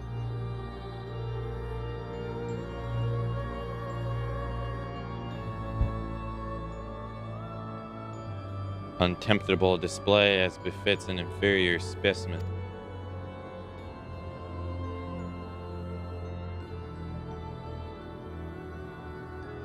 Even so, I expected it would at least delay your advance. Imagine my surprise when I saw the chains of the interment drag Phoenix back to its cage. Either the bird is even more of a failure than its creator cared to admit, or you are no mere trespassers.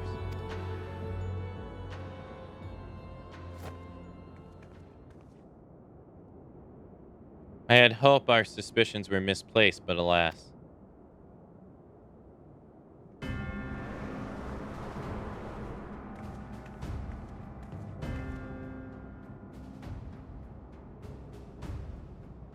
Keyword helpers. Why? Why would you bring such chaos to our beloved Pandemonium? Pandemonium, pitiless, impenetrable, and utterly steadfast, unlike those charged with its keeping. What has possessed you? I don't understand.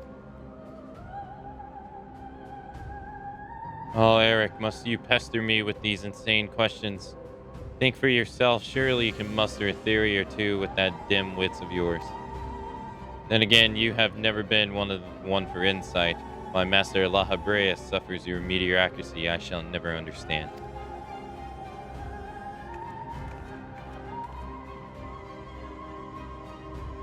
You may look like him, but you are no Hermestus, I know. Something has warped you, too, from the inside out. The keyword I knew had compassion for all those under his charge, be they clad in robes or shackled in chains. Was that all a farce, or did you hide your contempt for us all these years?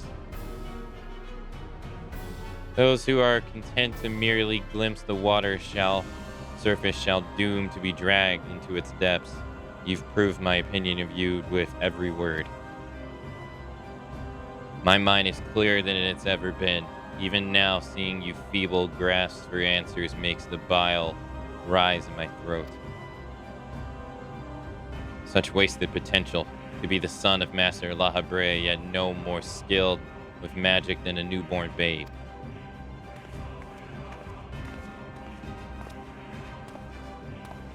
But of course, it's always about La Habrea.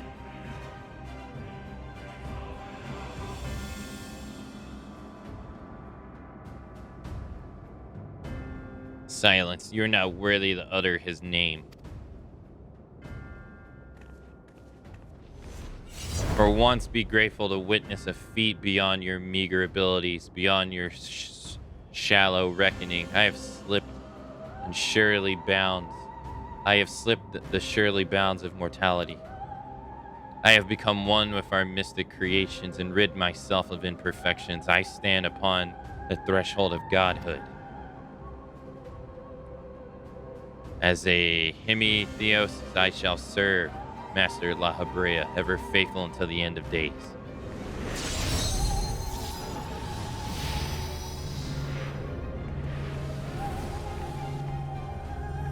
And he shall require none other. I think not.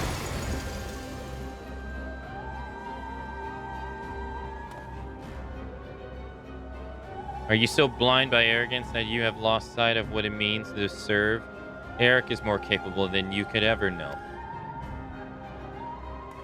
It was thanks to his instructions that I was able to master the arts of interment, both how to wield it and how to break free of it.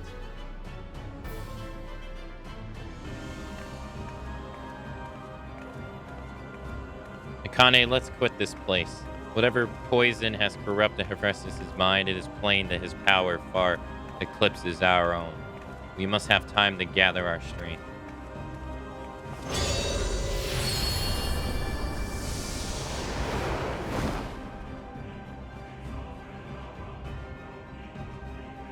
Weaklings though they may be, it takes a singular aptitude to master interments so quickly. To say nothing of how swiftly that familiar laid low the Phoenix. Regardless, their noble aims will be their undoing.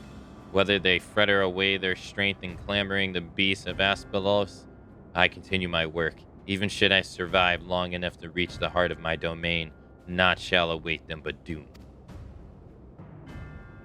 I eagerly await your arrival, Eric. Even dollars have their uses.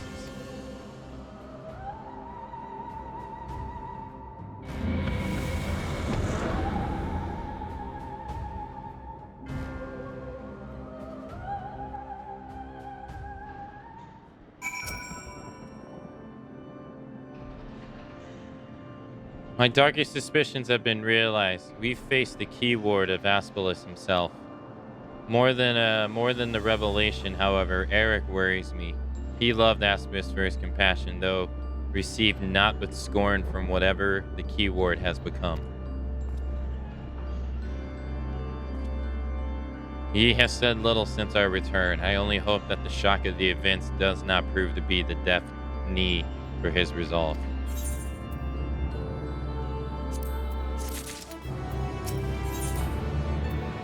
Who wards the warders?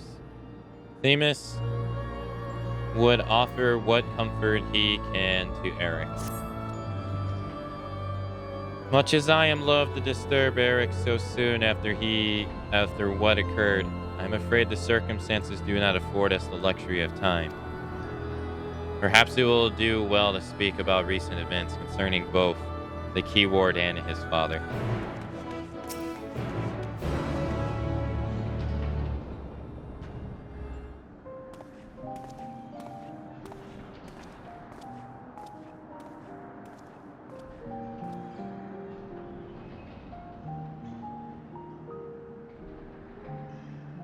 Creation words which surrounds Pandemonium was an astonishing feat of magical prowess, a feat accomplished by none other than La Habrea. With both my father and I could bind others in chains is perhaps the only thing we have in common. Ah, so it is true. I'm La Habrea's son, bereft of his talent of magic or his brilliant mind, but his son nonetheless. Surely this doesn't come entirely as a surprise to you.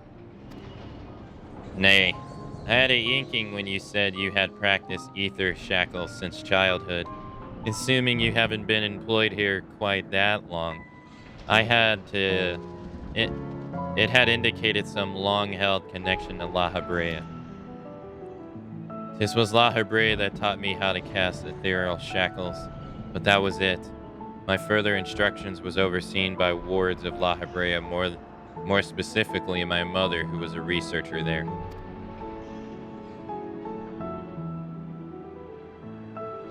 You did speak of Athena, chief ward before La Habrea. Is she your mother, yes?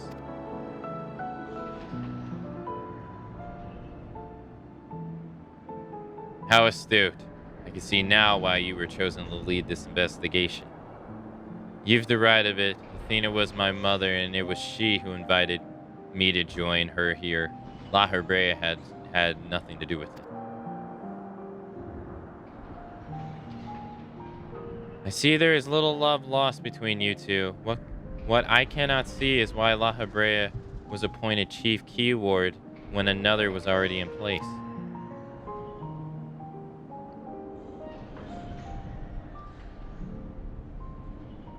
Was in place. My mother is no longer with us.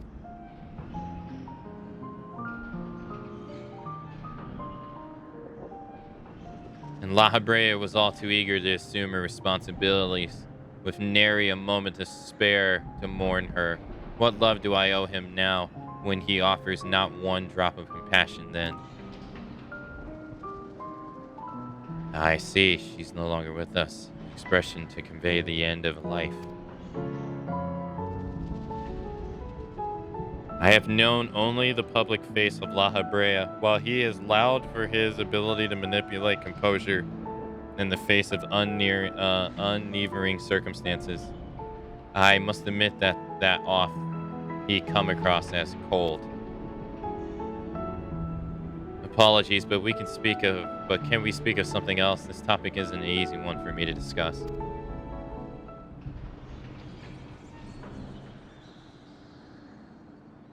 Of course, there are more pressing matters at hand after all, namely how to deal with Hesperos.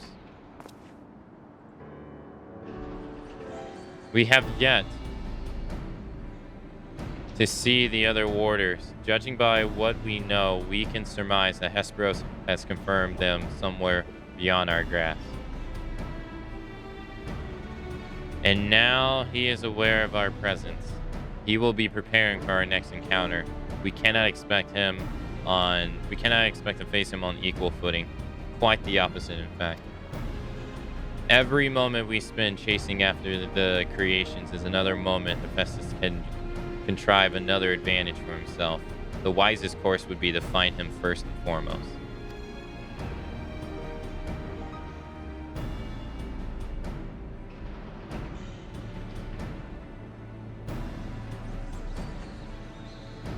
He said that he has become one with the creations. Perhaps that means he is vulnerable to the interment?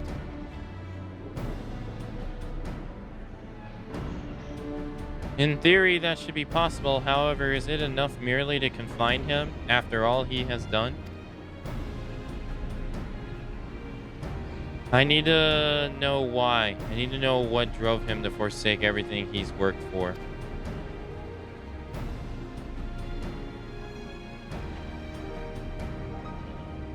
Was it all truly so that he could serve his master? To my mind, he merely puts La Habrea's own work at risk in trade with some nebulous power. La Habrea is the chief key warden of Pandemonium.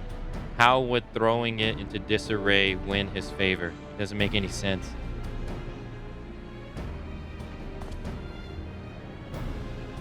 I share your curiosity, but we must consider that our enemy has us at the disadvantage in every sense. What do you think? Should we seek to put him in his fetters, or would it be too dangerous to allow him to quarter? I want answers too.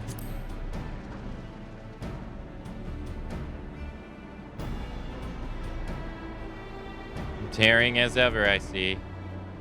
I know not which travels you have faced in the past, but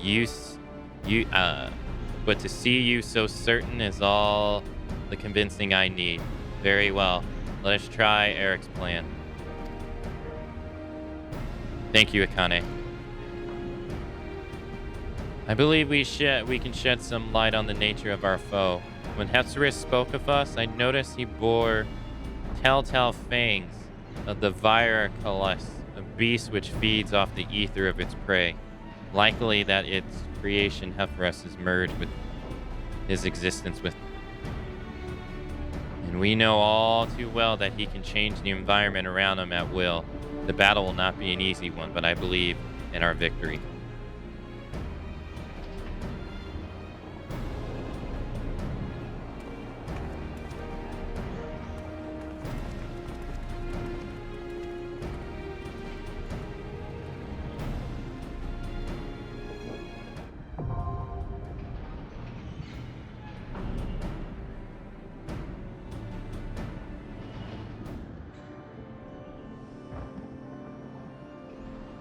Hey Taco, hello.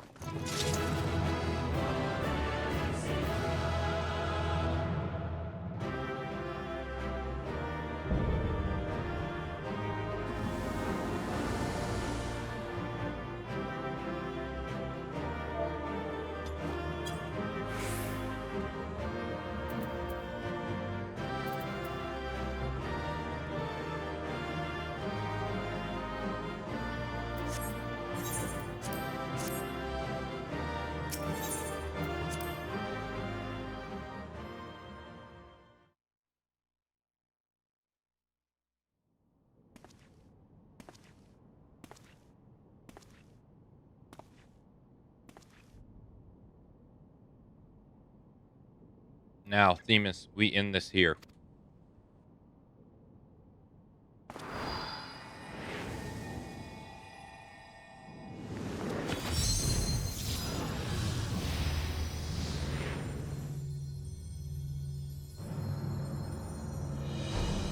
Fools, I would not be put in chains.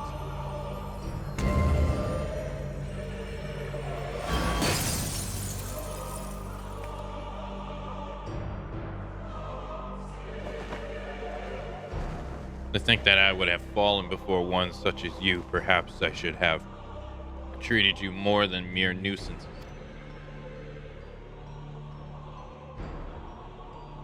Despite your victory, you shall never have the knowledge you seek. The secrets of my transformation, the secrets of my deception, they shall return to the star with me.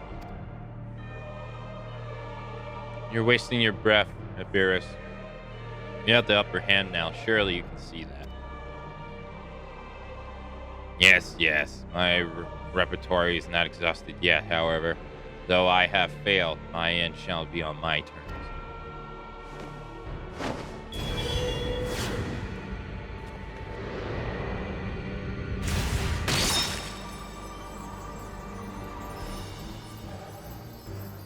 I remain loyal to my very last. Come what may, I die with dignity.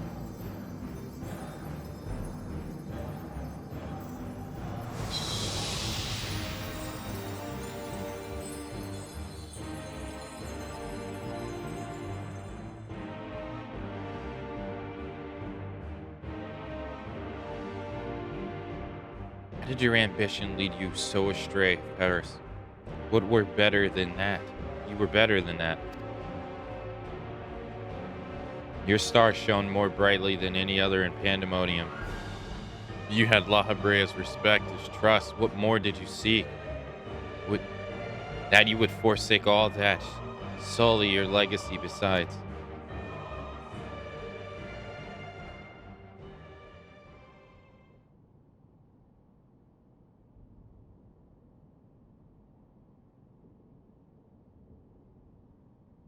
He became so blinded by his own desires that he lost sight of his duty. In the end, he lost everything, and his plan lies in tatters. I fail to see any dignity in that. Even so, I would have liked to known why he chose this path. Hepharos' infatuation with your father was his undoing. Perhaps he was jealous that fate had chosen you and not him to be La Hebrea's son. So terrible did his jealousy become that he sought verboten power that La Hebrea would be unable to ignore. How does a pursuit for respect warp one's heart so? How does infatuation with one's person turn into contempt for everyone else? I never heard of such a thing. It's not as uncommon as you might think.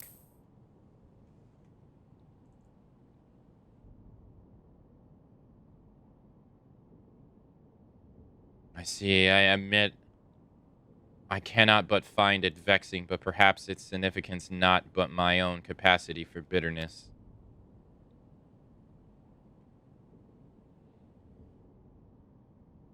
I do understand that it is to have a beacon to follow in dark times, a person to guide, to trust to guide you true.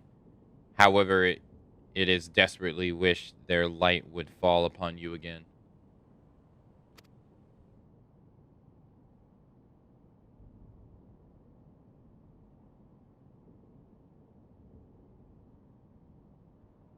But we have spent enough time assuming the intentions of the departed. There are the living to consider. We must find the other wardens and round up the remaining creations forthwith. Of that, at least, we can be certain. I believe I can be of help in that matter. The influence of Hepharos' magic's fading through the Aspelos. Now is the perfect opportunity to seize control of the facilities and restore things to their original state. Seize control? Can you really do that?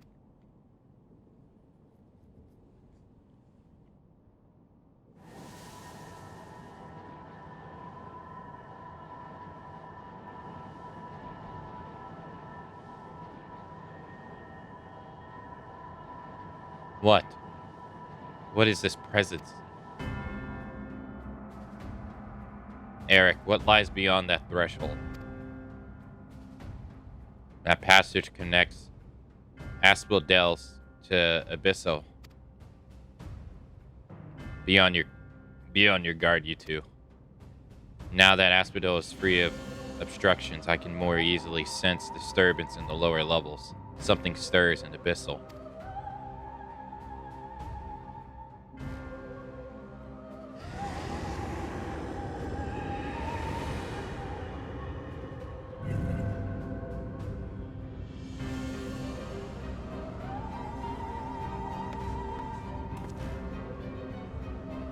Boarding sigil? How? Let us return to the gates for now. I would like to appraise the situation from there. Needless to say, our investigation is far from over.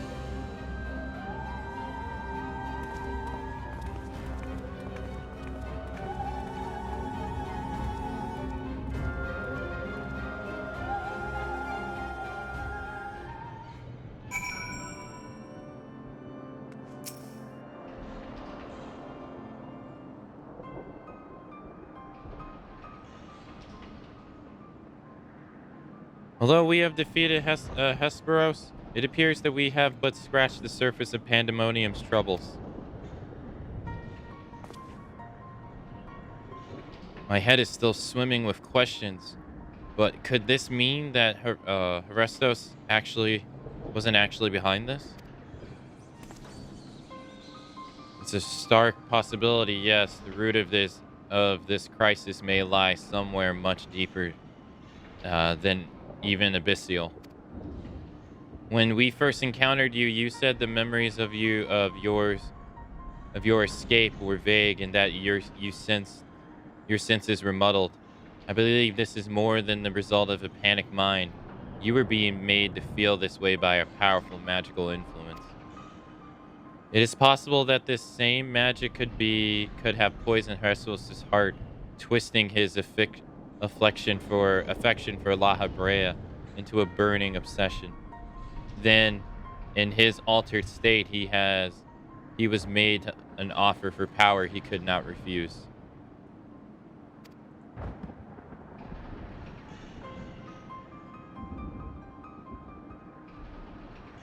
Wait, are you suggesting that someone else turned Hephaestus into that thing?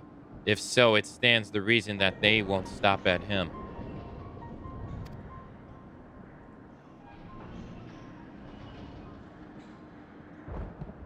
Indeed, our mysterious mastermind does not lack for subjects for his experiments. For more potent hemotheoi.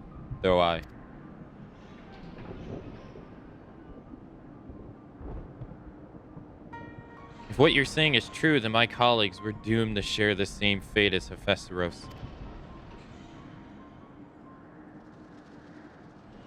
Do not lose heart yet, Eric.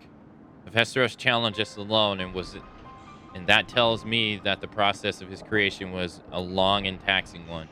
If he was the first Hemotheos, then the rest of the Wardens are likely still alive. However, much as I would like to hasten deeper into Pandemonium, the way forward is sealed off. We must focus our efforts on finding a way through. With the creation still having free reign of the Asphodels, that won't be easy. On the contrary, I yet retain control of these circles, and thus can wield intermittent magics within their halls at will. The creatures will pose no threat to us. Just like that. Then nothing stopping us from returning order to Asphodelios? Just so, I shall require your expertise to keep the peace after the subjects have been returned to their confinements, however. You and Asphodelios' sole remaining warder, after all. Truth be told, I didn't expect this investigation to become so involved. Of course, I would like to resolve matters here without resorting to outside help, but...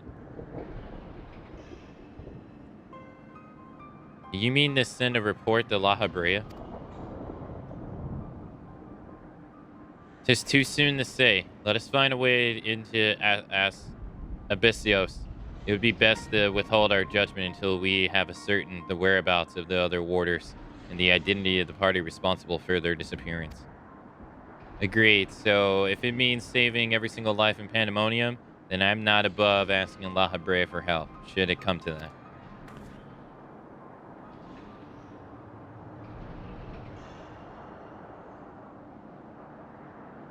Recent discoveries certainly paint Hephaestus' actions in a new light. The number of unknown elements in this investigation grows, and we must proceed forward with the utmost caution. To that end, Erikatos and I shall remain here for the time being. Much as I enjoy your company, I do not believe we shall be needing protection so long as we remain in Asterlios. You shall take this time to rest. Surely you are weary, and there may be more battles ahead. Themios' burden may grow heavier in your absence, but he's shown that he's more than capable to bear it.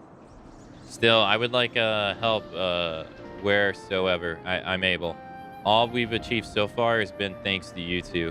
I mean to repay the debt I owe, and I don't know what use I can be of outside felicitating the creatures I found along the way.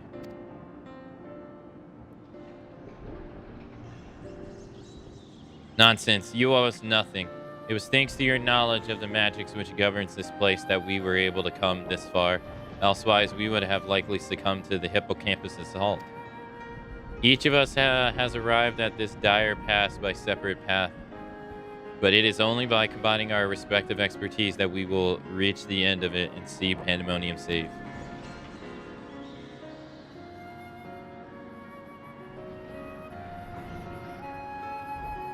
Thank you, Hermes. Asternos' words seem to have affected me more than I realized. Together, we've come this far, and together we'll reach the end. I have no doubt we will. Even so, let us allow Akane her rest. Besides, you have someone waiting a report on your progress, yes? I dare say your story will be more than they ever imagined.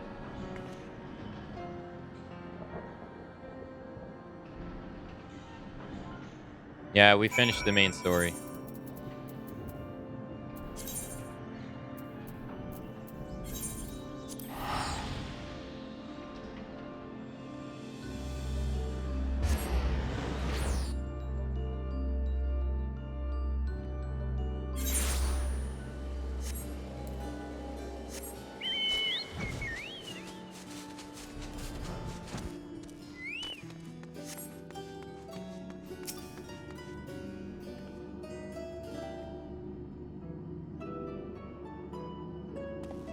Akane, welcome.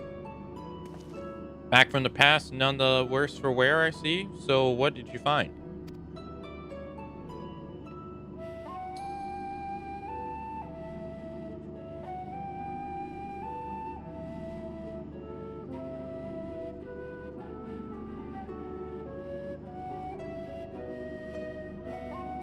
So there's evil afoot in Pandemonium. An already ominous place, I must say. Mystic beasts and missing warders. Truly, we are fortunate to see you return to us in one piece. It appears the voice Akane heard from the crystal spoke the truth. As for who left it behind, why, those are yet questions to be answered. Indeed, it could be someone who lived among the ancients, or it could be someone trying to avert a tragedy from the future, which remains shrouded in mystery. Yet, ilm by ilm, I shall unveil that mystery, and with the help of Akane, of course, by her actions, was the fabric of the past reshaped.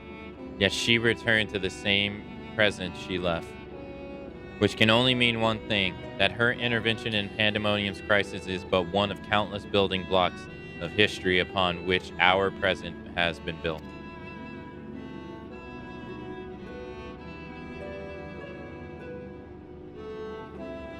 There's no telling what consequences would arise if we stop pushing this matter now. Whatever plot is unraveling within Pandemonium, we must not let it reach its conclusion. If one of those creatures should escape, what ripples would carry forth to the future? They may wreak havoc upon the world of the ancients, and their despair would leave an indelible mark upon history's pages. That despair would only feed the terrible beasts that arose during the final days. The first final days already had drastic effects on the eons that follow. If the scar it left were made even deeper, then we risk losing our presence entirely.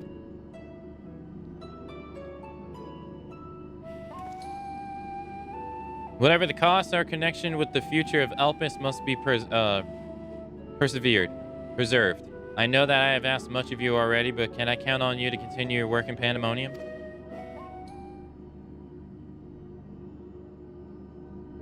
Your tireless efforts are much appreciated. If there is aught we can do to ease your burden, you need only say the word. Speaking of which, might you return the crystal in our keeping? While we cannot accompany you to the past, perhaps something can be gained by researching it further?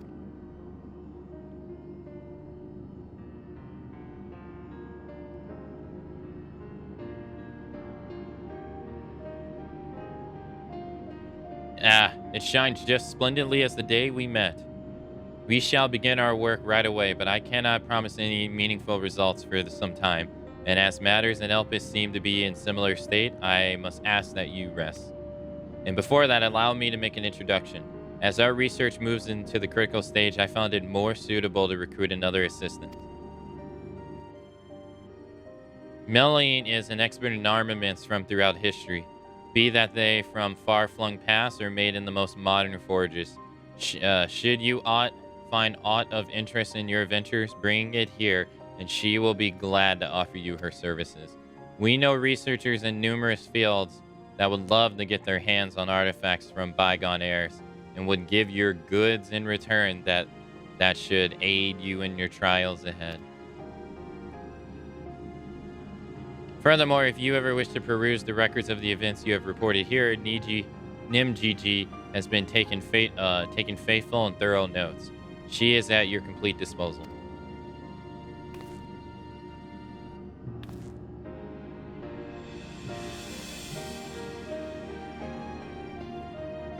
I sense that we have embarked upon something monumental, something that will dwarf all else I have accomplished in my many years of research.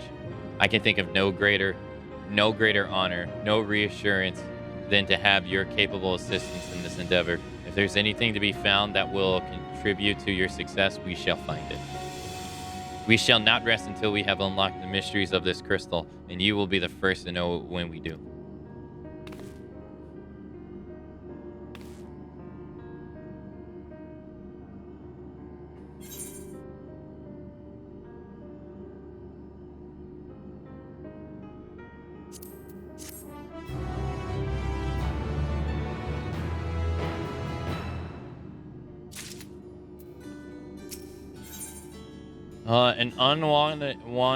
An unwelcome visitor. Clothian's eyes are brimming with excitement of discovery.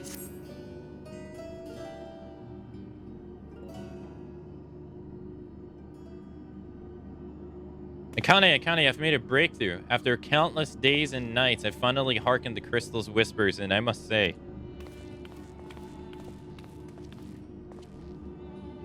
Professor Claudia, where are your manners? While I understand all too well your enthusiasm, must I remind you that even the most academically inclined prefer a composed recounting of events?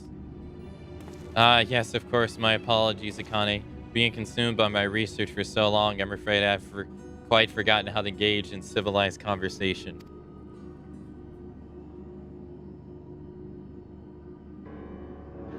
In that case, perhaps we should start from the beginning. With a crystal set adrift upon the ethereal tides containing the memories of a party yet unknown, they cried out for deliverance from Pandemonium, where the ancients kept volatile creatures under lock and key. You yourself witnessed the power devouring the facility from within, and the advert of divinity monstrosities wrought of the mystic beasts and powerful mages. Fortunately, your martial prowess and combined magical talents of your companions, Theseus and Eric, was sufficient to restore order to the circles of Alcidios. But the greater threat remains. In the depths of Pandemonium, a presence yet stirs, its intentions and identity shrouded in mystery. That is the issue at hand, is it not? Since you returned to us, we worked tirelessly to discern the nature of the crystal. In the process, I detected an anomalous etheric signature, which I believe arose from the memory stored within. Analysis of this pattern suggests a feeling of loss or yearning, specifically the yearning to be made whole. And indeed, an abundant reading have revealed a faint but identical signature. This can only mean that another such crystal exists in our time. So, my friend, I must depart and search for it forthwith. By tracing the matching etheric signatures to its source, I believe it will be a simple matter to find our crystal's twin. Professor, will this expedition be carried out only by us, or will Akane grace us with her protection? I'm afraid she has more pressing matters to attend to. My dear Rusananar, namely, to seek out the secrets which lie nested in Pandemonium, where this all began. From all that we have heard, it appears that time travel from the Crystal Tower is not fluid. That is to say, one can but travel in predetermined intervals. It would be prudent to check it in on occasion in case there are any unanticipated changes. As for you, my loyal assistants, I would ask you to remain here and continue cataloging the ancient creations.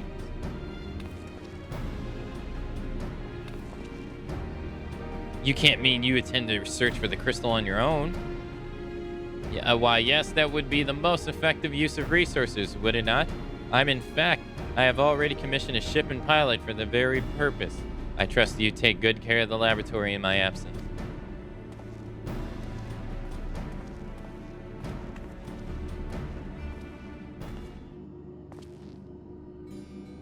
I apologize for the somewhat abrupt departure. When progress is in sight, Professor Claude tends to become blind to all else. Indeed, he has been worse than usual. While I cannot fault him for his excitement, I do wish he could spare a thought for those around him. For reasons unknown, the crystal seems loath to be overhead. Much as it spoke only to you last time, none but the professor has been able to capture its etherical yearning, which has served only to convince him that he can solve this problem on his own. Surely, after some time alone, he'll come to remember how valuable we are. The search for this crystal seems to be a simple enough matter. Let him have his adventure, and upon his return, I'm certain he'll be back to his usual self. As for you, Akane, it may be best to return to Pandemonium as Professor Claudette suggests. Speaking of which, I did have a request of my own to make. Traveling to Pandemonium requires you to pass through the Elpis, correct? There is something I would have you investigate in my stead. While those creatures confined within Pandemonium are considered to be failures, I doubt that's their whole story. Barring exceptional cases, there must have been under observation in Elpis before being co-signed to their shackles. And if we know anything about the ancients, it's that they would have kept thorough records of the results. Ah, brilliant. Delving into the records may shine light on the creatures Akane has yet to encounter. If your theory proves correct, that is. While there's no guarantee, it certainly beats the current strategy of rushing towards blindly with only our strength to carry today. For your own sake as well as ours, please unearth what information you can.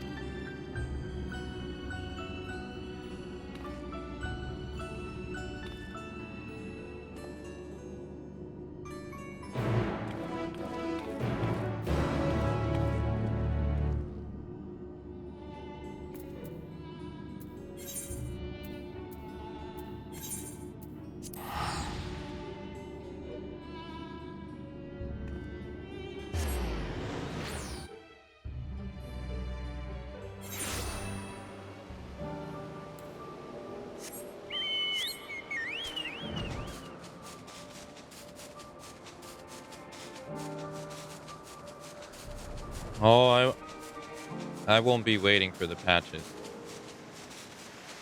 Once we finish the raids, we're finished with 14.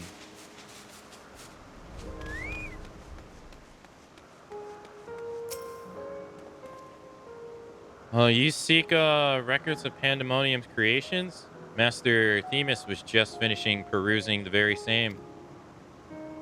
I should not be surprised that we both arrived at the same conclusion. Luckily, I have saved you the trouble and gleaned what information I could. Ah, so you know each other. I was dreading having to once again scour the archives, but perhaps instead I'll rest for a spell. There's nothing else. I shall take my leave.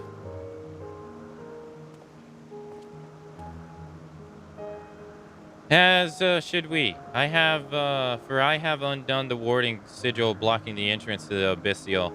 I came here merely to chase an idle suspicion while awaiting your return.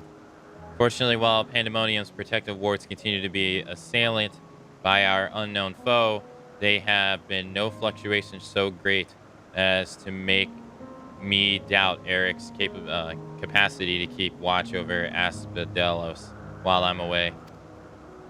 He works diligently to master interment that he might deliver the creations back to their cages by his own hand.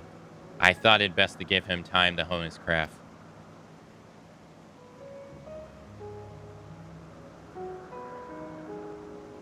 And since fate has brought us both here, I would ask you to accompany me while I attend to another matter. More idle suspicions that I would like to chase down. Rest assured, it shall not take long. I simply have a few questions to ask an acquaintance of mine. Come, he has agreed to meet us near the newest to Pandemonium. Final Fantasy XV and Final Fantasy XVI.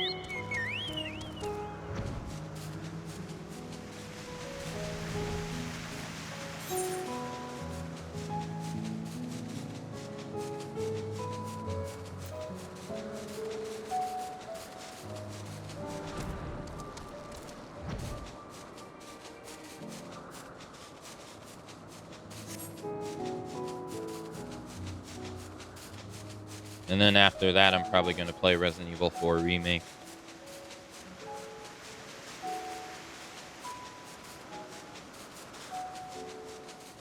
As the marathon will be over.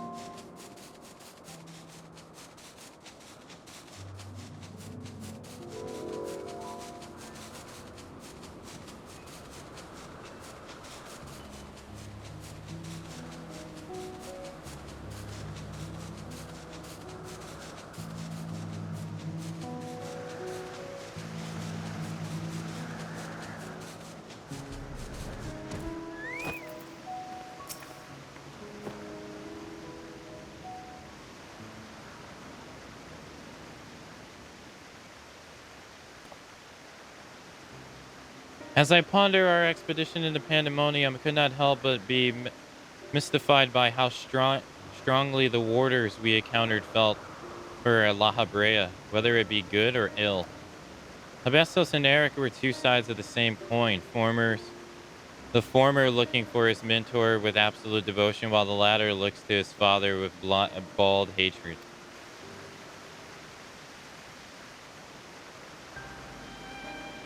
I would not expect a familiar such as you to understand this, but such extreme emotions towards a single individual are quite rare indeed.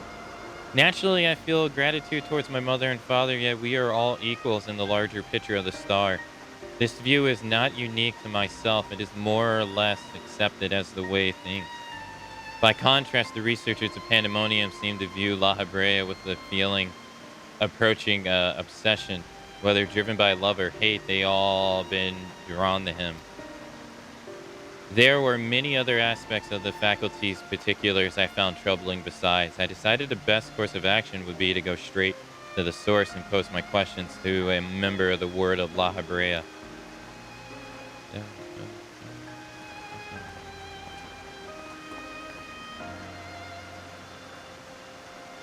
My apologies to have kept you waiting, Master Themis. I understand you are conducting an investigation of Pandemonium and wish to know of its origins. Indeed. In particular, I wish to know why exactly Pandemonium was built directly under Elpis. The facility is overseen by words of La Habrea, after all. Why keep it so close to Elpis, whose governing body has no say in its day-to-day operations? At first, I thought it was simply a matter of convenience. Those creatures which were deemed failures by research of Elpis could be easily ushered into their new homes. Imagine my surprise when a trip to the archives revealed that many of the creatures were sent from organizations beyond Elpis, including from words of La Habrea themselves. Given this albeit limited information, I cannot but feel that the Academia Andaler would have been more fitting location. Why does Elpis have to have that cannot be found there? These are fitting questions and ones we have asked ourselves many times in recent years. Alas, the nature of Pandemonium's construction does not lend itself to relocation. When first it was built, circumstances were as they are now. As you surmised, the majority of the creations kept within Pandemonium were sent from Elpis. Yet as years pass, interests change, and failures in creations deemed too flawed even to submit to Elpis paradoxically drew the attention of Pandemonium's researchers.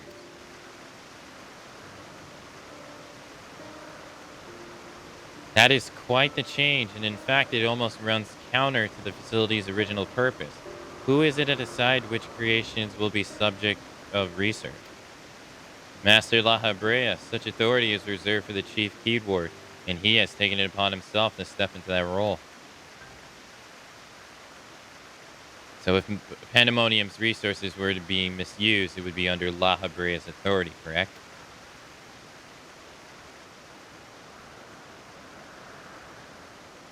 I don't know what you're suggesting, but the keywords also hold some sway within the facility. Not even Master La Habrea would be free from their scrutiny. They are duty-bound to report any irregularities as soon as possible. Although I admit as late their communication has been somewhat sporadic. We but recently received a report from one of the keywords stating that all is well within Pandemonium's halls. Really? Are you certain that a keyword sent it? Yes, of course. Our communication suffered a temporary obstruction, but I can assure you that words did their due diligence in confirming the identity of the sender. Thank you. This information will be helpful to my investigation. That will be all for my prying. Then I shall take my leave. While you are yet permitted to conduct your investigation freely, I must remind you that the warden's work is delicate, and it would be remiss to disturb them for longer than that is necessary.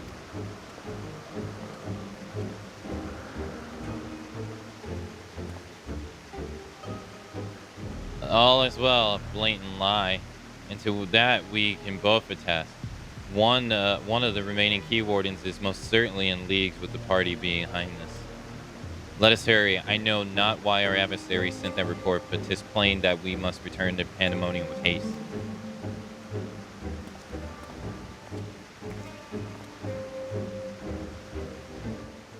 Yeah, I would never even dream of doing that ever. And good luck. I wish you the best of luck.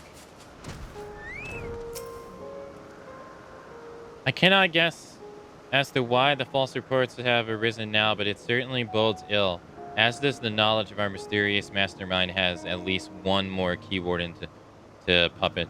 Regardless, they have tipped their hand, and we would be remiss to leave Eric at the mercy of their machinations. Let us hope no harm has befallen him.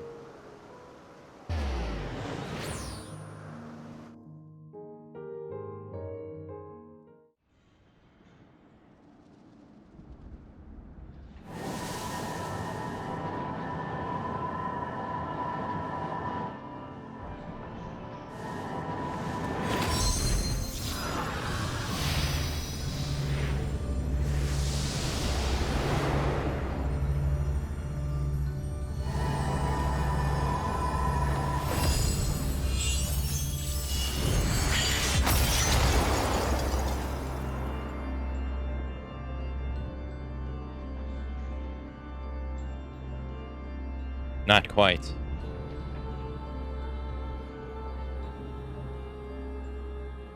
I've traced these sigils. Countless times, yet I still lack the strength to maintain the spell. And now time works against me. I can no longer be victim of my own inaptitude. What? Who goes there?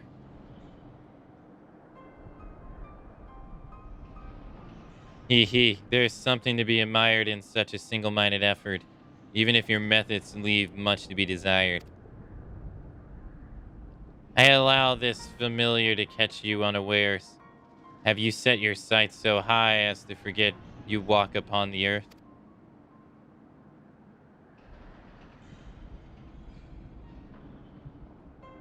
I know this creature, a familiar phoenix, but that monster is locked away. That it is, in spite of the trouble I went to in freeing it, I might add, begrudging me for addressing you in this ill-fitted form if you must, but with the control of the Asphodelios wrest from my grasp, 'tis simply the best I can offer you. Hide if you will, but mark my words, I will find you and make you pay for the chaos you've sown. Now, there's no need for such hostilities. A calm heart stays the course. The wisdom of Laha Brea, your father.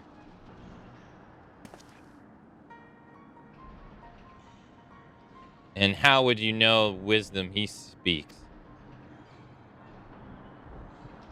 I have heard those words many times, the scolding of a tutor whose students struggle to grasp the most rudimentary lessons, seething with disgust. No. I've not told that to anyone. Not even keyword helps us. That can only mean one thing. And still you insist on mocking me. Stop this farce, Laha Brea. At last you move to keep up. Pity that you remain behind nevertheless.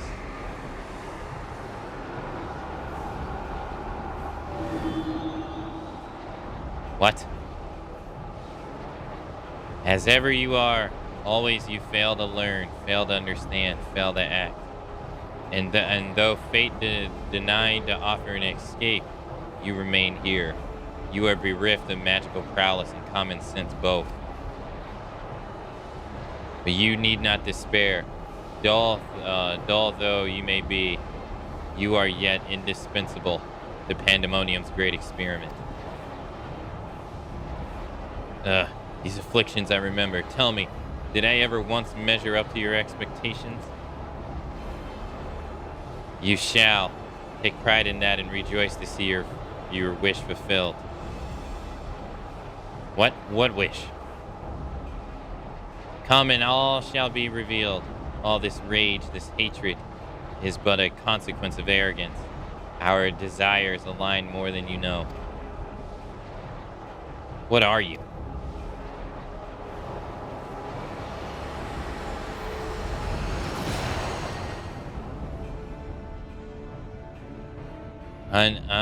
Invited guests join our reunion. It would seem fortune no longer favors you.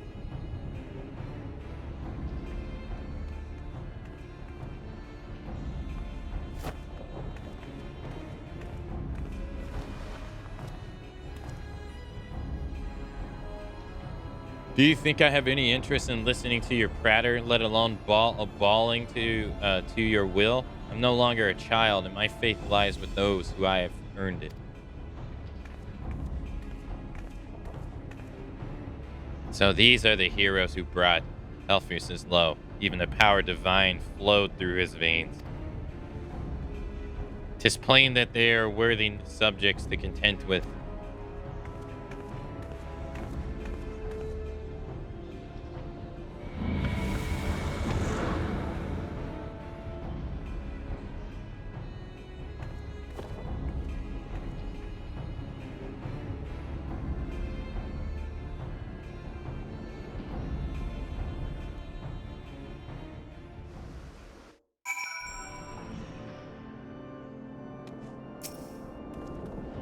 Thank you. If you hadn't shown up even a moment later, I shudder to think what would have become of me.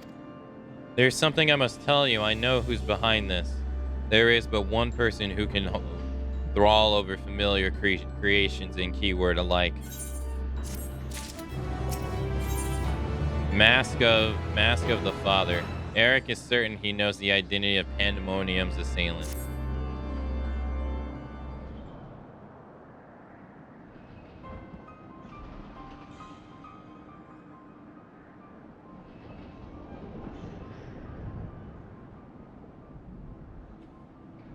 And so there can be but one conclusion. La Habrea was the driving force behind this chaos from the start. There is logic to that. There are few with the wherewithal to ever consider experimentation on such a scale, let alone the capacity to create demigods from men and beasts from with the rest of us none the wise. Considering the magnitude of his work with the complication in the words, his relatively minor role as chief keyword comes under little scrutiny, even as it provides him the authority to wield dangerous magics. It may serve as veil and mantle both. Still, I find the notion hard to accept. The misdeeds perpetrated here could not have been done by La Habrea, I know. Have you met him? Yes. You have met him, yes. Do you think he is capable of this?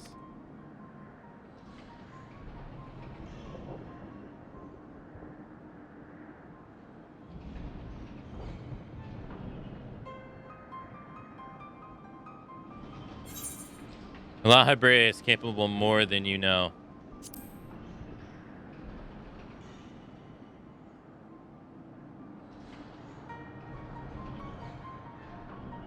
Is he? So you believe La Habrea, the man of few scruples, if it brings his goal closer in reach, that along with should be enough. But let me assure you, La Habrea holds nothing so dear to his own ambitions. While he may not be one to let emotions stand in the way of his missions, I cannot believe that there is no depth to which he would not stoop.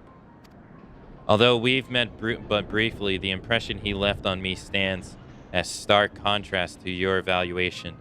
Though his methods are ever unorthodox, they seem guided by a firm understanding of what is just.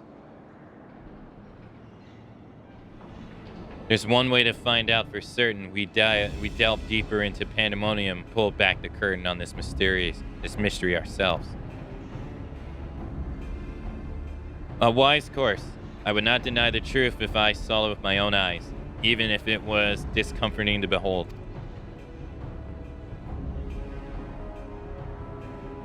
Then we must move forward with no excess of caution. La Habrea, or whomever is behind this, has likely spread their tentacles into every corner of Pandemonium.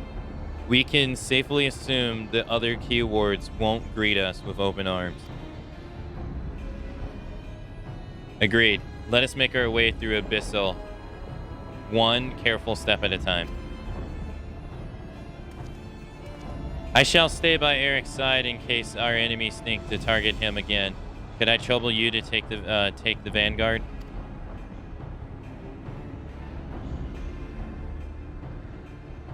Thank you. As a precaution, I shall safeguard you with a simple spell. This will ensure that even should we become separated, my Phantom Warriors will still come to your aid. If it does come to battle, the keyword's magic will put us at a disadvantage once again. Luckily, we have you to even the scales somewhat. I trust you shall be liberal with your weight.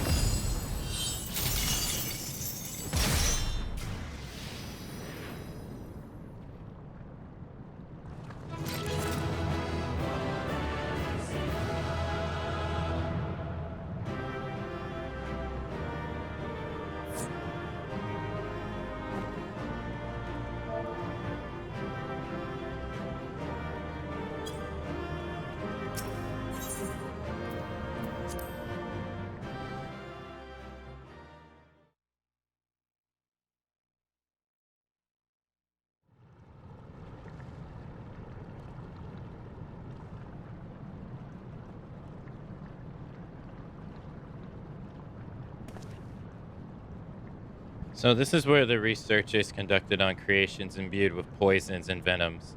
Eric and I conveyed not far from here. It seems our foe is finding it more difficult to surprise us. Fortunately for you, since they appear particularly keen to see you dispatched as quickly as possible.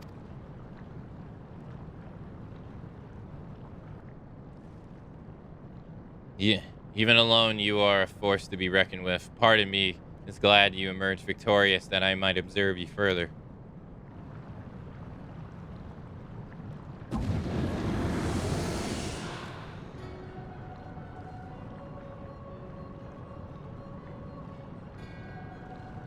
Were the circumstances different, I might thank you for keeping my son alive for this long. But I believe we can forego introductions unless I have misread you.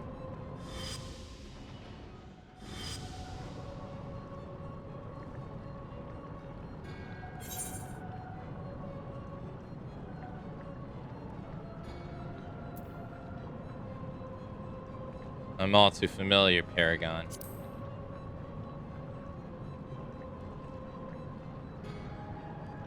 A charming, but I'm afraid I hold no such position.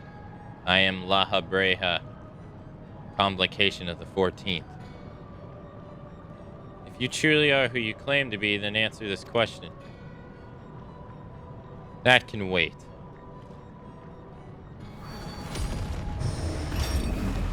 What is this?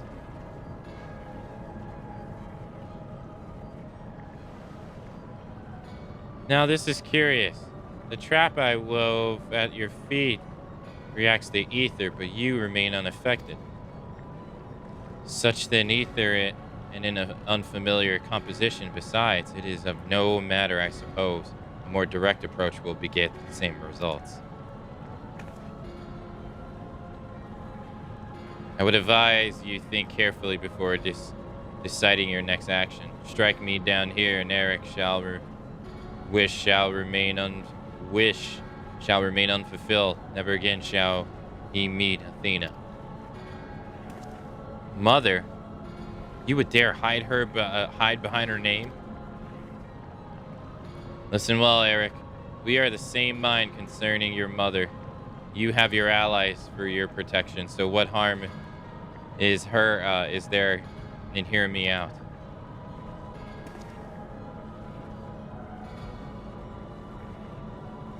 Eric, wait.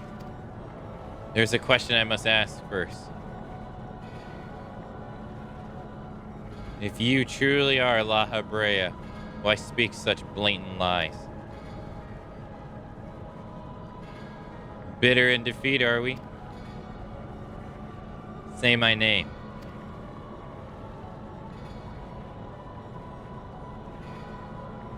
A simple request. Themis, was it? A trifle soon forgotten as you are.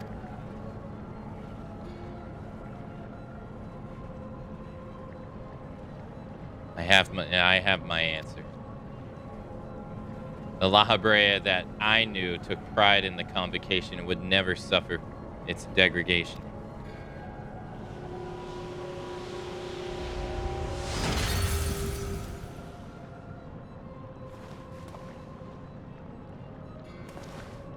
You sully this station with this farce.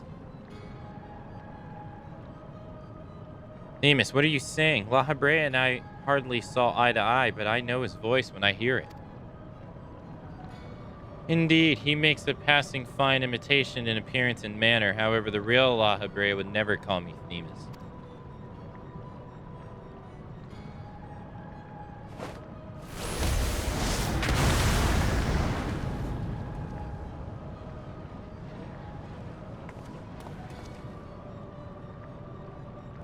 What trouble have you gotten yourself into, Eletibus?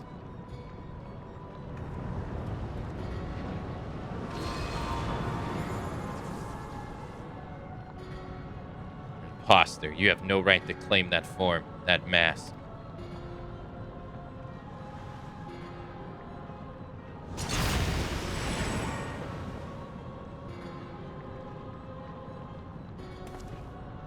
What? Who?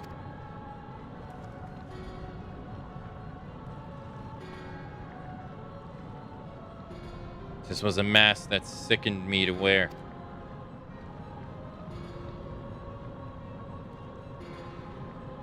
The mask of La Habrea, the man who values his position above all, who would murder his own wife in pursuit of duty.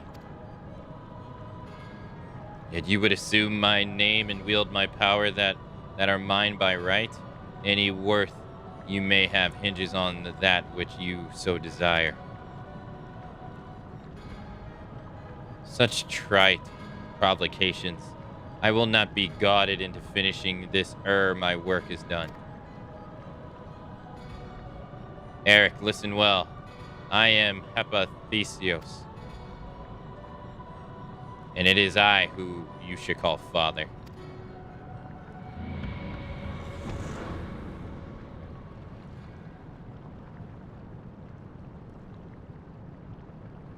What in the name of creation?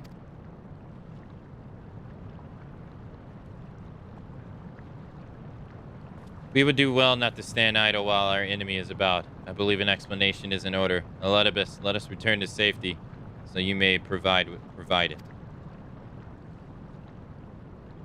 That sounds more like the La Habrea I know.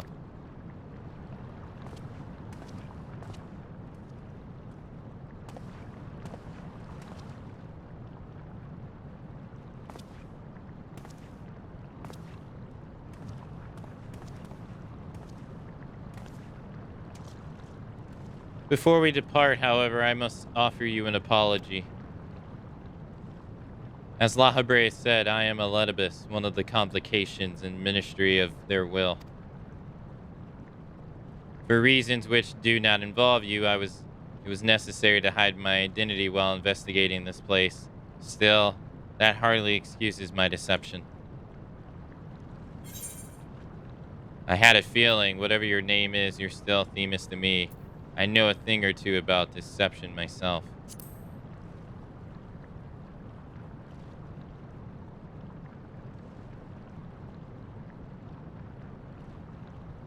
This is reassuring to hear. The burdens we bear are heavy enough without adding a grudge or two to their weight. In any case, we have pressing matters to attend to. Let us do as La Habrea suggests and return to the gates. We can speak there.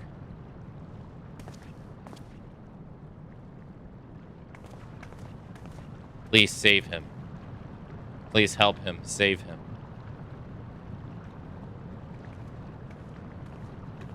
How many days left from this game to end? To its ending? Probably 2 days. As you are aware by now, I am known as Elidibus. After my dear friend Azim and I detected irregularities in Pandemonium, we decided the best course of action would be to hide my station as I conducted my investigation. I am sure La Habrea as well is eager to find out why I hid who I was, so I shall save that story for later. First, I would like to speak of you, my friend. Although neither Nazim or I had ever met you in the flesh, you came with her highest recommendations. That alone was enough for me to accept you as an ally without question. That somewhere in the world, a guiding star so similar to herself was out there, assume Azim to no end. There was not a shade of doubt in her heart that you would be a formidable ally. Furthermore, I have heard stories that Mistress Banat, who held the position of Azim previously, journeyed with a familiar, much like yourself. That made the decision to trust you all the easier. She too now dons the white robes as an advisor. If she placed her absolute faith in you, I knew I would be in capable hands. Aware though I was of the path you had walked, I had no interest in exposing you. I merely wanted to meet you, to travel by your side for a while. I may know but a small portion of your whole story, but that is enough for me to believe you would never lay me astray.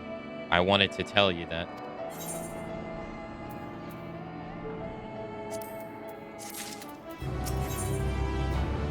Keyword goal.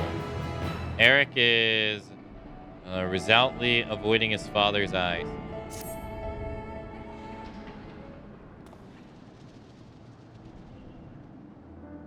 I don't know how long it's been since we last spoke, La Habrea.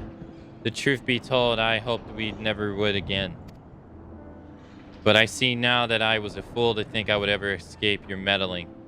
Just what is that thing that called himself La Habrea, and why is he the spitting image of your younger self? I find it hard to believe that you're only just now found out such a being, was wreaking havoc in Pandemonium.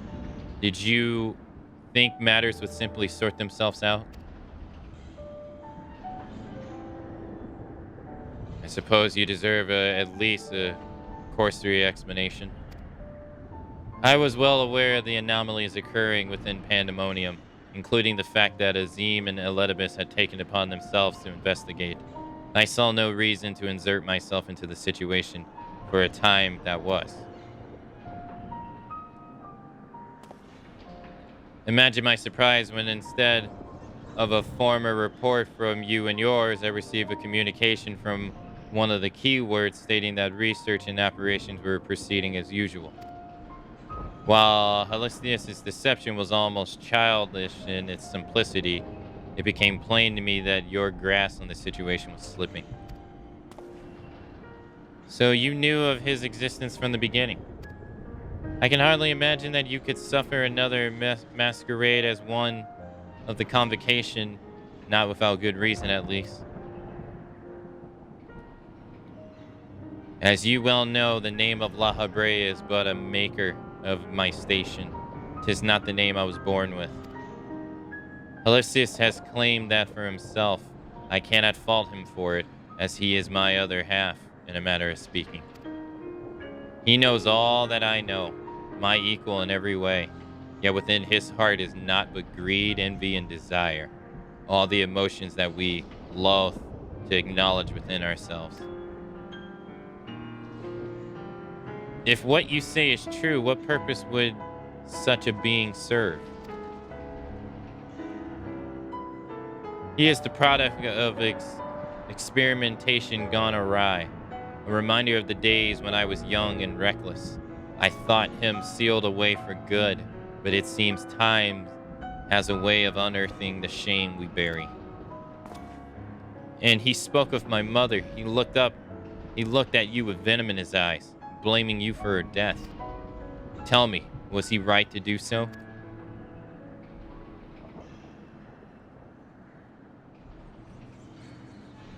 His words were but rambling of a tortured mind. The hatred and despair he endures has warped his view of the world irreparably. And know that he has awakened. He must be put to rest. If he succeeds in breaching Pandemonium's protective wards, he shall invite disaster upon our star.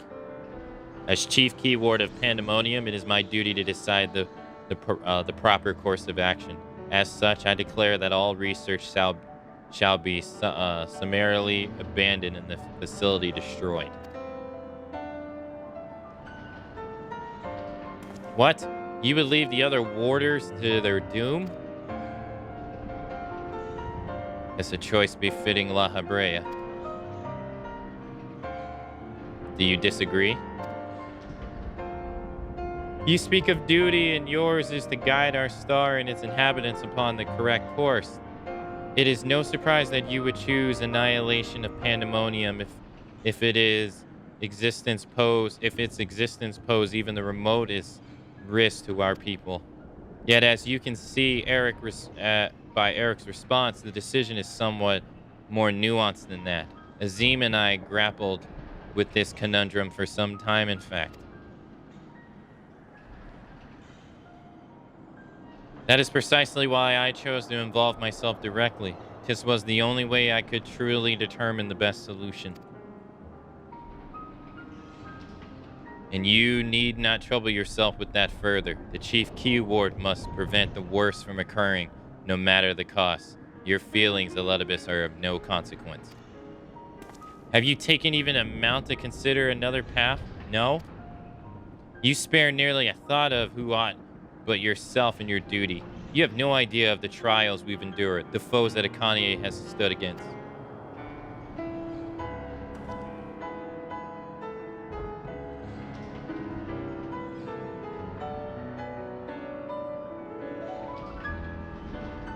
Akane, is it? A being of such ether as I have never seen. What are you? She's a guiding star that shall lead us safely through this. Thanks to her stoic arm and steadfast courage, we have subdued the mythic creatures and returned them to their cells. Speaking of which, I would hear your opinion, Akane.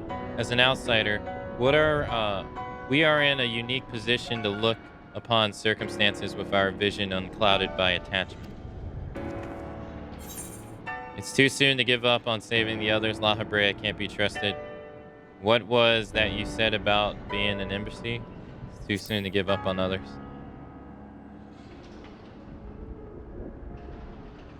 Agreed.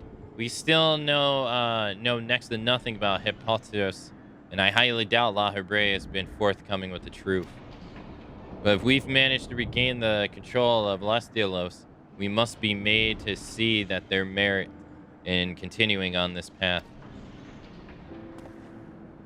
I have it. Speak in your official capacity as a Letibus, the emissary. Judge which approaches is more sound, and even La Habrea would be compelled to listen.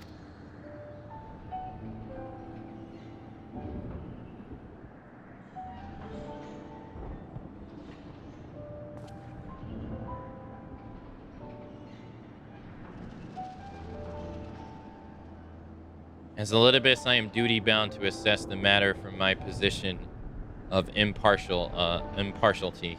My opinion as Theseus can carry no weight. You understand what that means, yes? I do. Even so, you've walked with us all this time, seen what we've seen. Based on that alone, I trust that you'll find the best way forward.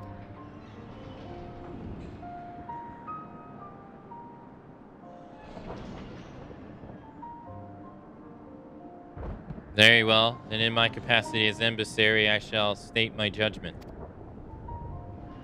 At present, there are merits both in destroying Pandemonium outright and in taking time to rescue its researchers, and neither is yet an impossible task.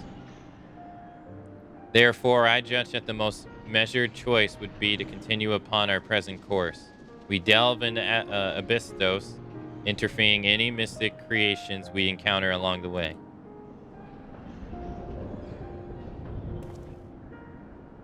You have yet witnessed Akane's might, Eric, and Eric's resolve. I would ask that you see our capabilities firsthand, and only then decide if our endeavors is futile. If such is the will of the emissary, then I shall obey. However, if I indeed find your strength to be lacking, I trust there will be no objections to the immediate destruction of Pandemonium. You needn't worry about that. We won't fail.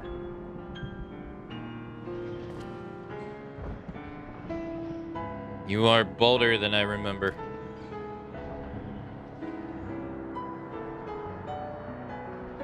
And you are even more tedious than I remember. Akane, come find me when you're finished.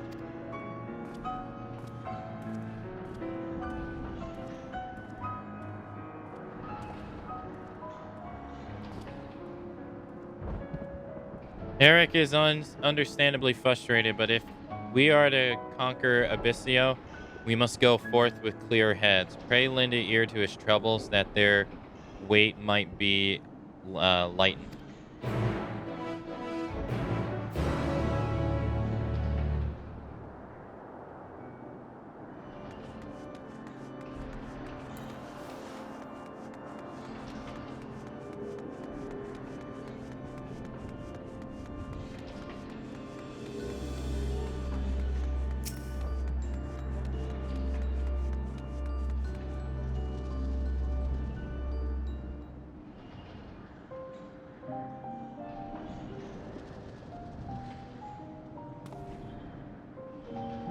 You do have my gratitude. Ill fit as I am to show it at the moment. Without your words to sway him, La Habrea would have carried out his plan without a second thought.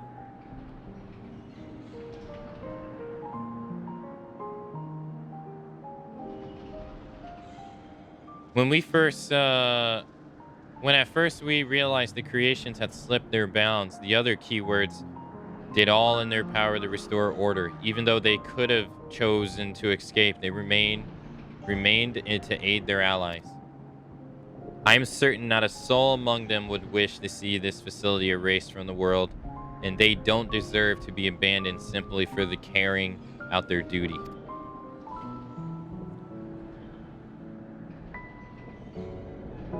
And besides, Hephaestus has secrets yet untold, secrets that would be buried in pandemonium were reduced to rubble. I mean to uncover the truths behind his words, the truth of my mother. While La Habrea was quick to dismiss his claims, I fail to see what Hephaestus would gain by fabricating such a story.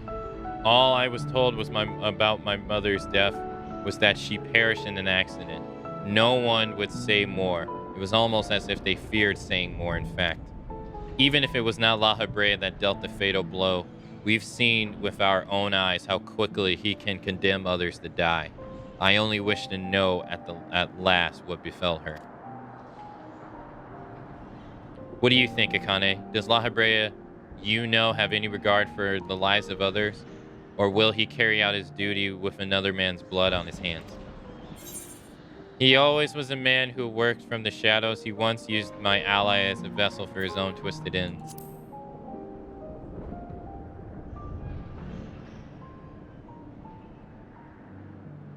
What would possess him to do that? Even for La Habrea, such an act would be a black mark against him. If it were made known, I can't imagine how much your ally suffered. But it is plain that there is much to consider. Thank you, Akane. It's easier for me to get carried away by my emotions where he's concerned. We should focus on the task at hand, proving to La Habrea that we are capable of saving Pandemonium and its keepers. The most convincing way to do that will be to regain control of Abyssial.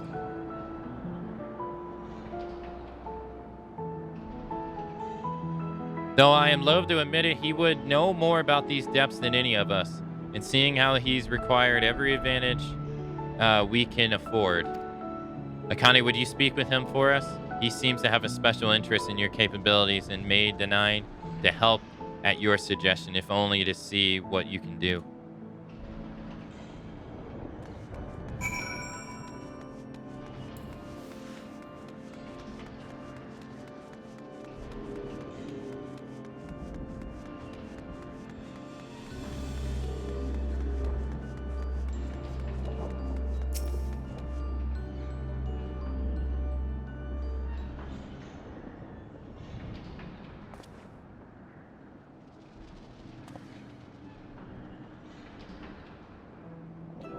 Eric appears to have a deep trust of you. Elidibus tells me you share some relation to Azim. Your unusual ether does not mark you as a familiar. It is unlike anything I have seen, even among countless concepts I have observed. To think that I would encounter existence I could not create by my own hand, Azim never ceases to surprise. The previous Azim was much the same. In taking the entirety of the star into consideration, she came to hold deep, dear emotions in people that a more logical mind would have discarded. This made her act in her own self-interest more often than not. Just as you and Elidibus have conducted yourself in this matter, the true dangers of Azim's nature is its tendency to infect all those she came in contact with. Him itself said much the same. Trust that I shall do naught that would violate my duty. And yet so frivolously invoke your authority as a mercenary to justify this little excursion. It matters little, however. Only your deeds can speak for you now.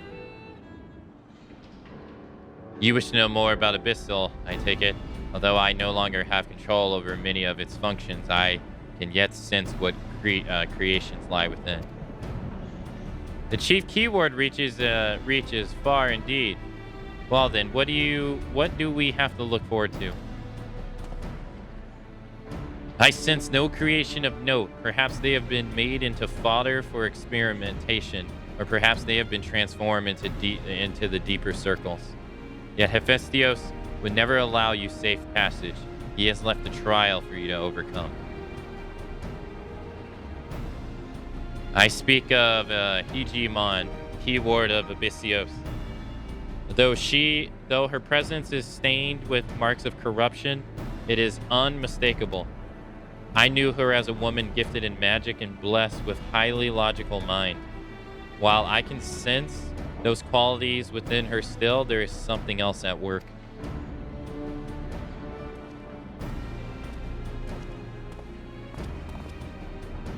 If I had to hazard a guess, I would say that that's because she's already been twisted into a Hemitheos, doubtless against her will. Akane, Theseus, we must rescue her from that cruel fate, and we can at least seal her away until we find a means to undo the damage.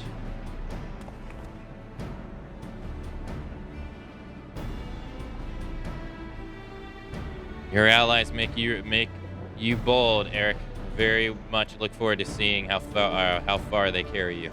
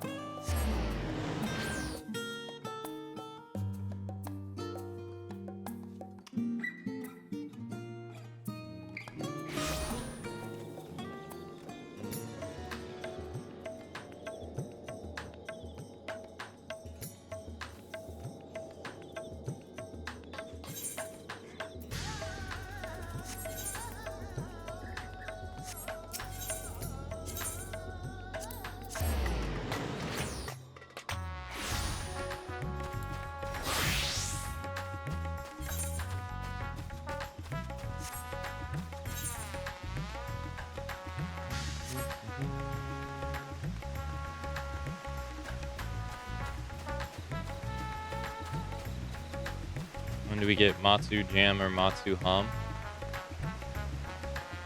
Well, Twitch is supposed to be adding more animated emote slots.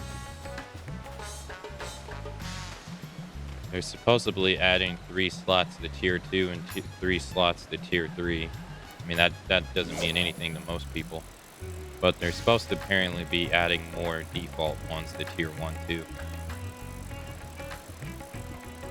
They haven't really said much else on it.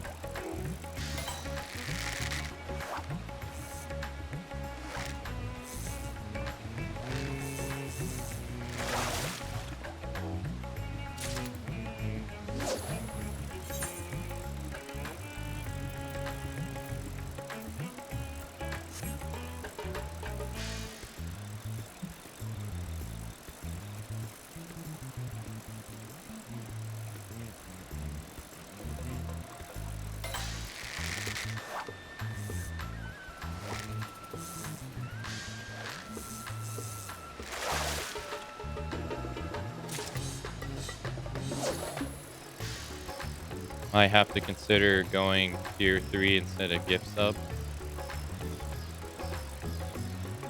All depends on what they do.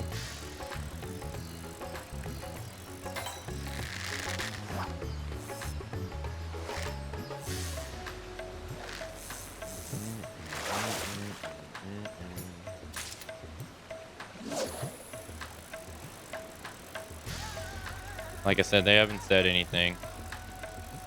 They announced before TwitchCon they were going to add more emote slots, or more animated emote slots, but they haven't really said anything prior. They're also supposed to be having a second September again, but this time in December. It's like the first time they've ever done that.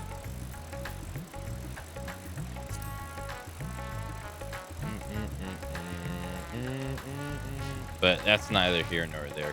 I don't advocate that stuff here.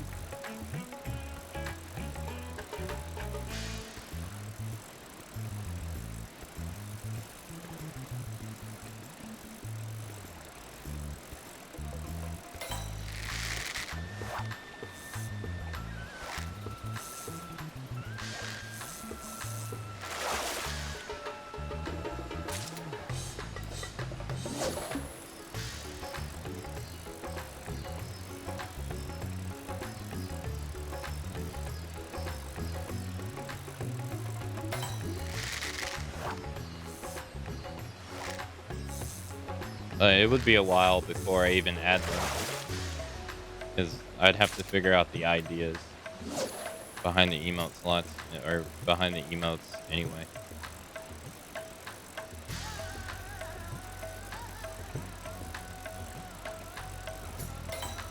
Like Matsu Hum or Matsu Jam would make Matsu music kind of worthless. So I'd have to think about ones that don't overlap.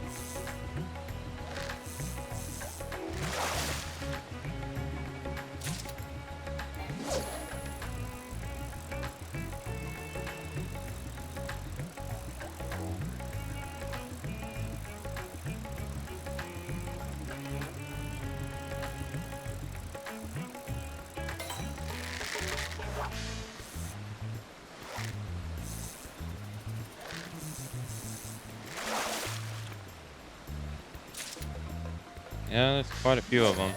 It's easy to not know them. There's quite a few of them. There's also the bit emotes too that I imagine the majority of people don't know about. When I go to someone's stream, I don't really see where I can go to see what their bit emotes are, unless it's a third-party plugin.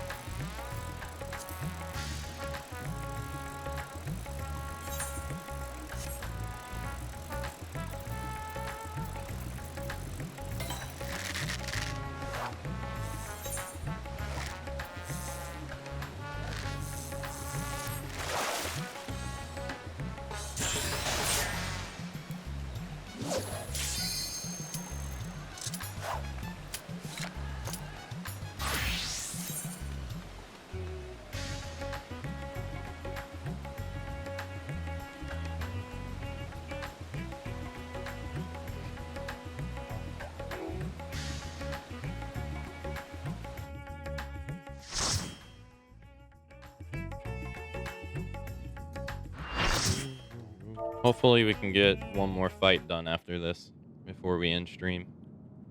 Because this will put us at half done. If we get one more, we'll be over halfway finish. If it's the same as 4 in each tier.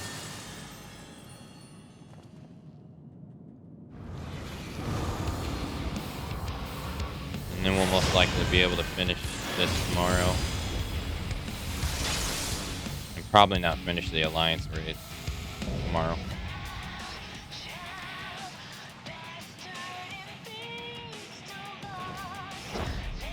Maybe if the queue times are nice.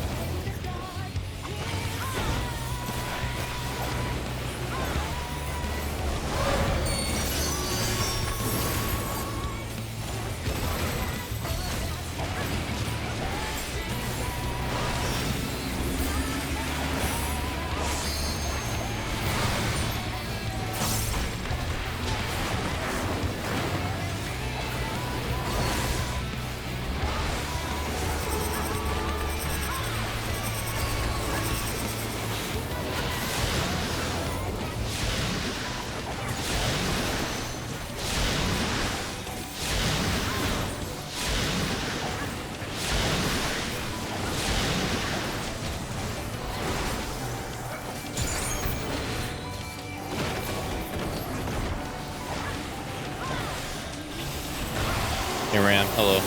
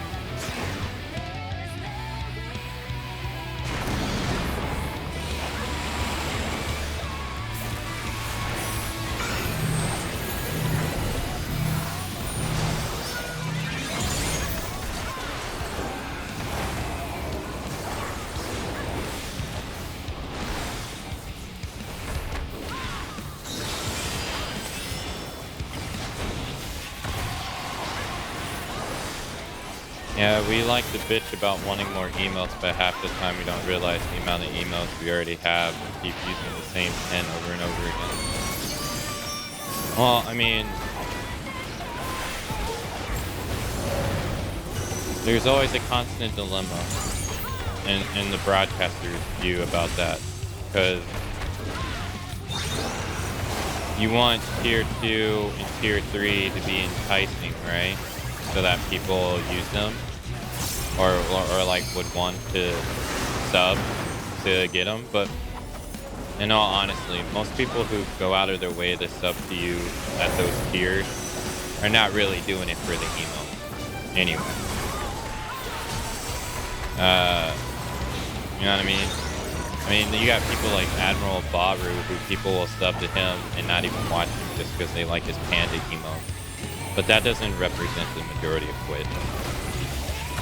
So, but still, at the broadcaster side of it, so does that mean you put emotes in tier 2 and tier 3 that are like shit ones that you know aren't going to be used that much if they were tier 1? That doesn't really feel that great, right? As like this person going that way, like you want them to have something nice, but then at the same time it's like, well, this would be a good tier 1 emote. You know what I mean?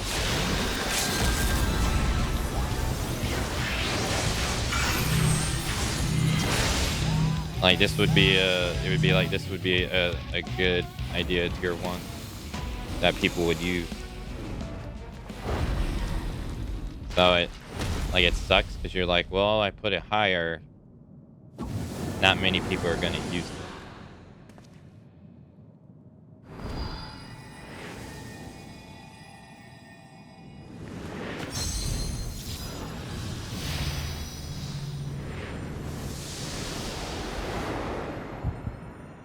Yeah, almost nobody. I would say almost nobody. The ratio that people sub to tier 2 and tier 3 compared to tier 1 is like mad low across the board. Like for everybody. And the majority of people who probably get them, they don't really care about the emotes. I mean, maybe they do, but not like that.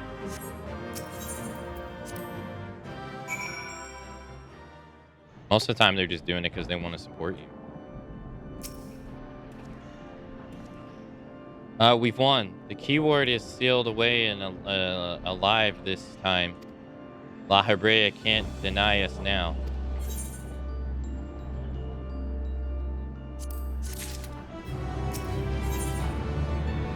Servant of violence. Eric seems eager to dispel La Hebrea's doubts.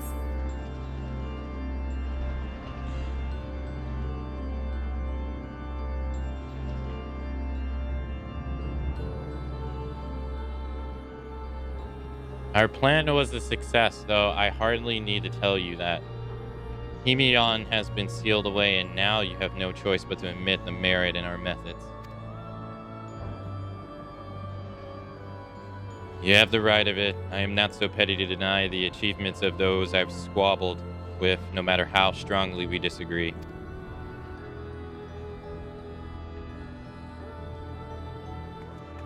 Moreover, this being, ether as thin as retreating mist, unable to wield creation magic, yet powerful enough to subdue the Hemotheos, has made this ordeal far more interesting. Then we have leave to continue. As for that, there is one among you whose very presence puts the others at risk. This would be best to proceed without him, for the failure would have consequences that reach far beyond pandemonium. And who do you speak? A warden who cannot even conduct his duty without aid. In this place, I hope alone is not enough to overcome what awaits you. A single misstep will send all to their doom.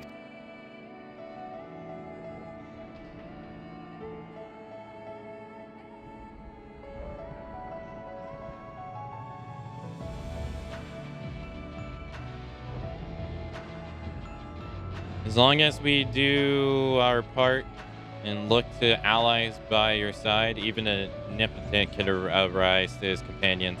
That's something that Akane and Eletibus taught me.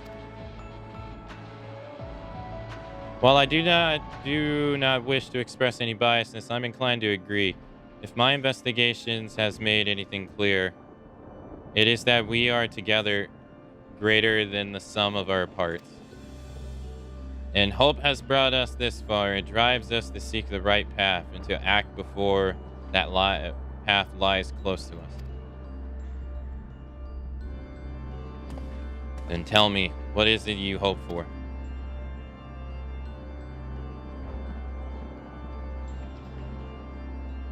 To see Hephaestus in chains, that surely way to prevent further sacrifices.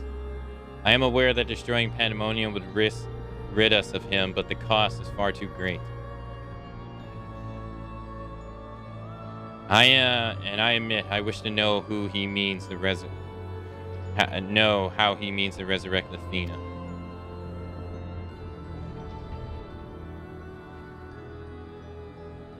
And there we have it.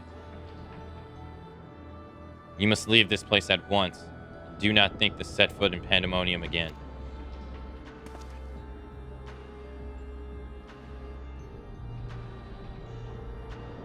You are capable, that much is plain, yet Hephaestus cannot be suffered to live, and I shall not allow this talk of resurrection to poison mine or anyone else's mind. Life flows in a cycle, this is known. All souls return to the underworld, and Athena is no exception. She has likely found a new vessel, a new journey to embark upon. You cannot be ignorant to the folly of Hostilius' words. Even were he to breathe life into a body, the soul contained within would not be your mother's. What if your knowledge is imperfect? What if Hephaestus has discovered something that no one else has? He knows all that you do, understands the bitter reality of the world. He wouldn't pursue the impossible. Think, Eric.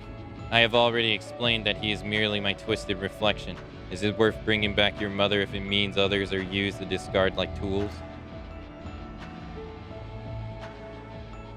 Is it worth it to see her once more?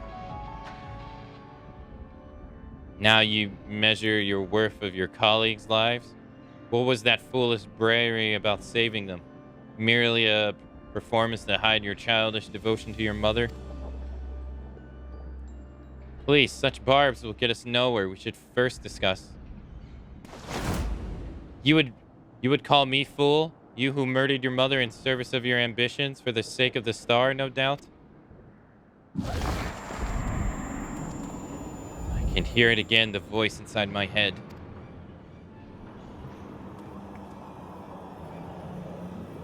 I know who to follow. Elias's father.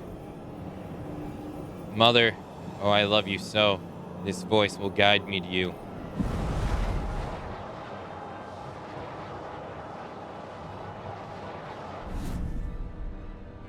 No, listen not, Eric. Apologies, you taught me that a calm heart stays the course, but I could not even grasp the root of the rubber.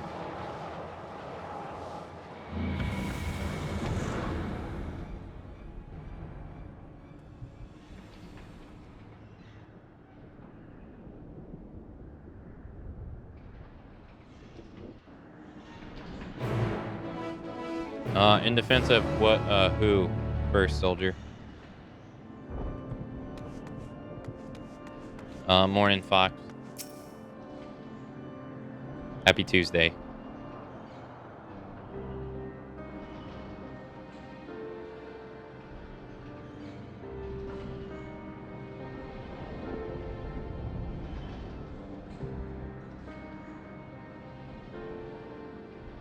Libicus is cunning despite his warped mind. Whatever took hold of Eric, he made short work of his reason.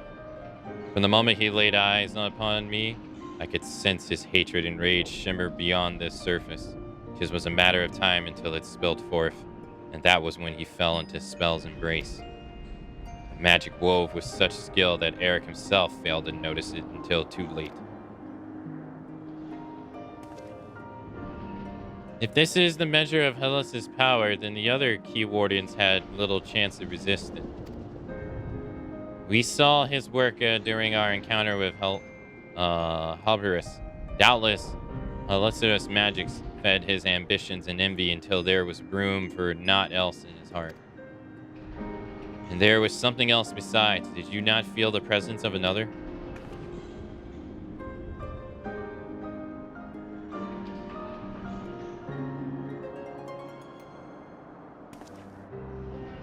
As I thought, someone was trying to warn Eric, but whom? Could it have been one of the Key Wards? Alas, their warning arrived too late. It had already provoked Eric's past point of no return. I bear the burden of his failures. In my stubbornness, I could not scorn the boy. Hephaestus knew that. And now I dread to think of the ordeal that awaits him due to my rashness.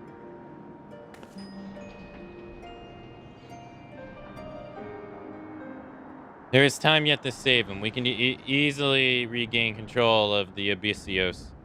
Gives us a firm foothold from which to brave Pandemonium's lowest levels. The enemy is within reach.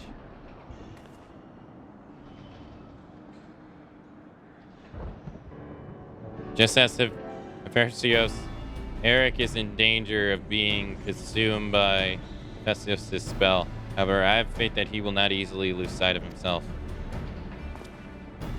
The way forward is clear. La Habre, pray tell us all you know what we shall find beyond Abyssios. I can only assume one more Key Ward lies in wait. Deepest level of Pandemonium is called Tartarus, and your passage shall be challenged not only by a Key Ward.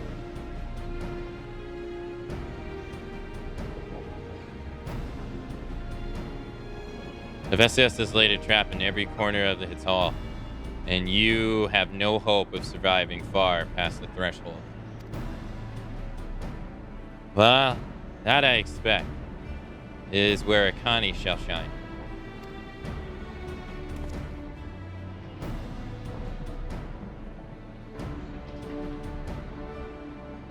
Her dissolute ether shall allow her to slip through the traps unimpeded. We saw with Hephaestus had no effect, and doubtless even has yet to devise a countermeasure.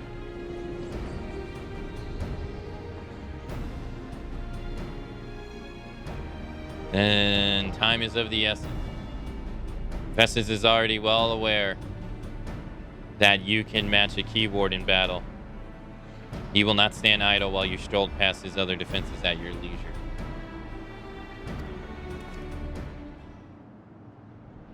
Agreed. However, clarity will be indispensable to our success, and I'm afraid I must insist upon it ere we depart.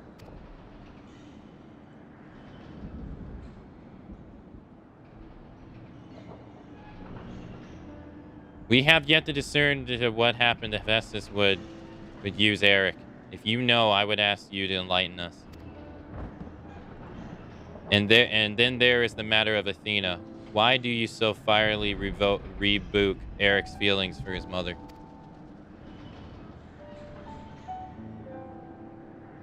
While I understand the very thought of resurrecting the dead is anemia, you act as if grieving over her passing would be acquitting to so. How are we to grapple with what plagues our friend and drives our foe if you refuse to acknowledge it?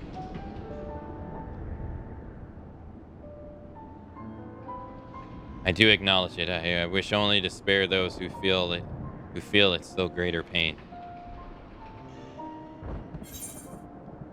Did you mean to protect Eric with your silence?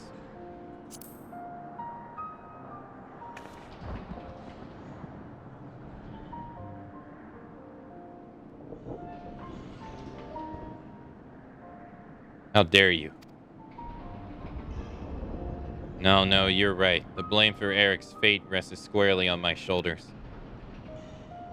Very well, I shall bear the truth, but only after the foe before us has been laid low.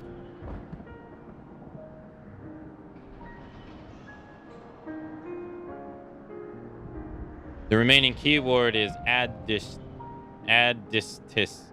She has served in Pandemonium since its inception, and her affinity for magic is peerless, even among the keywords. Hephaestus knows that losing her would mean the end of his experiments. He has hidden her in a space unreachable by conventional means.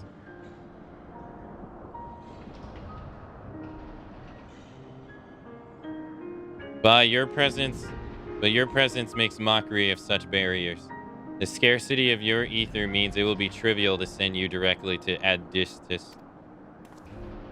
We shall approach it as closely as cautious will allow.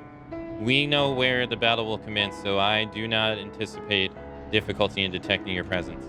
From afar, I shall do my best to provide you with ground on which to fight and the Phantom's allies that aid you. As for the interment, I have yet to think of a foolproof method. Interment shall not be necessary. From here, I can sense its essence, but it is scarcely recognizable. Hephaestus is more ambitious with her than he was with Himyong. She has been transfigured such that barely a scantly of herself remains. We can but take comfort in what a mercy underworld will be to her.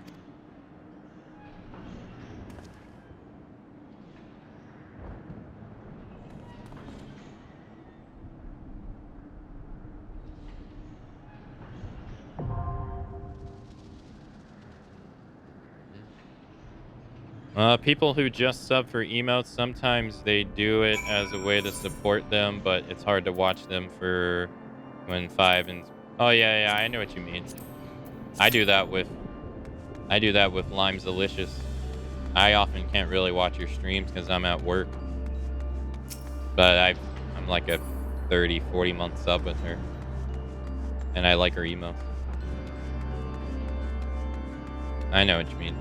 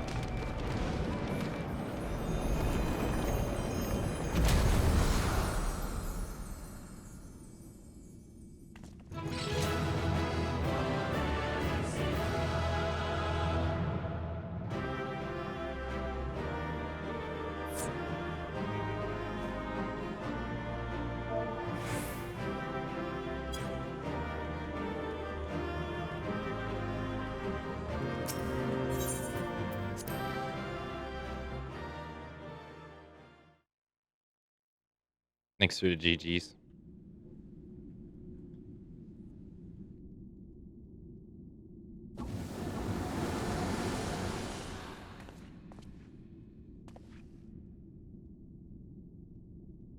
The moment that Adjishta was slain, the flow of ether and pandemonium focused neatly on this location, creating a tunnel of sorts through which we could quickly convey ourselves. Just was almost as if we were ushered here. This space was created with care and concealed with powerful wards. Only a key ward would have been able to detect it, and even then a great difficulty, ergo.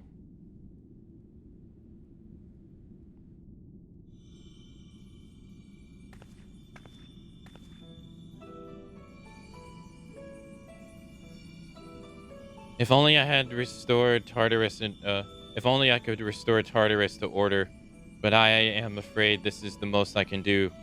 I can manage with such power as remains to me. It's been a long time, Master La Habrea. Likewise, keyword additus. I should not be surprised you were able to break free of Havas's spell, even diminished as you were. This was no easy task. Even with your aid, his curse digs into one's heart, creating a storm of emotions that is all too easy to become lost in. Only by chance did a fragment of myself remain, illuminating a path through the madness.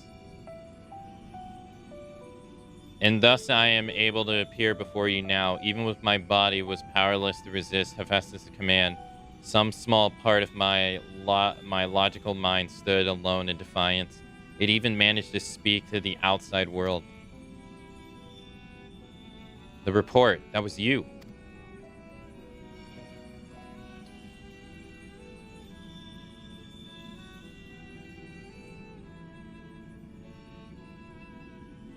Doubtless, you recognize my voice from the many times I called out to you. The hope that those pleas would not fall on deaf ears was all that kept me from succumbing to the hopelessness.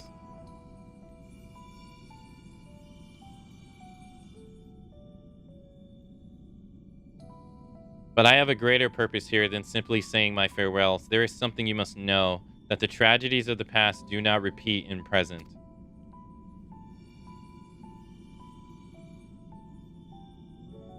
Forgive me for what I am about to say, Master La Habrea, but the story must be told. 'Tis the only way to understand Hephaestus' fixations on Eric.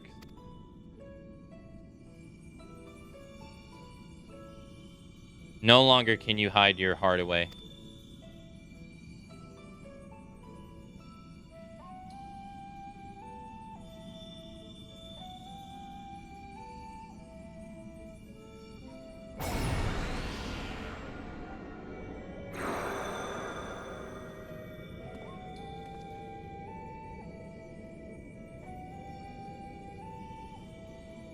Hephaestus. No, the mask marks him as La Habrea. Master La Habrea had brought an end to the Lady Athena's life and sealed away a part of his memories and emotions with Hephaestus. These are my recollection of the moments following. And you truly have no intention of revealing the truth to Eric. My lesser half is now buried where none can find it. We would be wise to do the same with our memory of this day.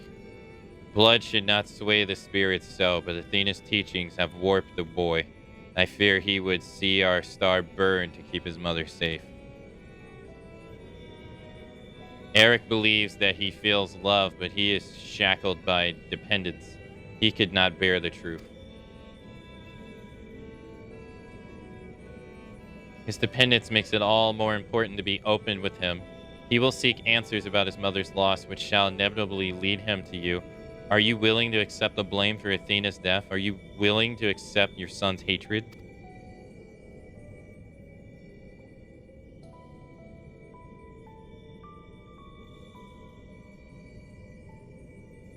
If that is what it comes to pass, then so be it. Better to be a burden with hatred than knowledge that Athena thought his body and soul mere tools to be discarded, to use and discard.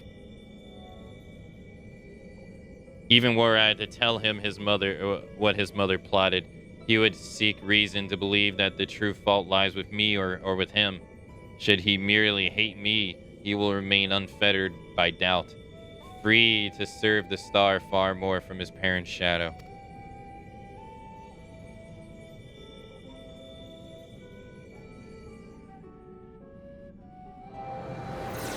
Hey, Intra, hello.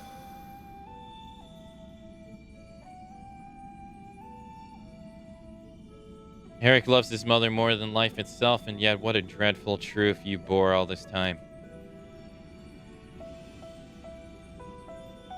Such is La Habrea's nature. Every action, word, a solution to life's great dilemmas, and none to spare his own. What if I reveal to you, what I reveal to you is but a small part of a larger picture.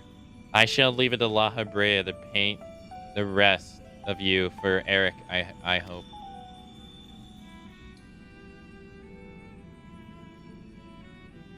Thank you, Adishta.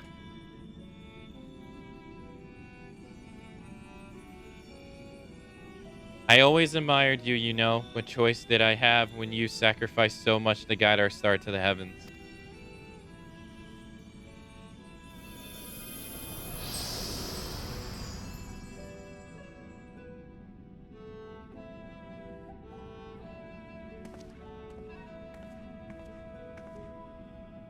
Hephaestus has doubtless sensed that his final keyboard has fallen. We should return to the surface before he moves to strike us here. If we were to face him, we must be prepared to bring our full strength to bear.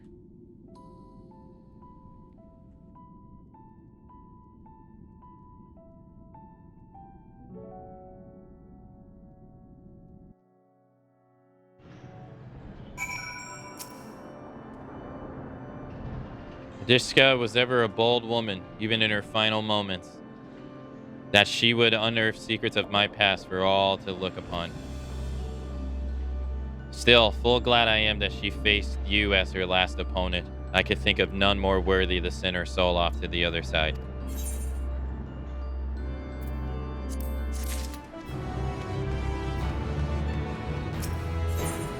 One final wish. La Habrea would speak further on Athena's fate.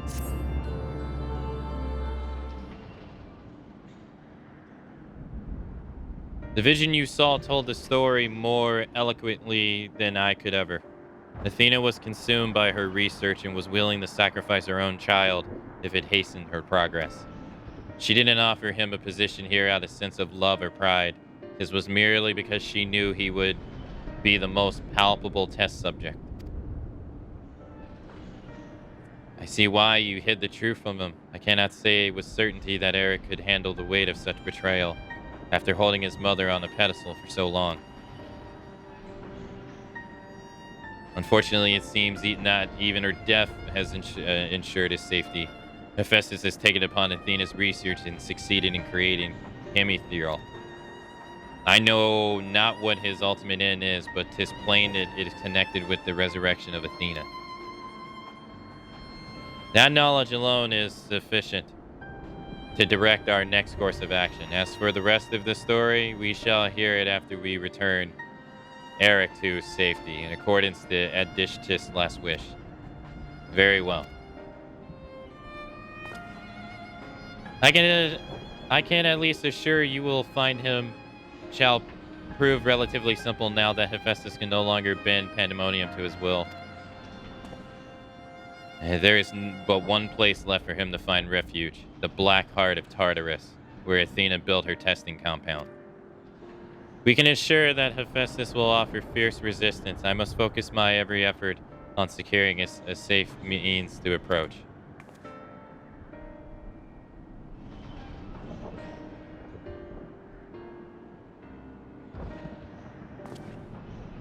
La Habrea, I would ask that you would assume the duty of summoning Akane's Phantom Warriors. I have no objections. My ability to fight within Tartarus would be greatly diminished in any case. However, I wish to deal the final blow to Hephaestus myself. There is no need to dirty your hands with such a deed. I take it then that you have no intent to seal him away as before. The presence I felt when I encountered Hephaestus bore little resemblance to the entity I created. By his own hand, he has become something far more wicked. The same magics that once shackled him may very well shatter before the power he wields. On my pride as a researcher, I am loath to repeat the same mistake twice. I would not see these events play out again, and so he must be extinguished.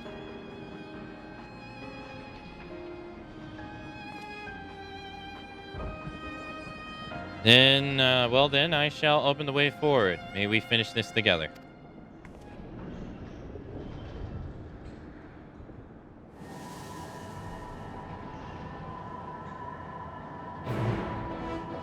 Your game crashed. Oh, booted back up. It's booting back up now. Should be just a minute or two. Okay, no worries.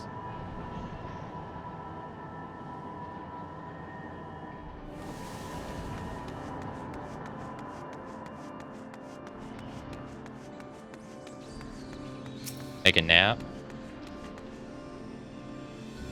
What do you mean?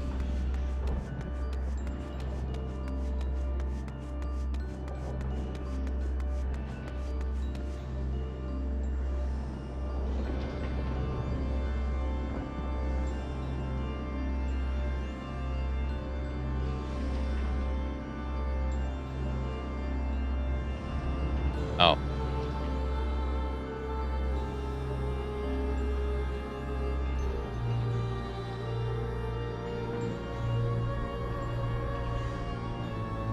I hope you're driving one safe, Intra, unless you're still driving.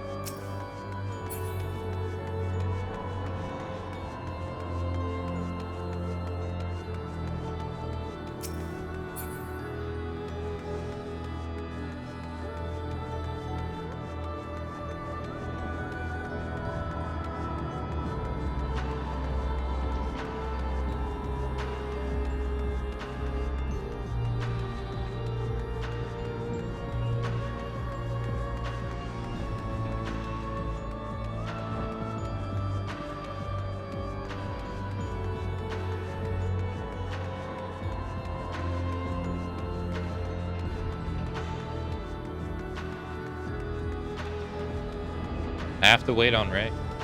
I don't think I can go into the dungeon if it's not in game. Unless it's gonna automatically add him in.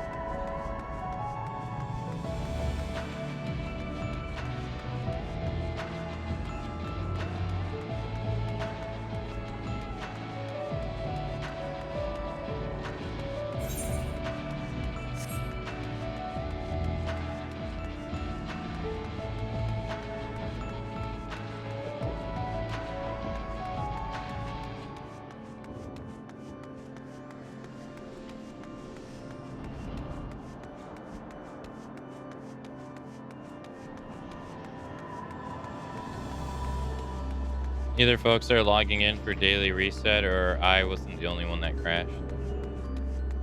If you finish this tier, I could see you get this done next day. Alliance rates tend to be shorter than them. Not if our luck is the same as the last couple of alliance rates.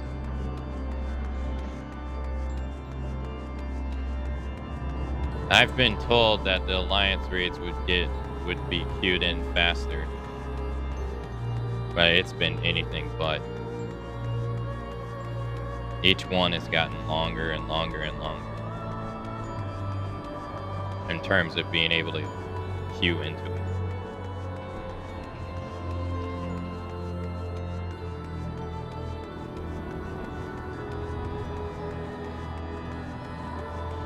Current one has the fastest queue. Let's hope so. Let's hope that's still the same. The last one took us like... The last one was our longest queue yet. It took us 5 hours and we didn't even queue in.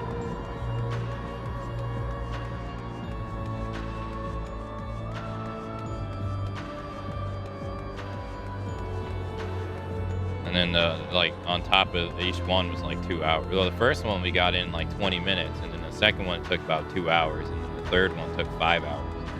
I didn't even, that day all I did was fish. We didn't even get to do it. I just fished the whole stream. And then the one before that was 2 hours, and then 2 hours, and then 3 hours for the one before that.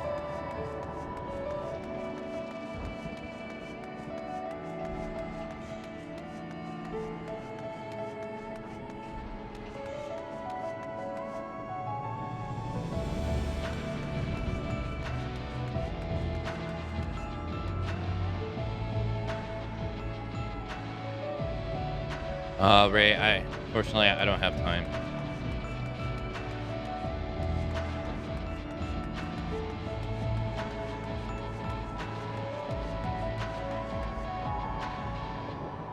I have a minute.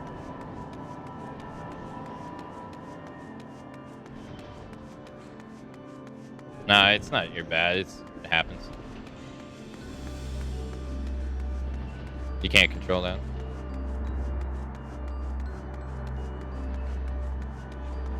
But I have to. It's not every day that I can go past stream time. I have to log in to work, all that jazz after stream. Get started up.